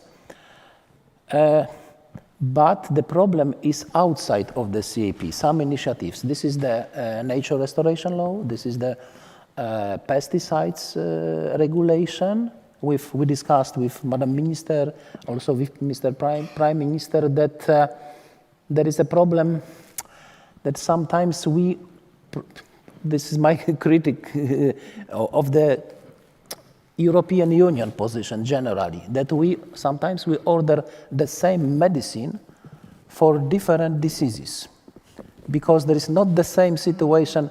Different situation is the countries using 9 kilograms of pesticides, active substances per hectare, and Finland having the lowest use, half kilogram per hectare.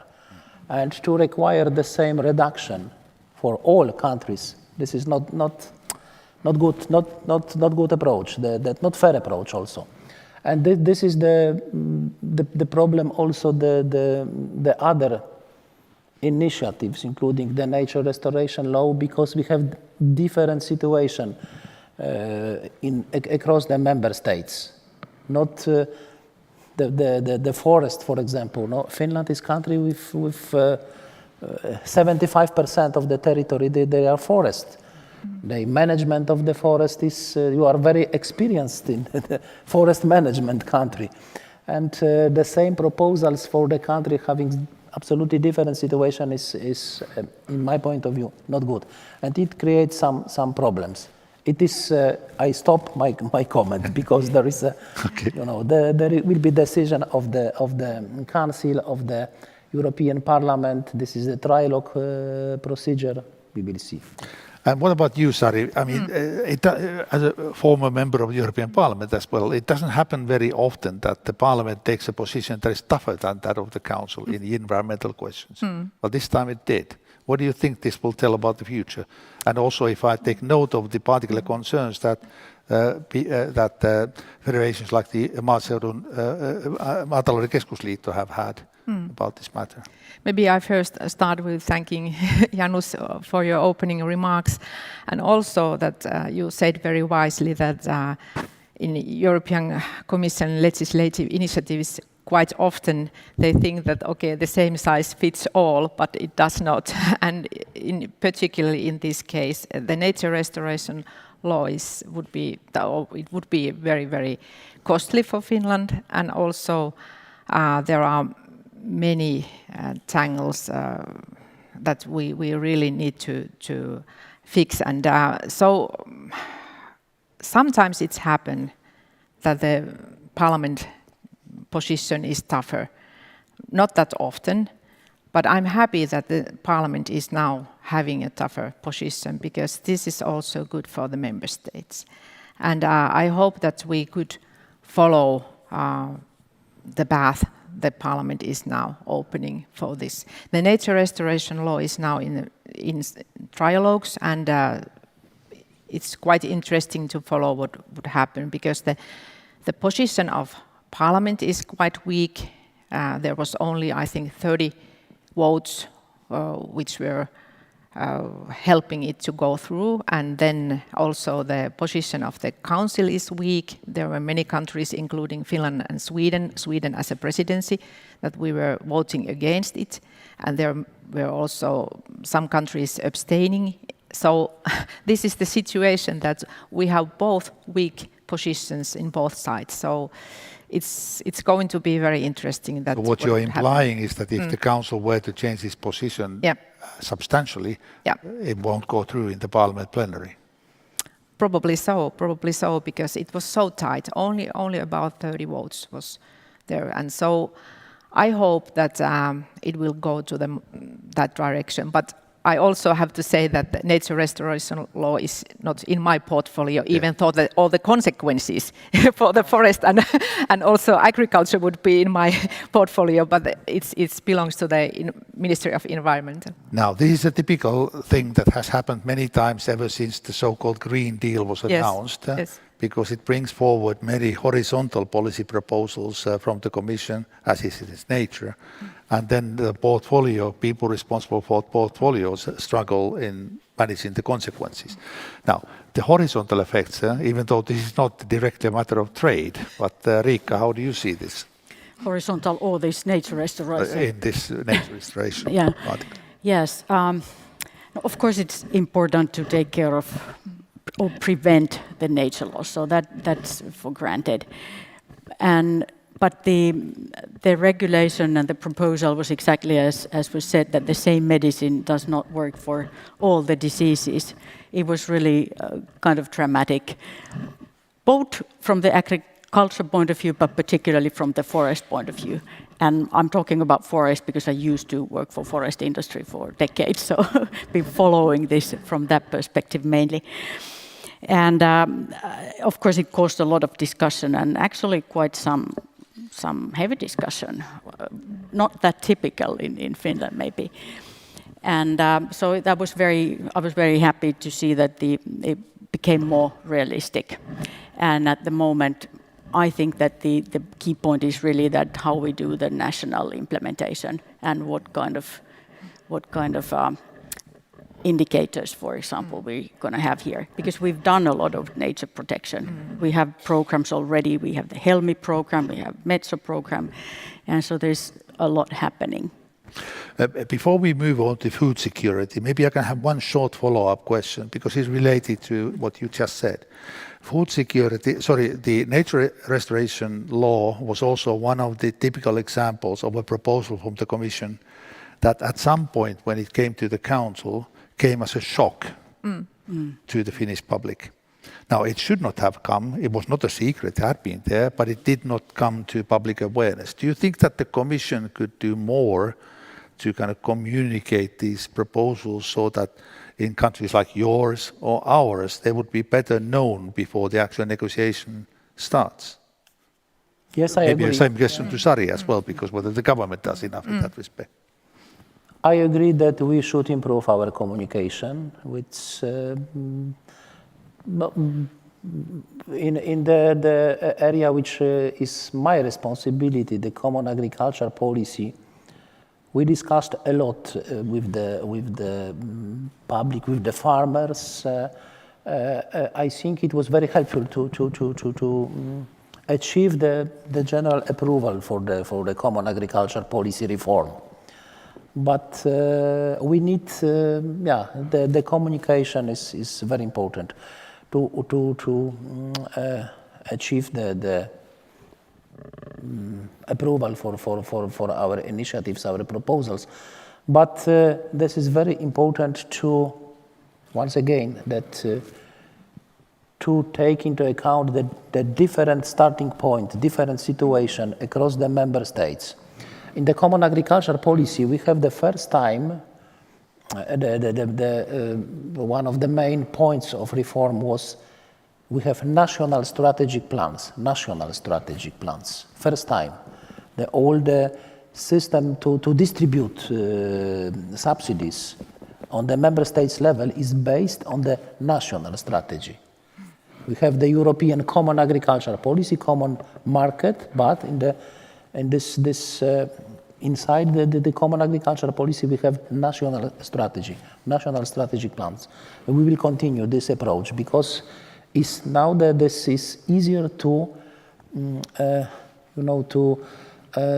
create the policy, the respecting differences, the different situation across the member states. It should be the principle to respect the different starting points, different situation across the member states. So what about you, Sari? Are we going to see a revolution in the way how Ministry of Agriculture communicates in the future? Well, hopefully so, but it's very important to understand that with the nature restoration law, the goal, the principle to take care of biodiversity. Of course, that is very important, as Riikka said. Who could be against it? But then, when you look at that legislation, that what kind of details there are and what kind of demands for different member states, that is what is making it very challenging to us. And the starting level is so different in member states, and then what has been done, and so those are the things that we should take care of when we are putting through new legislation, and understand that in member states the starting level could be very, very different. And so when we are implementing this, there need to be a big leeway for member states how to implement. Okay, moving on. The food from farm to fork, that's a big, very ambitious strategic approach that breaks into many different initiatives. I think in here there's concern also what all these changes, no matter how important and necessary they are, mean for the farms, for the farmers. Sari, could you say something about that first? Well, maybe I start with our new government program, because there we underline that the food security and the main function of agriculture is to food production. And this might be self-evident, but I think that nowadays we more often need to say that clear and loud, that the main function of agriculture is food production. There are so many other demands for agriculture. Of course, it's important that the sustainability, to take care of the environment and tackle climate change. But anyway, the main function is food production. And so I would say that the farm to fork strategy, it is good because it's having a holistic view of food system, and this is something that we could support. But also here we need to understand that the speed and the content of this farm to fork strategy has been quite challenging, and maybe some farmers are a little bit confused that what there are to expect, and if there are more bureaucratic burden to them and more costly demands. And that's why it's very, very important to hear also the communicated in a right way, and also to support farmers to do what they do best to produce food. But hold that thought. I will come back to you on that. If you could also kind of think about it mentally also in terms of what Sari implied, that are there ways how the bureaucracy that so many farmers suffer from, and I think rightly and objectively so, are saying that they suffer from, that could be reduced, or shall we see it being reduced. But before we come to that, food security, of course, from the point of view that Sari was arguing, is from the point of view production, but trade. Trade is not ignorant of the food security aspects either. It's very important there, because there would be no security without trade, because there would be no distribution of food, for example, as a basic thing. And I think that the Russian aggression really opened the eyes when it comes to this matter, and also it made it more visible that Finland actually has very high self-sufficiency in food. about 80%. I think this is the highest in the EU, or at least among the highest. And also that we are located in geographically, we are an island, as said, so the transportation is more complex than in Central Europe. And also it made it very visible that it's not only the food itself, but the production inputs, the fertilizers, that we are really dependent on other countries. So I think that the really important thing also from the trade perspective is that the local production is strong and we strengthen it together. And the whole chain need to be competitive. Farmers, the industry, and then the trade. And also I would like to point out that, for example, we at Kesko, so 80% of the food that we are selling is Finnish origin. So it's a high figure. So it really is an utmost important to us also to keep it in good shape. And there are several things that we can do together, and one of them, maybe we come back to this a bit later, but could be to really strengthen the food industry and the chain, for example, to be capable of doing better export, which is very low from Finnish, because we have some overproduction in some products anyway. So that might be one thing. And then another aspect of the farm to fork that we've been working very hard with is actually the preventing food loss, food waste. We have very strict targets and programs in the stores and the logistics that we can do. And we've already been actually running quite well towards the target that we're having. Janusz, you are now starting your last year as a commissioner. I'm not sure whether you're looking forward to it or you have regrets that it stops so already now. But when you think about that time and you have a long perspective now on these matters, control is always part of using public funds to support an activity. But is there too much control? Could there be more trust-based systems in CAP in future? Yes, maybe first of all the general reflection about the food security and also the farm to fork strategy. This is the farm to fork strategy is good strategy for the food security. This is, of course, there are some controversial elements like, but maybe not the target like pesticide to reduce use of pesticides. We need absolutely, but the question is how to make it fair. Being fair for the member states, for the farmers. But generally, yes, we should reduce use of pesticides, reduce our dependence of our farmers from the chemical fertilizers, not to stop the use, but to increase, to support the natural fertilizing, the manure. This is the system of the farming, mixed farms, joining the crop production and animal production are very important. But generally we'll continue the farm to fork strategy, which is the strategy, but it's very good that Madam Director mentioned that's the food system. This is very important to see the whole system, because the food security is the agriculture, this is the processing industry and system of distribution.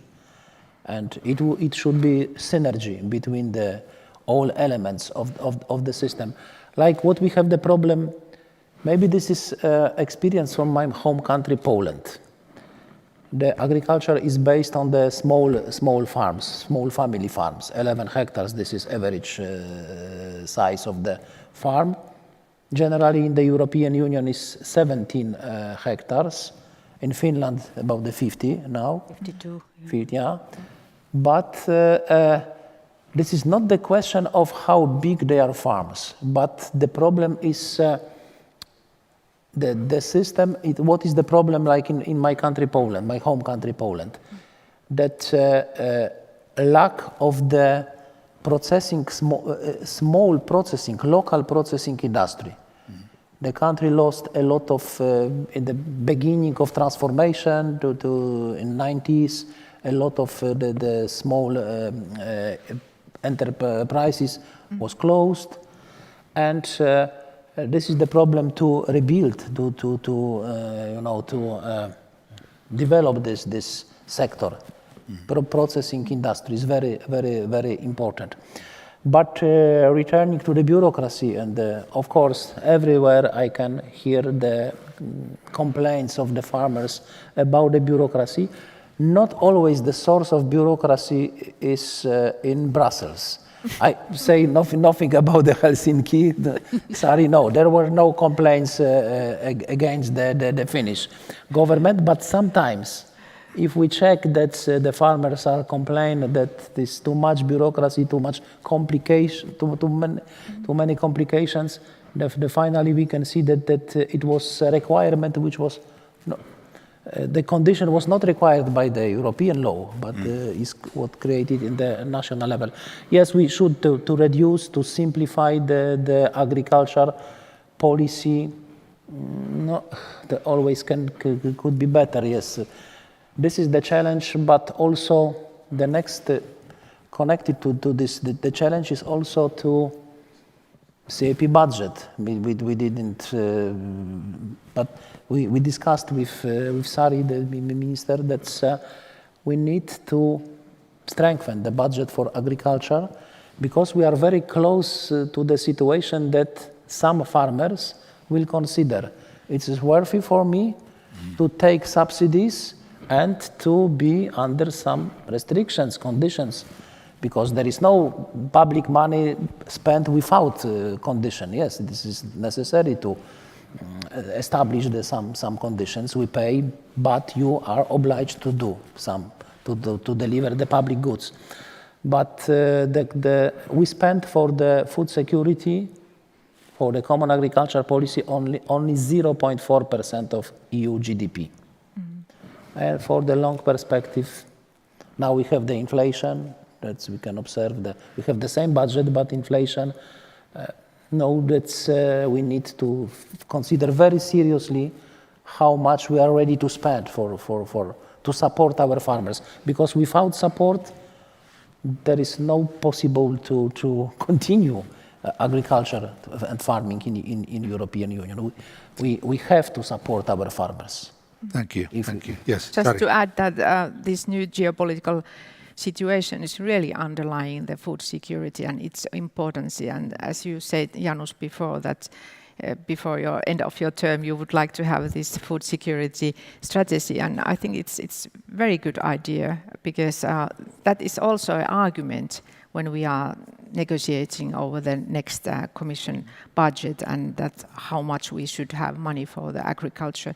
And so, as you mentioned, those 4 principles, security, stability, sustainability, solidarity, very, very good principles for the next CAP as well.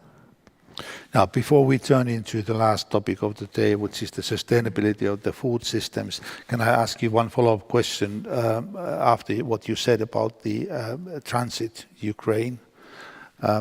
For the audience, those of you who have not followed it, so the grain imports or grain transport from Ukraine has been a very hot topic worldwide, partly contributing also to famine in Africa because of the aggression that Russia and its military aggression in Ukraine.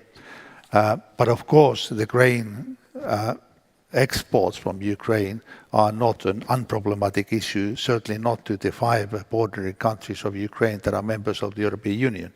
And because of those problems that might arise to and cause market disturbances, the European Commission, based on the trade agreement between Ukraine and the European Union, has imposed a temporary restrictions, but they are due to expire at the end of the mid-September. That's why I asked whether Janus could say something about possible ways of getting out. You mentioned that transit. How would that work?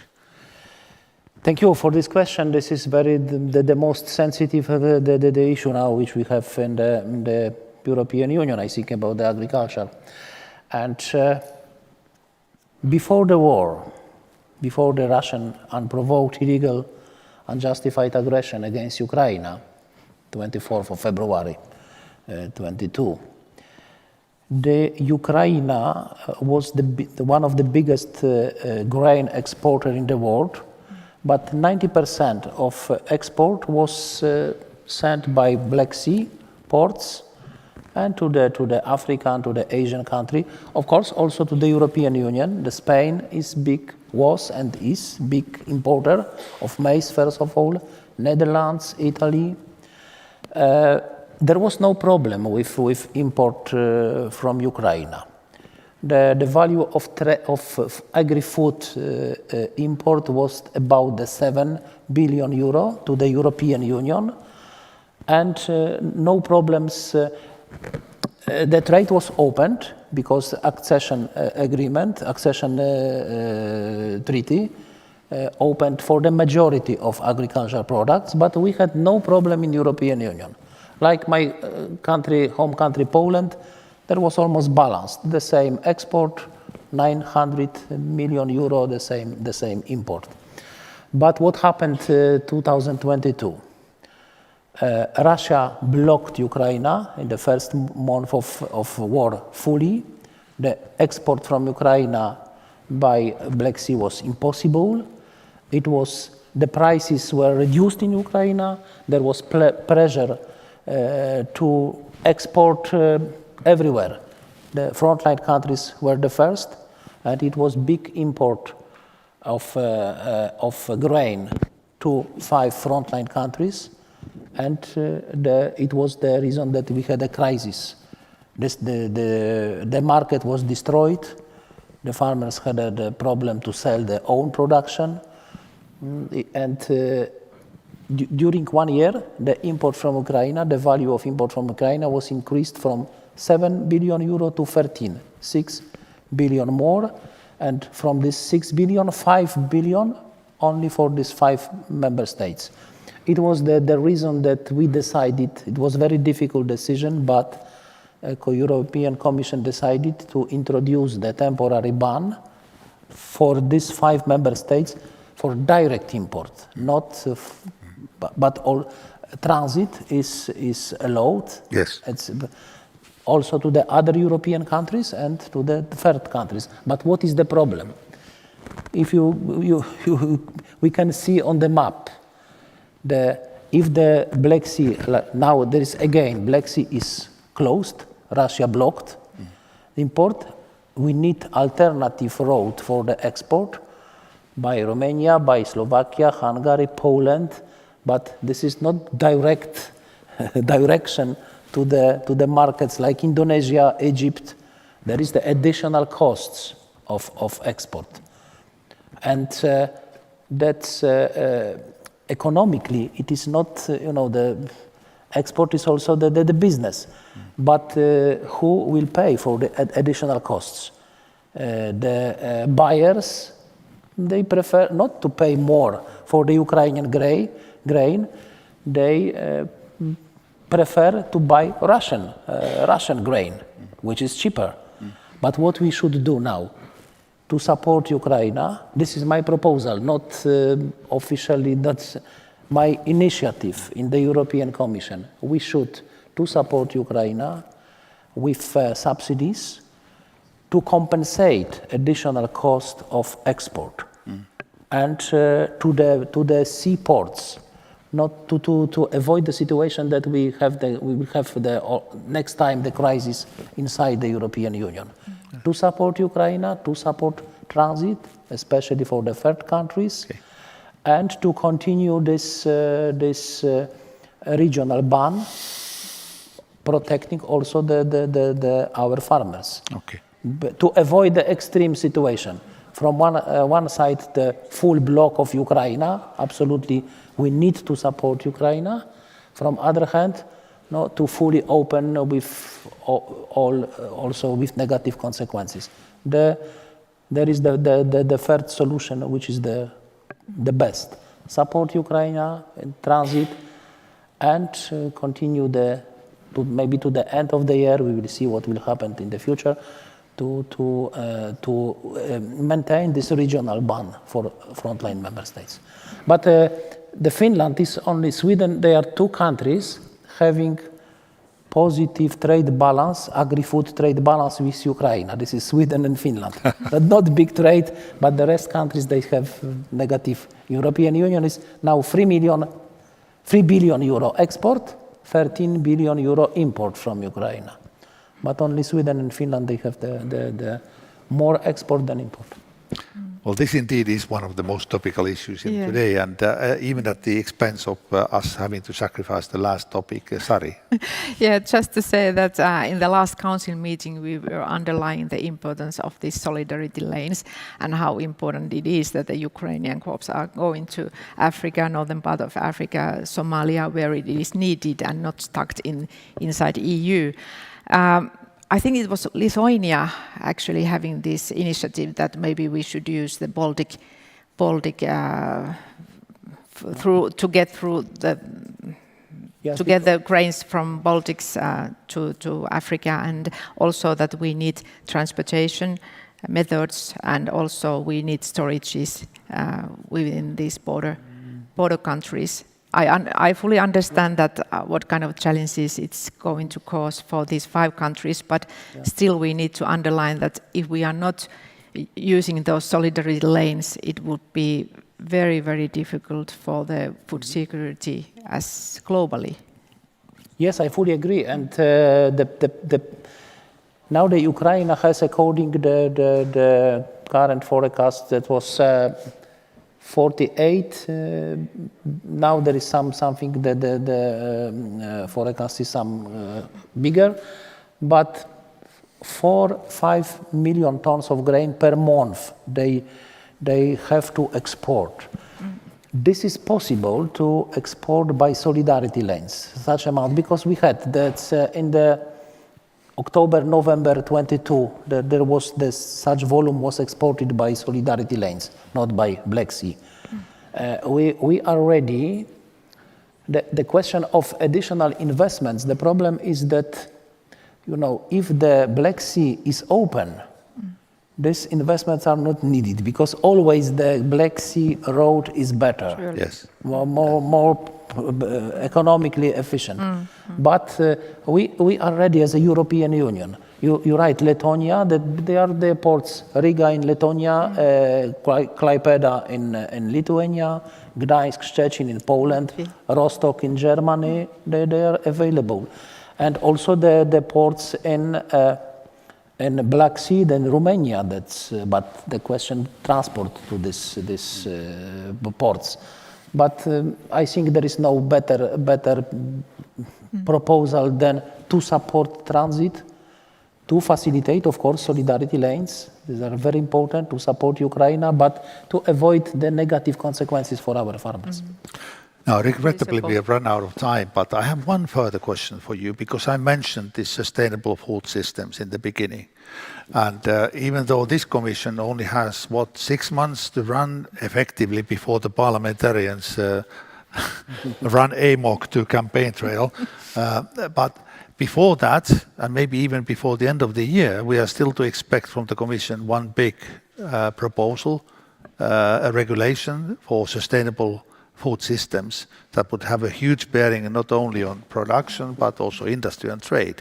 Now, we don't have time, and you probably don't want to go into the detail of that because it's being prepared by 3 commissioners. But when can we expect that to come?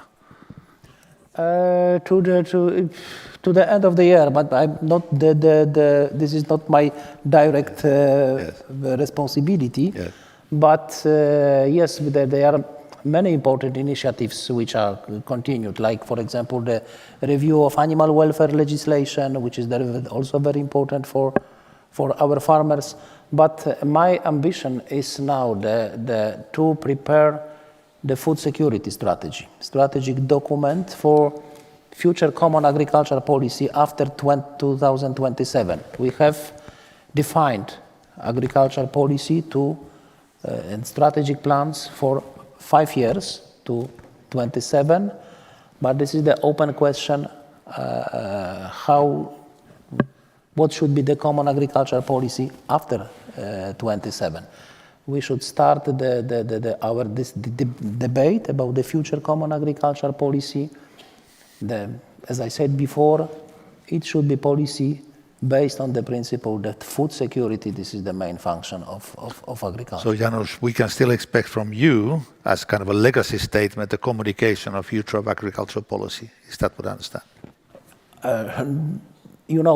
There is my proposal, not the I'm not, at the beginning of my mission in the European Commission, I received each commissioner received mission letter. Yes. What is your obligation during your mandate?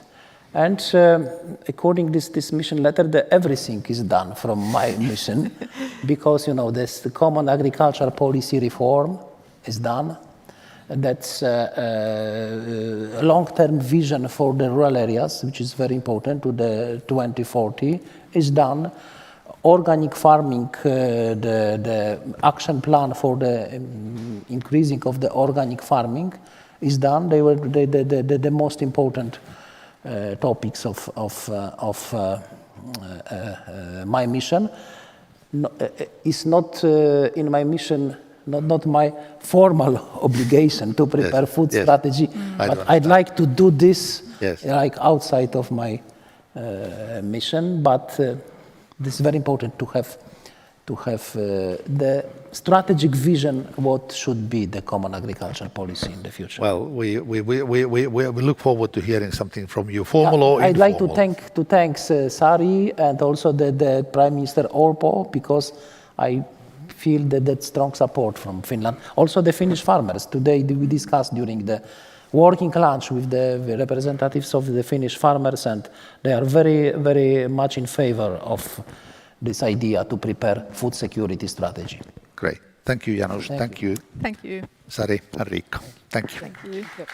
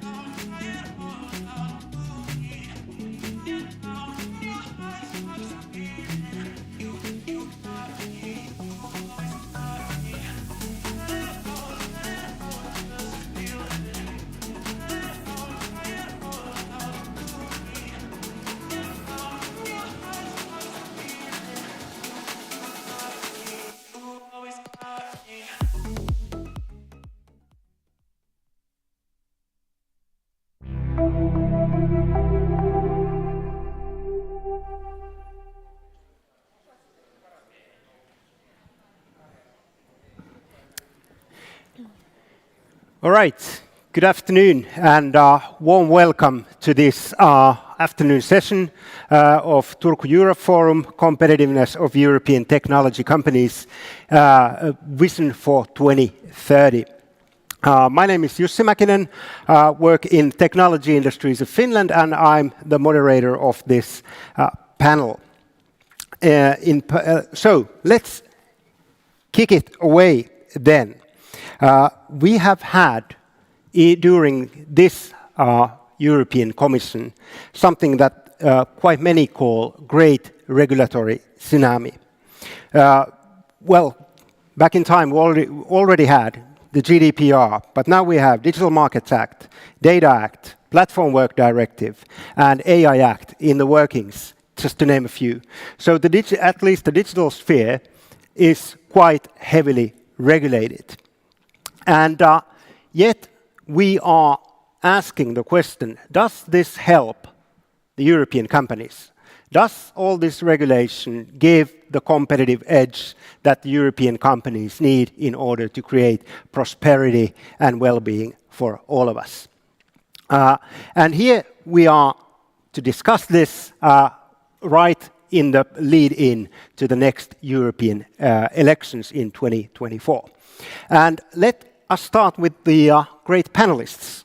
So we have Ms. Henna Virkkunen here, MEP Henna Virkkunen here, your second term in European Parliament. Henna has held three ministerial positions also here in Finland. And you have been in the key committee that is the ITRE committee. How has it felt from your point of view in the Parliament? So many proposals, some of them even hastily prepared, so few impact assessments. And what is your take on this?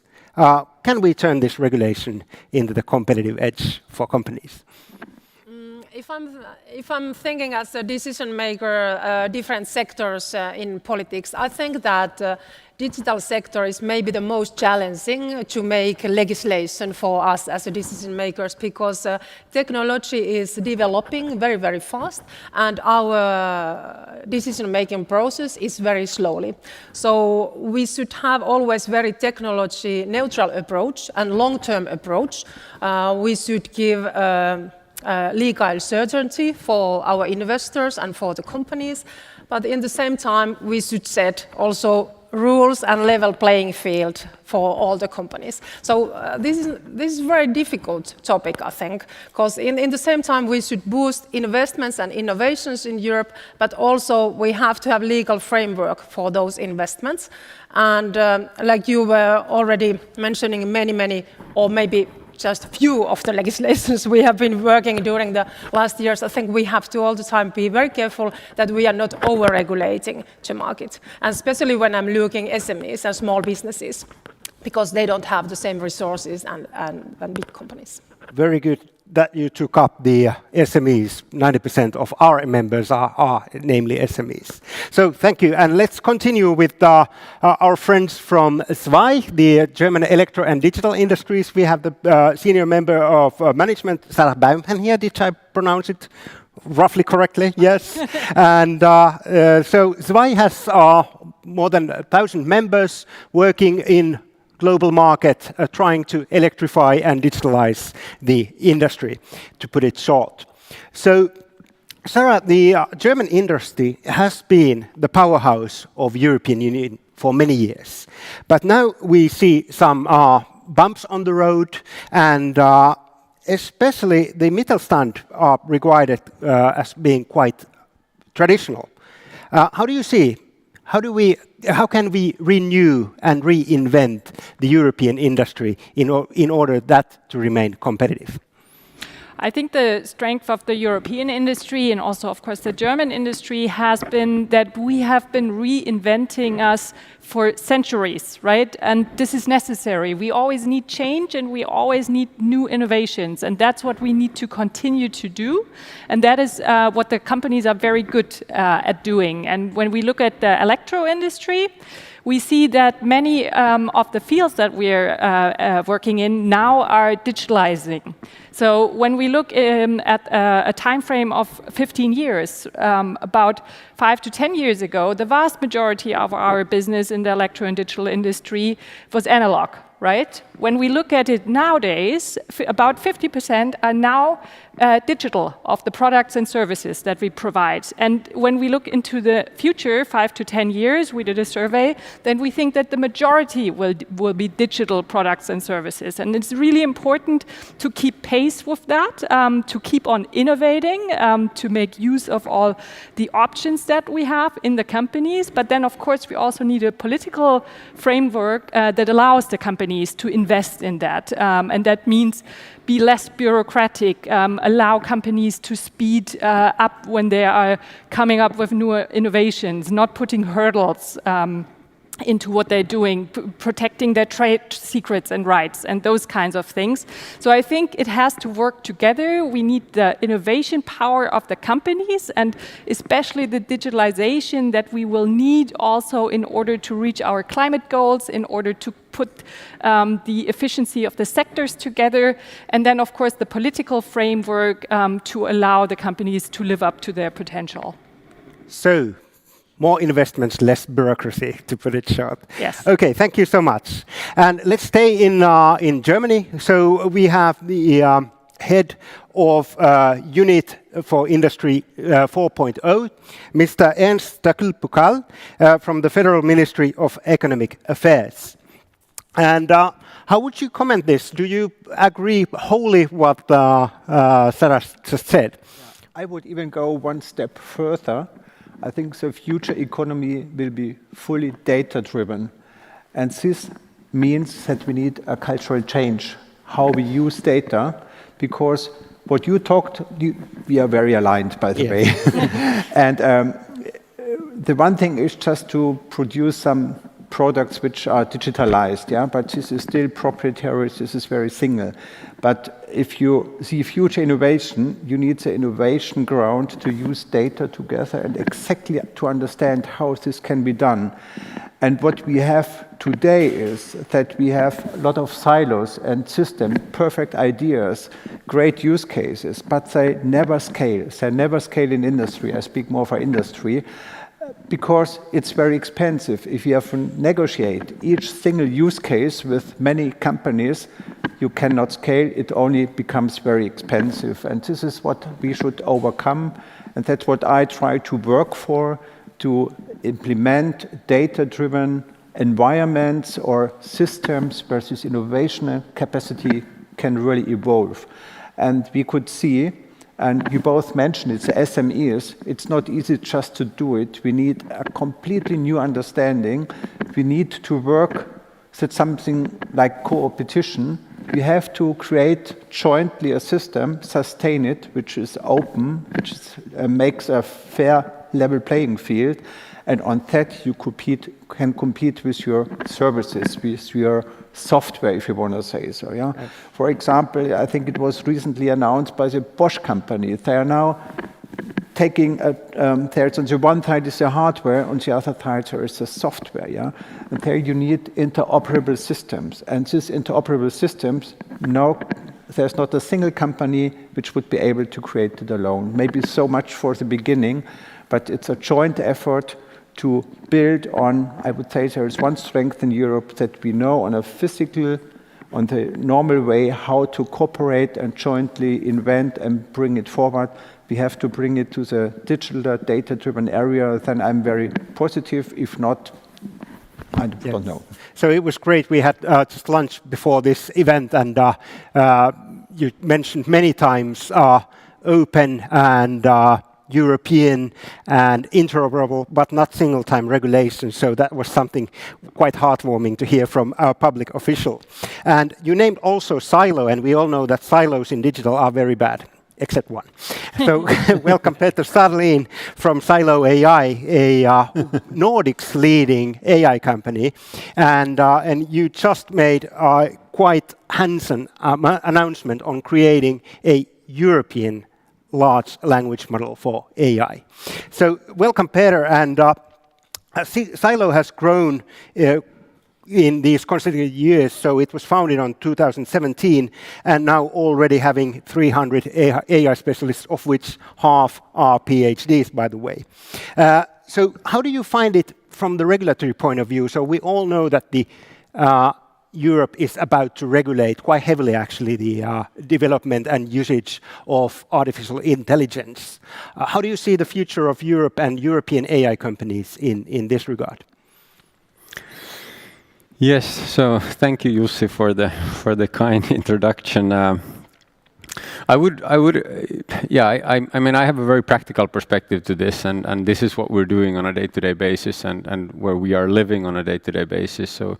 So of course we can comment that, but maybe sort of taking a few steps back, and I would sort of fully agree with the fact that I don't think we can regulate specific technologies because technology is moving so rapidly.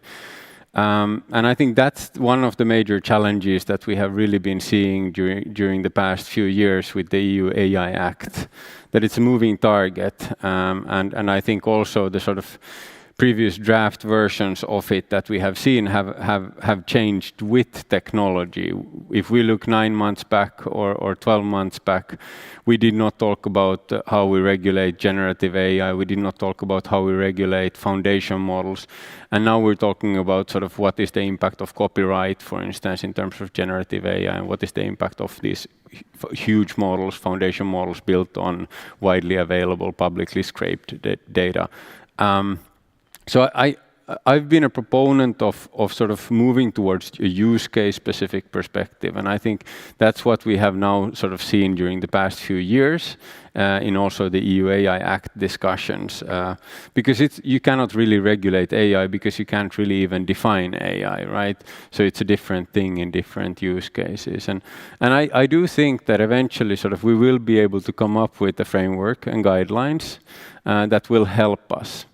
But my major concern has been that it's been taking quite long, and throughout these past years it has created uncertainty in the market. And what we can see is that European companies are sort of moving less rapidly in investments in large-scale initiatives compared to, for instance, our North American clients, given that they have sort of a clear framework and guideline that they know how to follow. I do think eventually that it can actually turn into a competitive edge that you've also referred to, because once we have it in place, it actually sort of gives us a playground where we know how to play. And this is what we have been trying to do now with this initiative that you mentioned. The world's largest open large language model that we're building is by design following the current draft of the EU AI Act.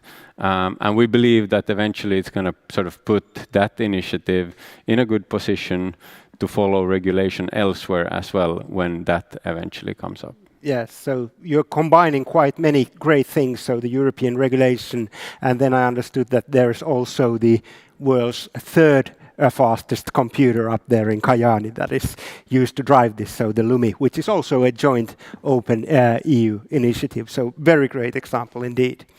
All right, thank you, Peter. And but I'm a bit afraid that we are going to have the belt and the suspenders in regulation, so we are going to have the AI Act, but perhaps I fear that there will be also use case specific, but let's hope that we can kind of have a lineated approach there so that these are in line with each other. But then to the last but not least panelist, so Mr. Jaakko Hirvola, the CEO of Technology Industry of Finland, by every sector the most superlative industry association in Finland. Quite clearly we have 1,800 members and creating most of Finland's exports. Technology Industries of Finland strategy is quite well lineated towards a digital and green transformation, and it seems to suit quite well actually our industries. So, however, we see that the already mentioned SMEs, there are some that are quite a handful that are still on early stages on their digitalization, and then we have these pioneering large companies. Does this development give you any concerns? Well, yes and no. the development is so fast at the moment, and I think we already have a competitive edge in Finland in some areas. I think we heard a very great example by Peter.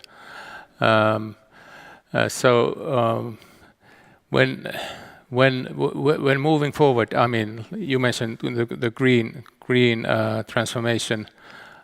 We believe that will be data and digitalization and driven because systems will get smarter and we need smarter use of resources, energy, and everything for sustainability purposes. But that will be great business for companies that are providing those solutions for this global issue that we have in our hands. So boosting the development of and capabilities of Finnish and European companies to be able to contribute to that development is the key. Now, why am I not worried? I think we made a very wise decision, and when it comes to research, development, and innovation, we have a parliamentary consensus about investing much more than before for innovation. And as long as that innovation is sufficiently company-driven, that will be directed on solving these global issues where I believe we have a good market ahead of us and good opportunity. So that's clear. Why? Maybe I should be a bit concerned, though. I mean, when we look deeper into our company spectrum, the big companies are already aware of this, but the SMEs are sort of lagging behind. So we need to find a way to give them a sort of a wake-up call here as well. When it comes to innovation, every public fund, every euro will leverage 2 private euros with that. So majority of those investments will be private anyway by these technology companies. Well, I believe that we will see that those companies that are, most active in investing in new innovation will be the winners of the future across Europe.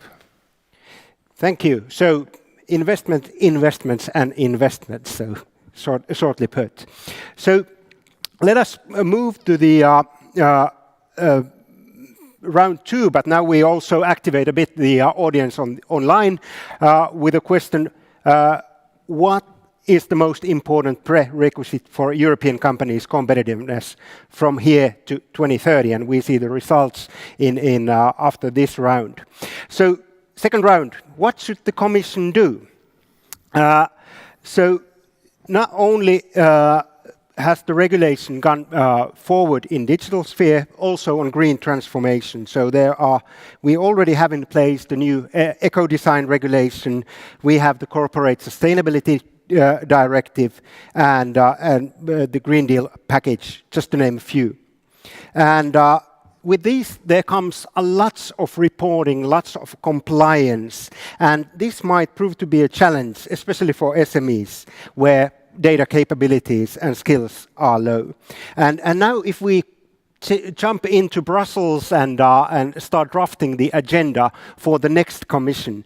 So what should be the priorities? If we think that we are, at least from something that the digital is pretty much already regulated, green side is also pretty much regulated, what is there left to regulate, or should there be a dramatic change in the line of thinking and actions of the next Commission? Let's start now with Sarah. Sure. I think I think you made that quite clear. We don't have a lack of regulation, right? There really is a full scale of regulation, and I think some of it is very necessary, right? We need to find guidelines for the digital age, and we especially need to put forward the digital economy, right? And in order to put forward a digital economy, we need to find common ground for sharing data. And working on that, I think, is very important and something that has been very much on the mind of the Commission, I think. We always warn that you shouldn't take that too far, right? We need to look at the scope of things, right? When we look at the Cyber Resilience Act, when we look at the AI Act, we need to look at the scope of things, right? Not everything has to be highly regulated. There are fields that are less threatened by security questions, and then, of course, we need different guidelines for that. We need to protect trade secrets, things like that. So to some degree, we need that regulation, and to some degree, we have to be very careful that we're not stopping our own ambition and making us not competitive enough. And of course, we see that in some of the fields, when we look at the sustainability reportings, when we look at the aim to get supply chain trackings and all these things, this is starting to take up a lot of men and women power in the companies also, right? We need all these people to track things.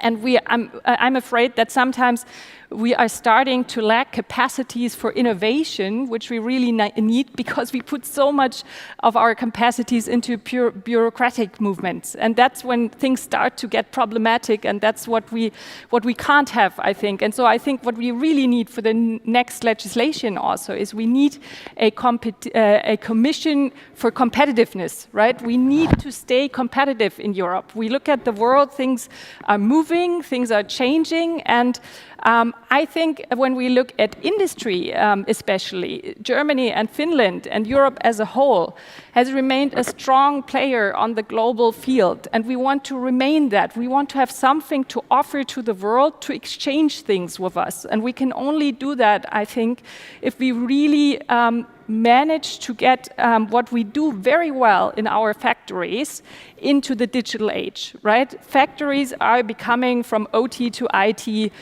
digitalized in every sense of the way. And we have the capacity to become very good at that in Europe because we have decades of knowledge of like really working well within the industry. And I think this is a great opportunity for us to bring that into that new decade. And we really need to move forward with that and be a little bit less bureaucratic to some degree and a little bit more looking at the opportunities that are out there.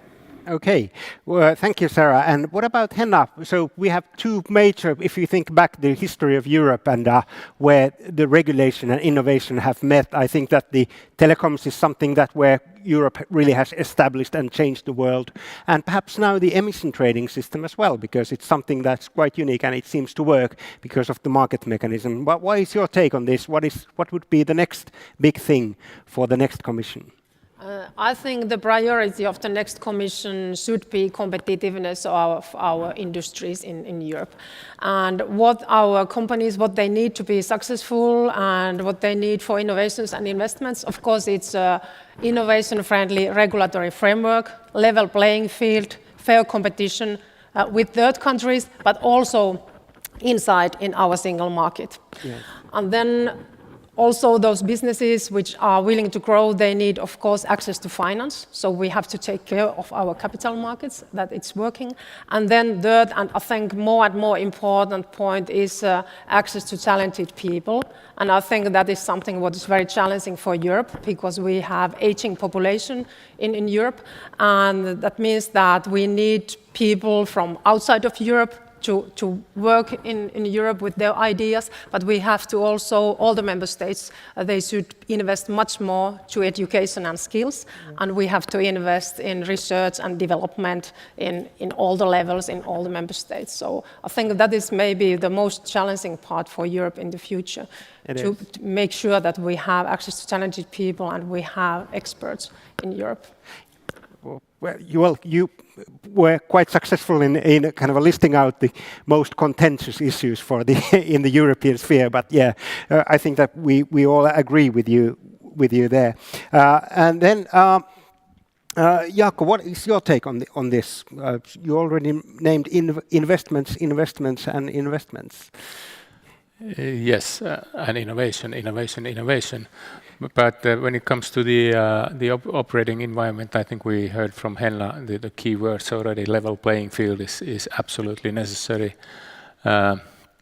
We need to find a balance between sharing data as much as possible without hurting intellectual property rights and stuff like that, which is necessary for businesses. And with that, if we are smart, we can build something unique and be sort of a step ahead of the others.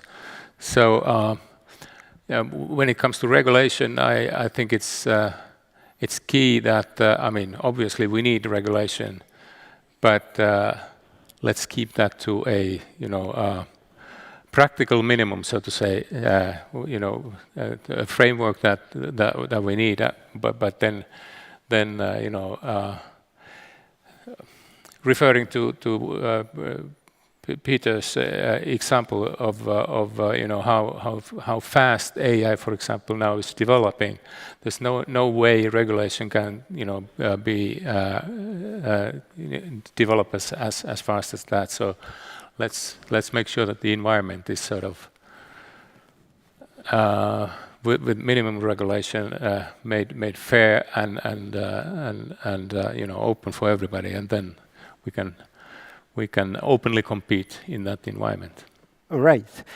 So, and Ernst, you are very keen proponent of this level playing field in data ecosystems. So, is there anything else to do for the Commission but just to create these interoperable and open?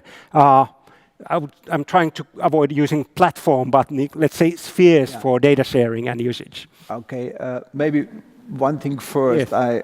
I very often have the feeling that digitalization is not really completely pushed by politicians all over Europe, because somehow it's a horizontal issue. And I would wish that there is more awareness how big the amount of investment in companies is to have really systems which are really cutting edge technology. This is an investment. I just heard from a big company just to change a system. It was an OEM, yeah. It's one system only. It's 2 billion euros, just like this, yeah.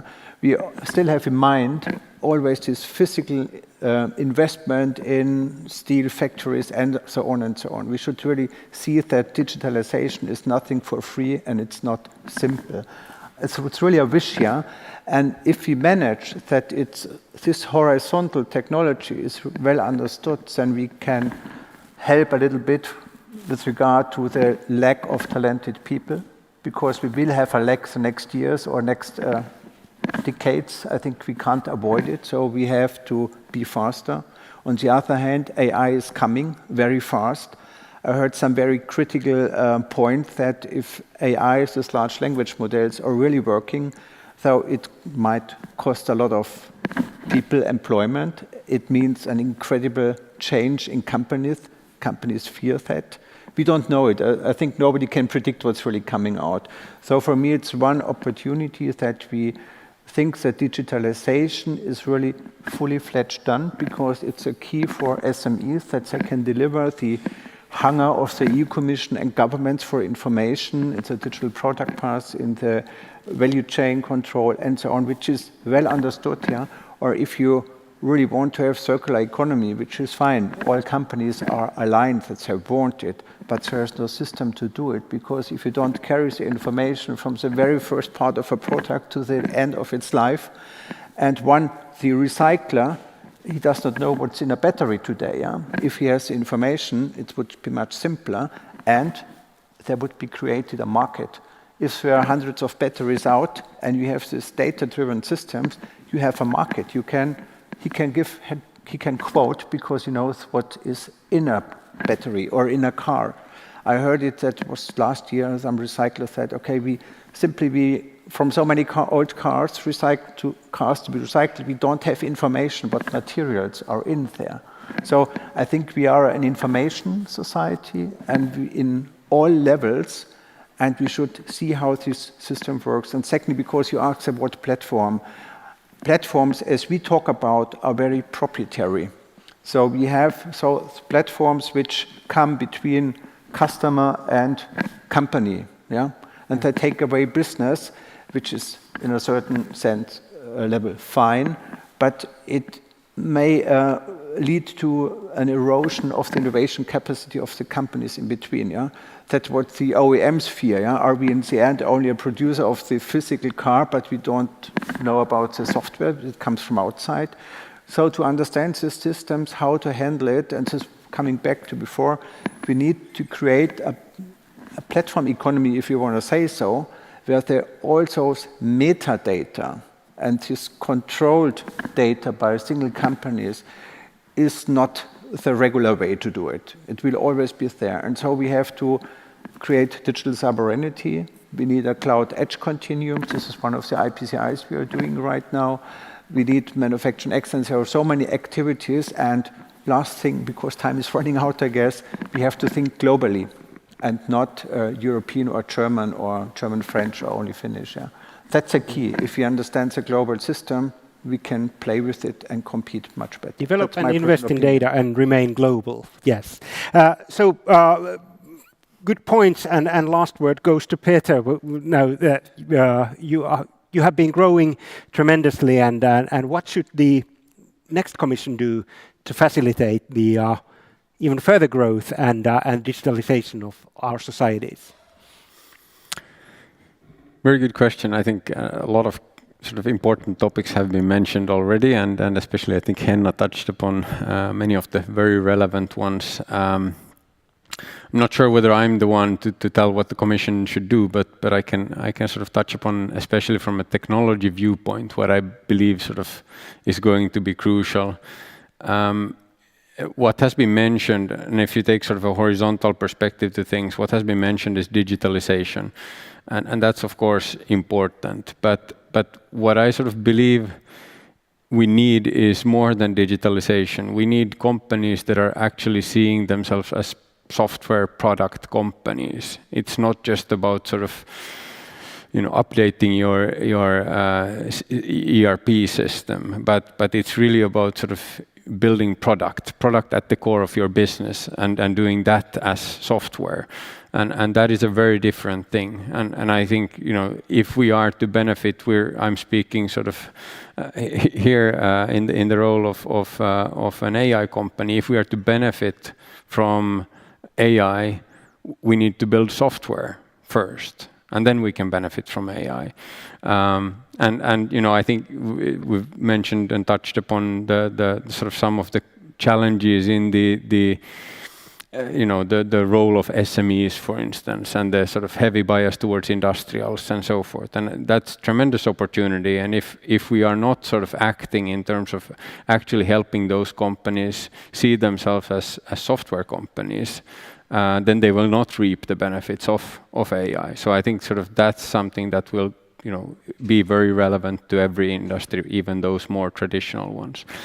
And then specific topics, I think eventually we are fragmented. We are very fragmented in terms of efforts around AI, for instance. And now around large language models, we've seen every single country set up some initiative around that or set up their own large language model and so forth. And this is not really how you compete in this kind of a market. These are tremendous efforts.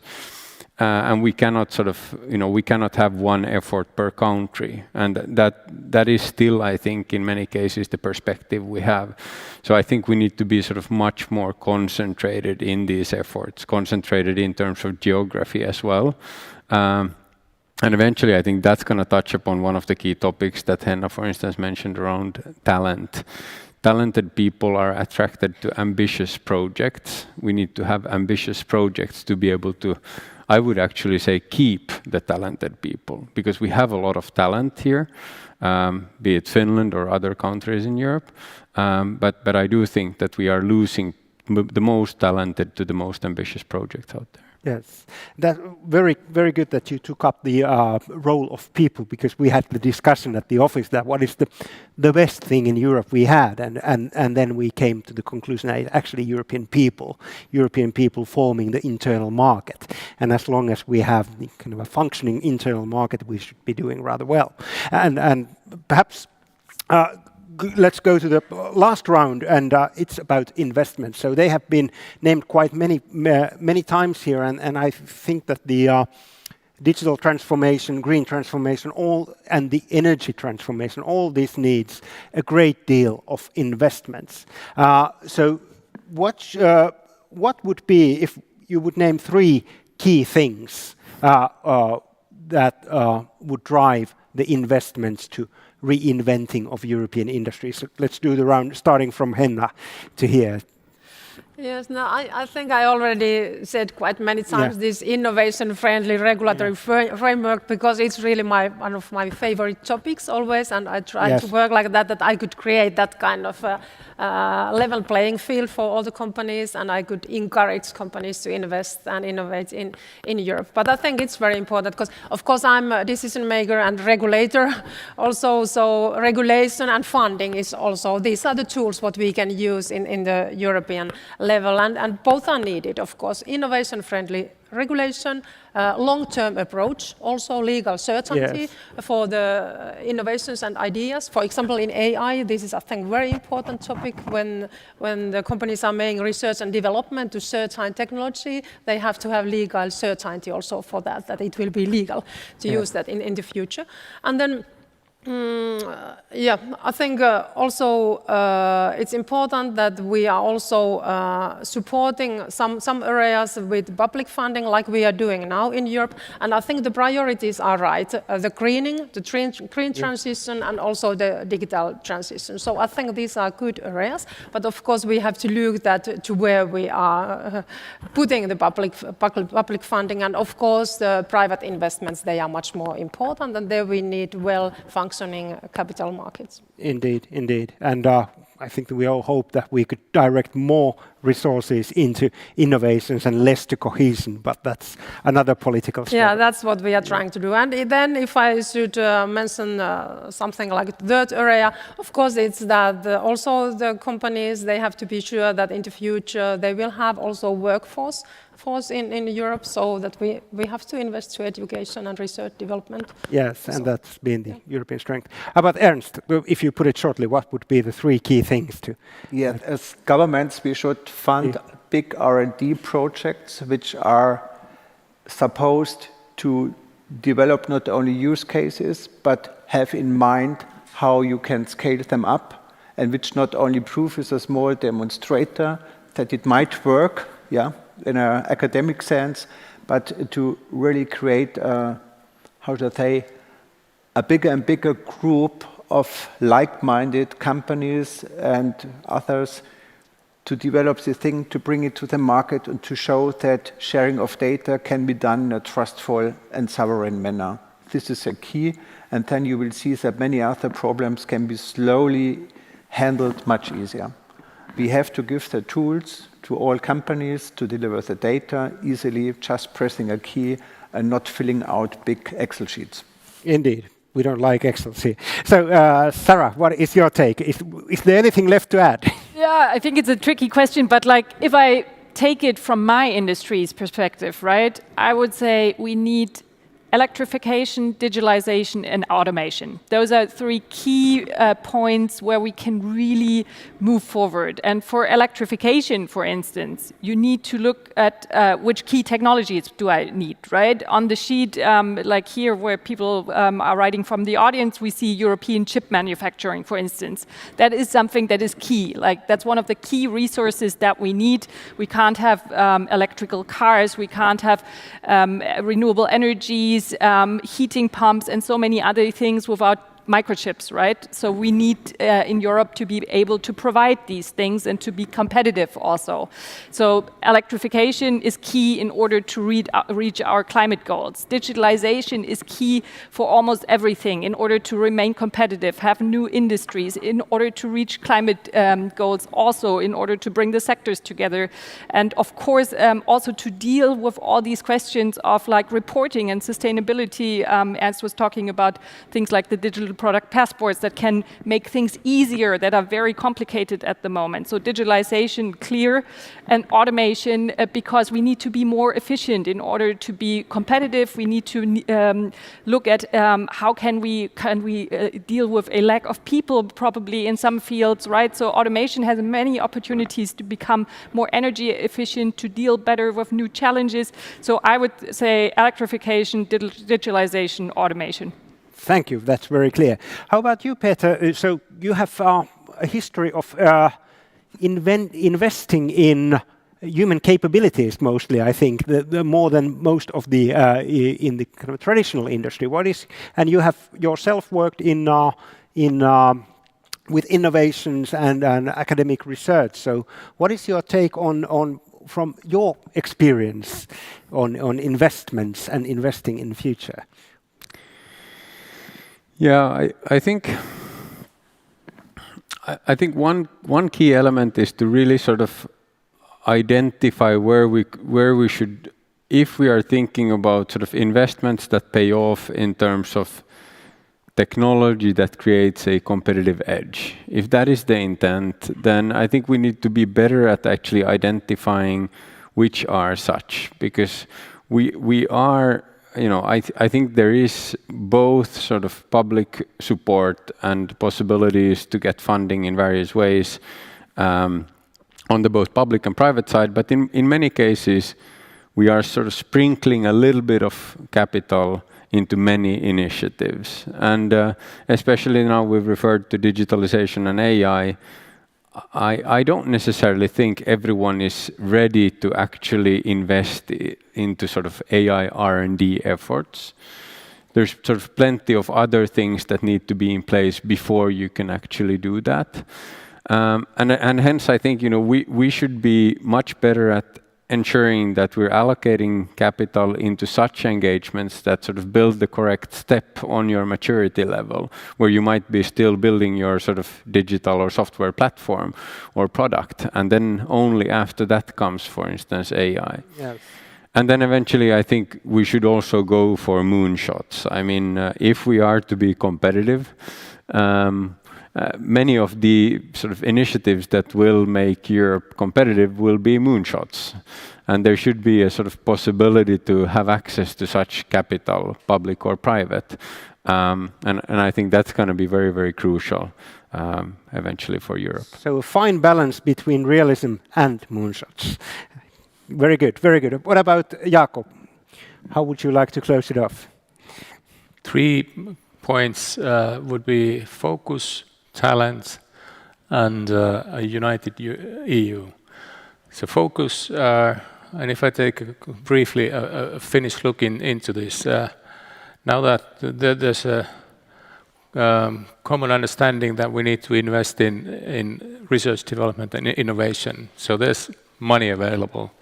There's not money available for anything else. So you will be surprised to see all these initiatives suggested, all kinds of investments labeled as research, development, and innovation, because that's the only reason for getting money, public money. So let's, you know, take that away and you know, focus the innovation investments in what really counts and where our competitive edge is, and you know, make choices there.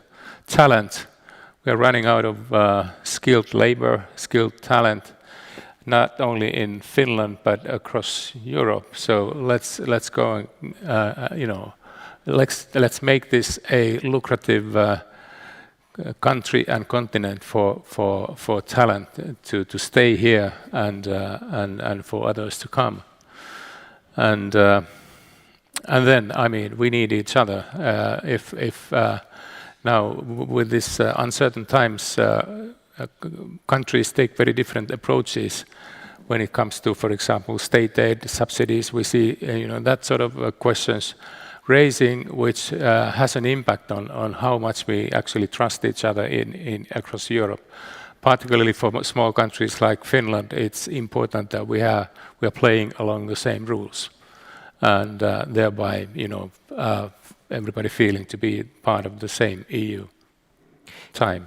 Thank you. So we are running out of people, we are running out of time as well. And now actually the results from the online audience, they raised the supercomputing as number one prerequisite, and number two is talented people. But if I like to conclude this panel, so I would like to say that your message is that we need to believe in Europe, we need to maintain the single market, and we need to believe and foster the great people we have and be courageous enough to innovate and invest in courageous innovations. I would like to propose a round of applause for our wonderful panelists. Thanks. And we are carrying on this discussion on innovations and data-driven, corporate-driven innovations in Forum Marinum. In 15 minutes, you are all warmly welcome there. There will be some bubbles after the discussion, so take the chance and challenge the possible weather and be there with us in 15 minutes. Thank you.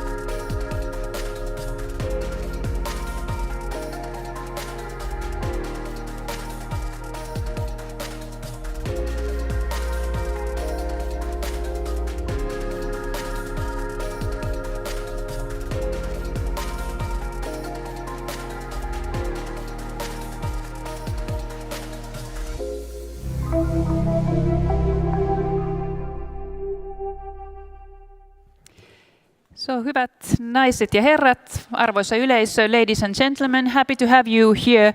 Welcome to this panel discussion under the title The Future of the European Single Market and the Role of Commerce. And I am Mari Kiviniemi, the Managing Director of the Finnish Commerce Federation. The Finnish Commerce Federation is hosting its annual Nordic meeting here in Turku, and we have the pleasure to have guests from Iceland, Denmark, Norway, and Sweden. And as part of the program of the Europe Forum, we are also organizing this panel discussion.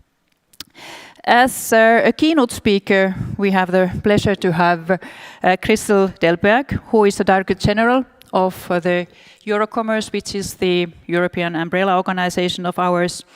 And after her presentation, we then move forward to a panel discussion where I have the pleasure to welcome Member of European Parliament, Henna Virkkunen, former minister, and my colleague in those times, and also the Executive Vice President in Sustainability and Public Affairs, Riikka Joukio from Kesko, and then Senior Vice President Henrik Hyltoft from Danish Chamber of Commerce.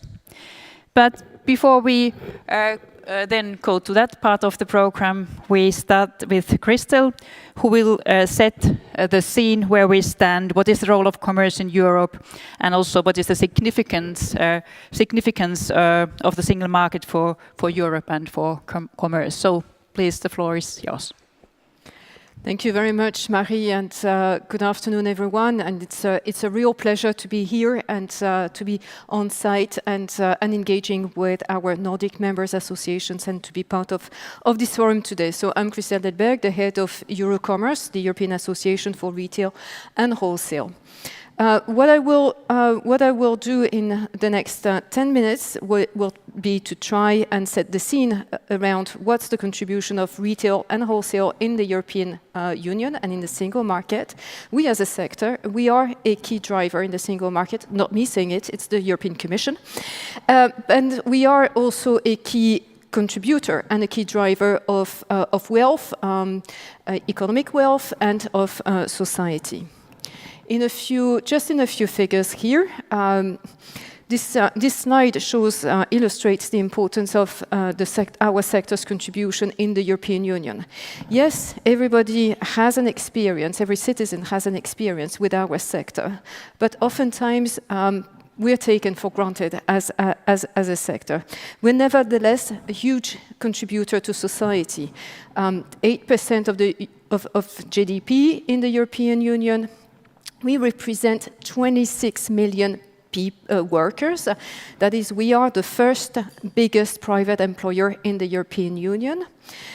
We represent over one third of households' budgets, and every day there's over 250 million transactions in our sector. So we are a key player generating wealth in the European Union. And perhaps something that I haven't said yet is that we are present as a sector everywhere in every city and village in the European Union. The sector is going through a hugely significant transformation at the moment, and it needs to invest significantly to go through its digital sustainability and skills transformation. What we expect by 2030 is that e-commerce sales will double by 2030, and 90% of our sector's performance will be driven by e-commerce. Sustainability will be a major challenge. The value chain that ends up in our sector represents 40% of the European Union's greenhouse gas emissions, but our sector only has direct control over 5% of these. And in terms of the skills and the talents, we will need to train up to 10 to 13 million people on an annual basis until 2030 to lead change. So the change is significant. It's also significant in terms of numbers and how much has to be invested. A joint study together with McKinsey has estimated the cost of that transition or the investment need to be up to 600 billion euros. That is nearly double the current investment rate in the sector. But investment, we have no choice as a sector. We need to invest. And what is worth noting is that our sector in Europe is underperforming as compared to retail and wholesale in other parts of the world. For example, US retailers are able to invest twice as much as European retailers. Our sector needs to invest up to 3 times in IT to be able to compete with big tech companies, which are also direct competitors and challenging. And yet, within that, the sector's ability to make margins is relatively limited. One reason for this lack of performance or this relative underperformance is the lack of a single market. It's single market fragmentation. The single market, if we get there, our sector is the main driver of the single market, and we need that truly functioning single market to overcome those barriers and national fragmentation. Single market, for us, as a sector, we represent 14% of cross-border establishment. We are the main distribution channel for industry. And we are that key driver that brings the single market to the homes of people. We bring choice, we bring innovation, we bring lower prices as well to the homes of people. The single market for us is very important. We need those common standards that the single market is based on. And also the single market is what supports resilience in the sector. I mean, when we're looking at what happened with the COVID period, when we're looking at what happened during the energy, or how the European Union and the economy was affected by the impact of the war in Ukraine, we see all of these examples are good signals about the importance of the single market as our best way to protect ourselves against external economic shocks. Just a few examples here in terms of fragmentation.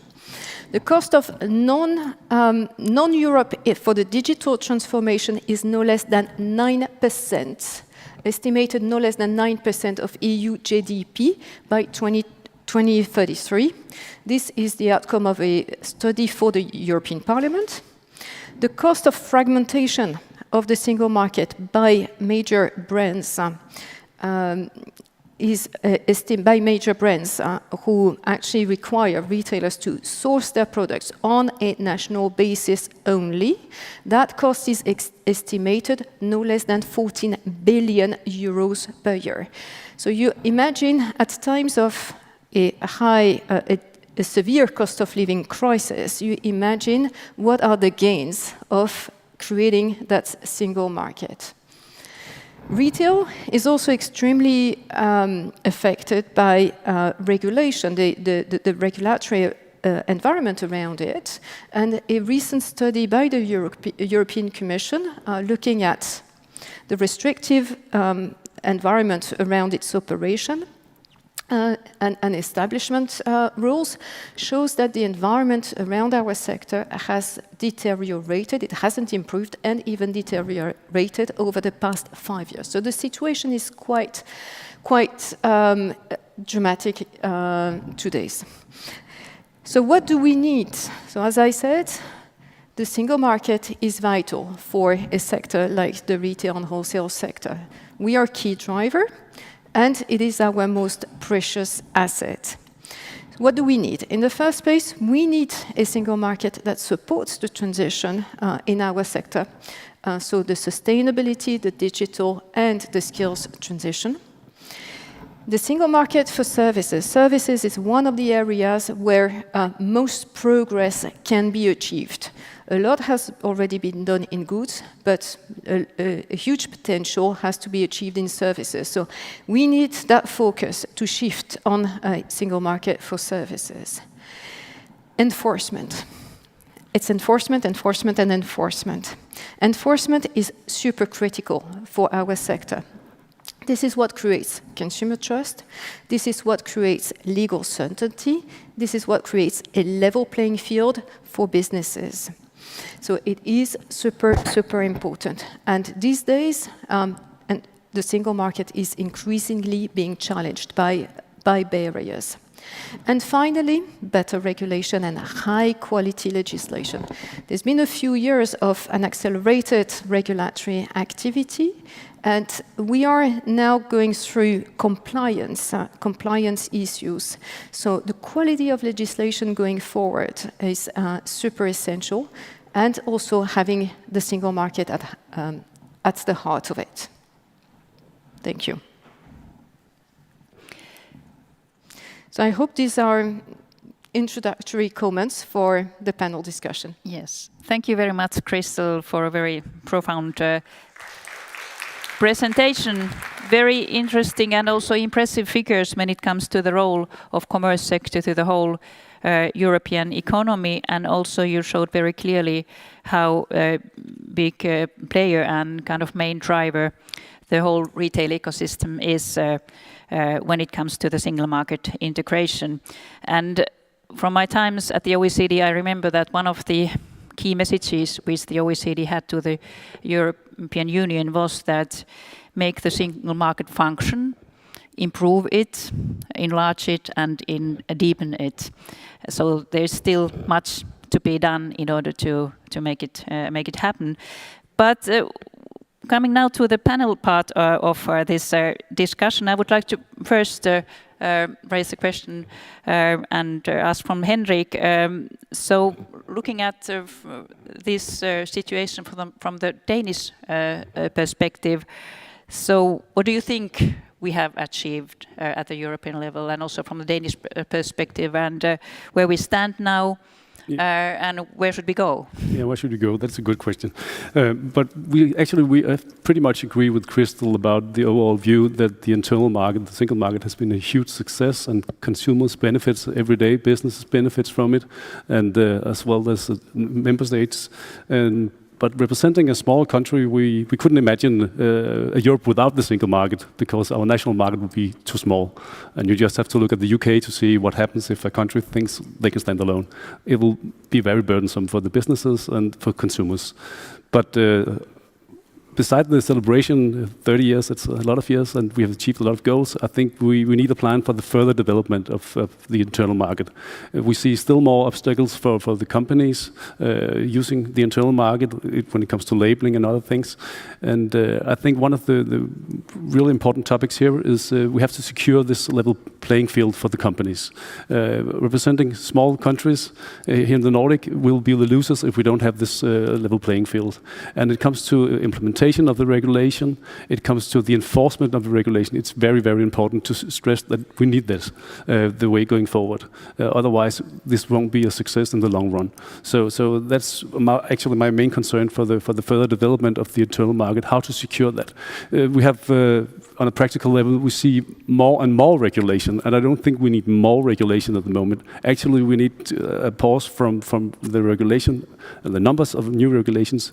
We need to look at the regulations we have and make it work. But I think we have a lot of regulation coming already. Look at the ESG proposals and so on. It will be a massive burden for a lot of SMEs. So we have to look at and secure this will be implemented the right way in all countries, so we secure the level playing field. Yeah. Thank you, Henrik. And what about then Finland? I come to Riikka now. So what do you think from your point of view? What are the kind of the biggest benefits coming from the single market from the Finnish perspective and also from the perspective of Kesko? Yes, thank you. Well, I guess that the most important advantage of single market definitely is the free movement of goods, services, capital and people. So the basic things really. I'm an older person, so I remember the time before the single market, or before Finland was a member of the EU. And if you really think about the number of products we had in the stores, also all the customs procedures that the companies had to take care of, different standards in different countries, so a lot of things. Then really going to a practical level, I had a word with a well-known retailer in Turku, Hannu Aaltonen, and asked him about their number of products. And he said that when he opened a new store in 1992, and that was a city market, so a hypermarket, so they had 6,000 products or product variations. And currently in his store here in Turku, in Kupittaa city market, so he's having about 38,000 product variations. And at the same time, the waste has not increased really. So it really is for good of the consumer as we speak. So that was a practical example, and I think that because of the single market, we can really offer good quality and economical price products for our customers. And I think that also from the Finnish perspective, it's the EU or single market or both of them, so that has also had a big geopolitical and also cultural impact in Finland. As I was watching some older TV programs the other day when preparing to this, so the atmosphere was quite different. So we're part of the Western world, I would say. So maybe these are the opening remarks from my side.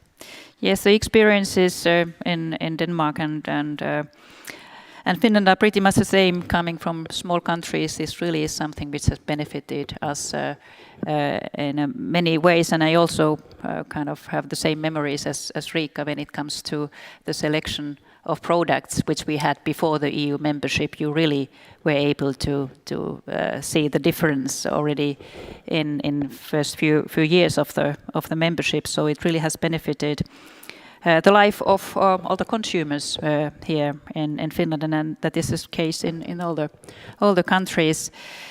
But coming now to the European Parliament and to Henna, what kind of ideas the presentation of Crystal and also this discussion kind of wakes in your mind? How do you see this situation from the perspective of European Parliament?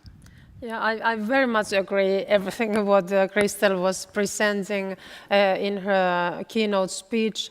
During the spring, we were celebrating Single Market's 30 years anniversary at the European Parliament, but in the same time, when we really were celebrating that it's the greatest achievement of European Union, really free movement of citizens and services and products and capital in Europe.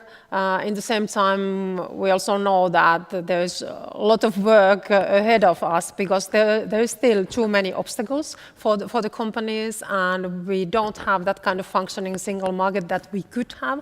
So it's very important also to get concrete examples from the business side at what kind of obstacles there is. And especially because I'm representing Finnish citizens, I would like to also find the ways how we could encourage more Finnish businesses also to use the opportunities of European markets, because there is 450 million customers, and one of the main reasons why Finland joined European Union was that we wanted to be part of European economy and European markets, and we wanted to give more opportunities for our citizens and for our businesses. And I think we haven't used the full potential yet. So I think it's very important also to listen to feedback from commerce sector. Like we heard, it's very important sector for our economy in Finland. 10% of our GDP and biggest employer in Finland when we look at commerce and retail sector. So very important to find also the ways how we could encourage innovations and growth in this sector. To elaborate a bit more, how do you see the kind of the stage of SMEs as part of the single market? And I suppose that is one of the issues which have been under a lot of discussion, because the big players, everything is easier for them, they have the resources, but then SMEs are the ones who need very often support. But do you see there any difference when it comes to the functioning of the single market in terms of the size of the companies? I think one thing what is common for SMEs in Europe is that there is too much red tape, too much administrative burden for our SMEs, and we should cut this red tape from them because they don't have the same resources than big companies. But often also when we are making legislation, it's said often that only the big companies are under the scope. But the SMEs, they are part of the ecosystem. So often when we are setting some legislation for big companies, it means that also the small ones, they have to apply for that, and they don't have the same resources. So this is one of my main worries when we look European economy and the situation in our businesses and SMEs is that we have to cut the administrative burden, red tape from the small companies. And Commission proposed when they were starting their term that they will follow so-called one-in, one-out principle. So always if there is coming new legislation for SMEs, something is taken away. But they haven't followed this approach. And during the last autumn, Commission President Ursula von der Leyen was also promising that now Commission will add so-called competitiveness check to all the new legislation, that they will always look what does it mean for our competitiveness and for our industries. But we haven't seen the results yet. And now the last promise from the Commission side has been that they will cut reporting obligations by 20% from our companies. It's also, of course, welcomed, but we haven't seen the results yet. So we have to really keep pushing, because I think this is very worrying situation for SMEs, that it's very difficult for them to comply with all the legislation. And in the same time, especially when we look Finnish SMEs, I think they need to be more encouraged also to go to European markets, because Finland is, of course, a little bit far away, because we have long distances here and we are a little bit far away from the market. So I think our SMEs, they need especially encouraging for that, because there's so much opportunities. And Crystal, you set the scene earlier in an excellent way. So what kind of thoughts this discussion now provokes in you, and especially when it comes to kind of the position of different member countries in European Union? There is for sure a difference for a country being so removed from the core of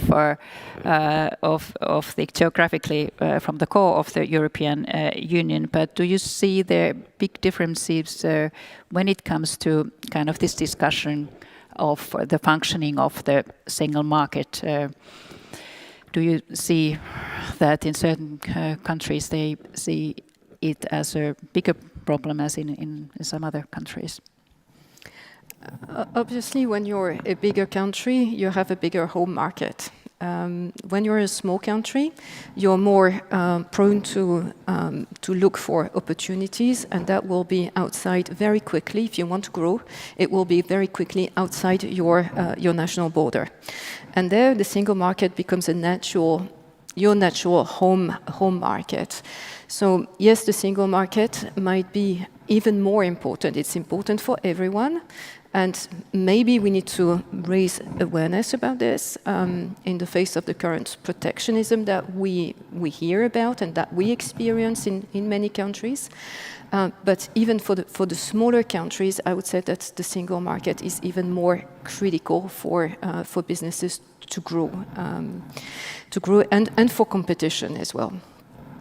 We're very, very concerned at Eurocommerce with the current trend towards protectionism and countries looking inward to guarantee more national autonomy or to try and protect their own market. But when we're looking at the global competition and the global trends, the single market actually becomes the place where countries can help each other when you're faced with climate events, when you're faced with disrupted supply chains or whatever other events that may happen.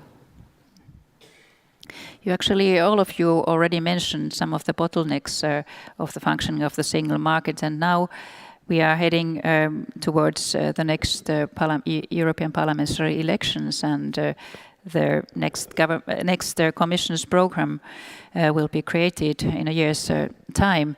So that is, of course, an excellent situation also when it comes to this theme to achieve improvements. So going in concrete terms and also kind of having as a goal to have as good next Commission's program as possible. So what would you suggest there should be written into the program? I mean, first Who of all... Who wants to start? Yes, you. First of all, we need a stronger narrative on the single market. The single market is our best protection. And we need this to work. We need everybody to be committed to this. Second, we need action, zero tolerance on infringements. The single market can only work if everybody abides to the same rules, and we need much stronger action against those barriers. And third, any future legislation should be drafted in a way that it has the single market at core and central to this. A single market in that environment of that discussion around industrial policy or state aid, as we hear it today, the single market comes at no cost to the taxpayer, and it is the one that can generate the most wealth. Wants to continue from the industry side? Okay, shall I start? Yeah. Well, I think many of the things in general have already been said, like level playing field thousands of times today, that it also is, I mean, let's say, reflects the situation between EU and the other countries from where we are importing, so the regulation is different, and also between the countries in the single market, and also that the behavior, so to say, is surveyed. But I think also what I'm really hoping is that we would have some time for implementing the regulation that is coming. And I'm taking an example of the sustainability regulation. So there are tens of different legislations that are now coming into force in a very quick timetable. And it really takes time for companies to adapt and create the systems that we can really follow. For example, when we have to go, we have to follow the supply chain upstream and be sure that all the regulation is followed everywhere in the world. So it means that we need to really invest a lot in data and data management, that we don't have those things yet. So we need time to make this work and not always get new add-ons. And also one wish would be that the regulation would be, let's say that there are not the same things regulated in several laws or directives. I was just in the previous panel I was participating when we were talking about the sustainability labels that are part of the agricultural or the food system, the coming papers. And then at the same time we have the green claims. And for a company, it's like, what is what? Why do we need to have two different streams for us the same thing? So these are some wishes. Yeah. Henrik? Yeah, we could make a long list, but it all gets back to the better regulation and time enough to implement it for the companies. So to start with that, and then maybe a recharge for the Commission so they can actually start enforcing the treaty again. That would be nice, because we need a level playing field. So, and we have seen the figures from the Commission, they are actually not opening that many cases anymore for violations against the internal market. And that's obviously a problem, because there's a lot of violations out there. But why don't they enforce it? So actually today when we're discussing with our Nordic colleagues the state of retail sector in each country, we noticed that it's pretty much the same in every single country in the Nordic ones. So you could have just changed the name of the country and shown almost the same figures. Okay, Iceland was a bit of an exception. But that's why, because we have so much in common, we have been preparing our joint EU targets for the next Commission's program, and just saying a few words of that, which is of course very much in line with what our panelists just Henrik and Riikka just said. So what the retail sector wants is well-functioning markets, equal conditions for competition, and all policy measures targeting businesses and their internal market are guided by the requirement to ensure equal conditions for competition. That is utmost important. And also when it comes to reporting, the goal of reducing reporting obligations by 25% would be a really good target. And when it comes to consumer protection, it really is utmost important to provide as uniform consumer protection as possible in different member states and also in different sales channels, as well as between product groups. And then what Riikka just took up, the data regulation and of course retail payments is a big issue for the retail sector. A fair data economy should be built through contractual freedom and market conformity, while ensuring that the benefits and costs of open data are distributed equally. And also further legislation will only be considered for particularly compelling reasons, such as to safeguard the competitive position of global platform giants and European retailers. And when it comes to card payments, addressing unfair competition effectively is utmost important. And green transition and sustainable trade, that is something what we were discussing already earlier. So that is something where the retail sector is doing its part, of course, but it's important to simplify the information applications and other requirements. And then in order to make the sector competitive, research, development and innovation investments are needed, and that is something where we lag behind in Europe, as Crystal just showed the figures. So the improvements have to be made at the national level, but also at the European level. So that has to be a joint effort. Just mentioning a few of the main points from our thoughts from the Nordic targets for the next commission from the retail sector's side. So Henna, how does this, what do you think about the ideas we have in mind? I think these are very, very important points if we look European economy and also how the businesses are doing in Europe. My own political party, EPP, we have been calling last year all the time so-called moratorium for European legislation. So not a very nice word maybe, but it means that we also think that we shouldn't create more legislation now, that we should really look how everything is functioning, and we should have time for implementation, and we should also cut extra red tape away, because we think that we have now enough bureaucracy and regulation, but we haven't got a majority in the parliament. So most of the members, they still want to create more legislation. But I think anyway that next commission should really focus to competitiveness of our industry and businesses and for our commerce. Because there's many challenges, like we heard, and in your priorities there were many important points, and I would also like to underline the role of education and skills of people, because we have aging population in Europe, and I think it's one of the biggest challenges for our businesses also, and also for the commerce sector, that how to find people to work in the future.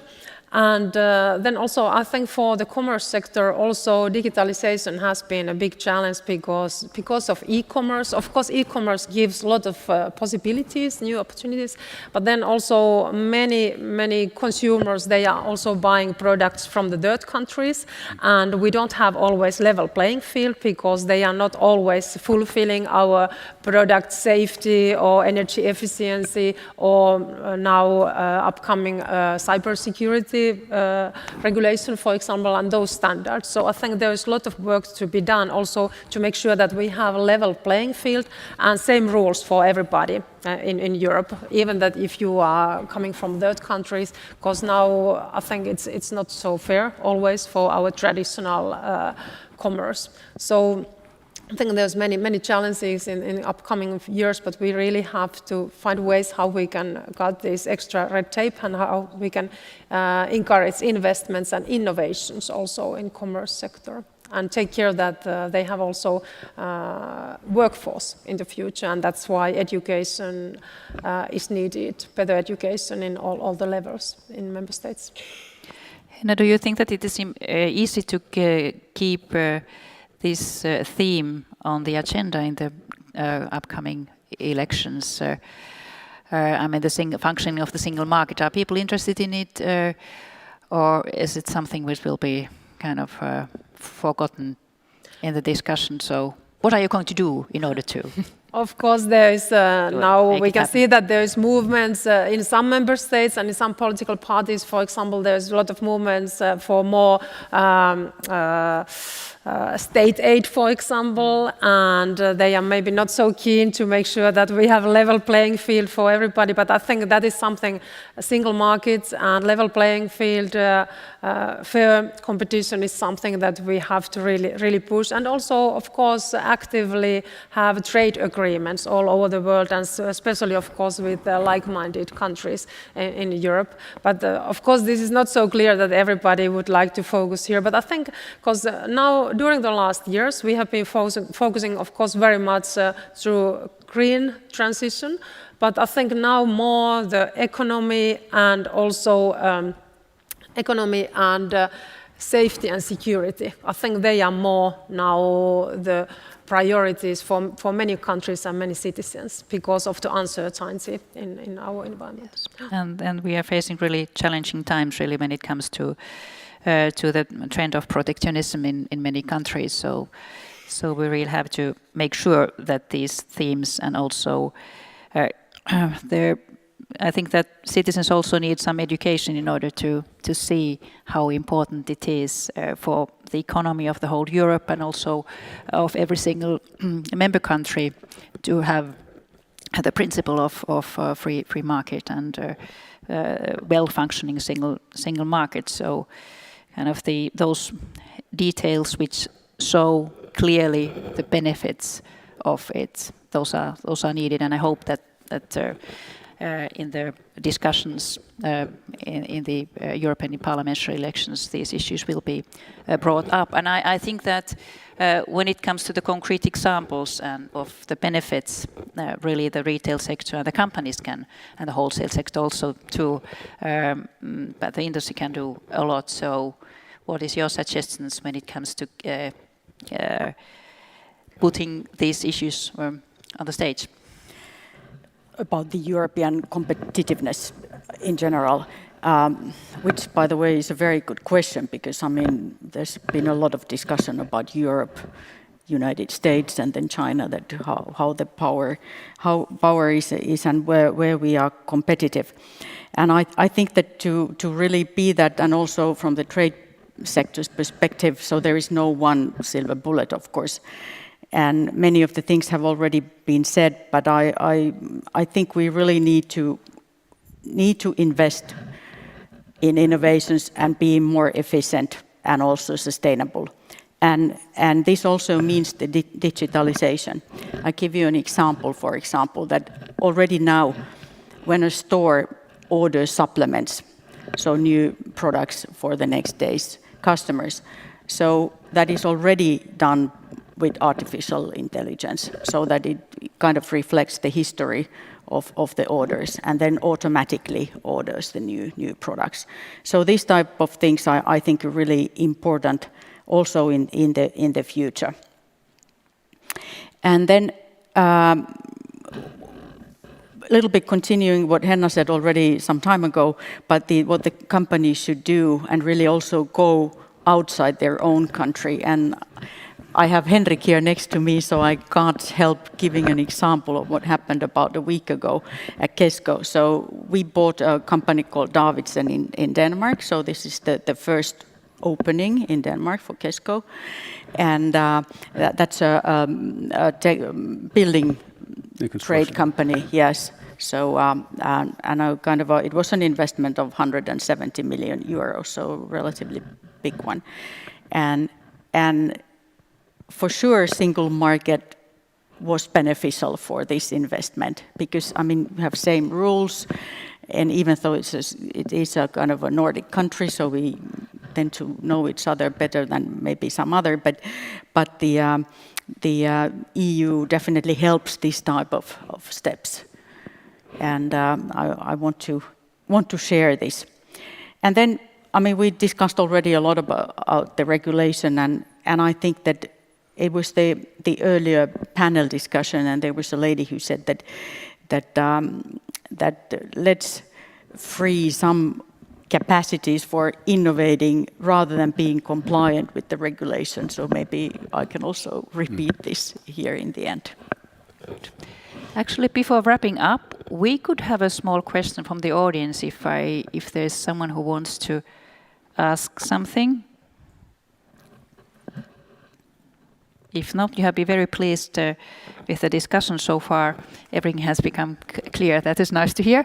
But Henrik, would you like to add something to this competitiveness issue and also kind of the role of commerce in the coming European parliamentary elections? I think a lot of good things has been said already, and I think that we as a sector need to insist on the need of a well-functioning internal market. So we have to repeat and repeat and repeat the need of competitiveness in Europe. We don't need a lot of red tapes. I'm sure the Chinese are laughing when we are making still more burdens for our own companies.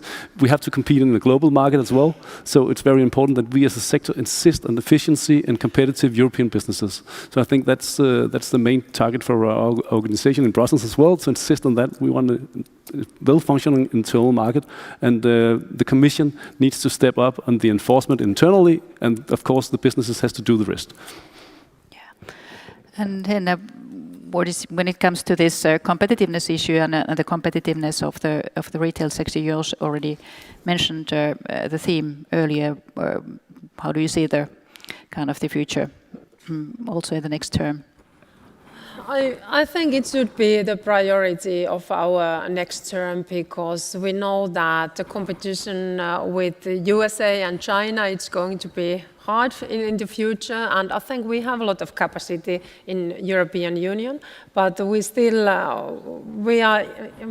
we have to take care that we are not over-regulating our markets here, that we have to encourage the people and businesses to invest and innovate in Europe. And that means that they need more freedom. And I think it's also, of course, it's European level, but it's also in the local level, because I see that in many member states, there is very detailed legislation, for example, for the commerce sector. Yeah, so we have to also, I think, assess this, that what kind of freedoms are needed more also in the local level in different member states, to also that we can really use the potential we have in commercial sector and really also encourage new innovations and investments there. And there's also that kind of obstacles in Finland, and I think it was very much discussed, for example, during the parliamentary elections now in spring, that what kind of more freedom, for example, retail sector and commercial sector is needing. And I'll give the final word actually now to Crystal when it comes to this competitiveness issue and the competitiveness of retail sector, which you already mentioned in your presentation. So what do you think are kind of the main targets from our sector's point of view? So what we need essentially is a regulatory environment that helps the sustainability, the digital transformations, and attracting the skills and talents that are needed. That means, and in particular in shaping that regulatory environment, that you have good quality legislation that supports the transition, so provides the right definitions that creates the common standards, and are not overly regulating the sector, so that compliance doesn't become the main part of the conversation, but rather investment in your sector's transformation. I mean, obviously, and coming back to the single market, we must confront all of those obstacles. We must put that back on the agenda. Again, the single market is our best asset to strengthen the competitiveness of our sector, but the whole economy in Europe. Thank you. Those were wise words. And thank you very much for the panelists and also for the audience. This was a very nice discussion. We were, I think, very well able to set the scene for the next elections, but also promoting the role of the commerce sector in the whole economy. So thank you very much.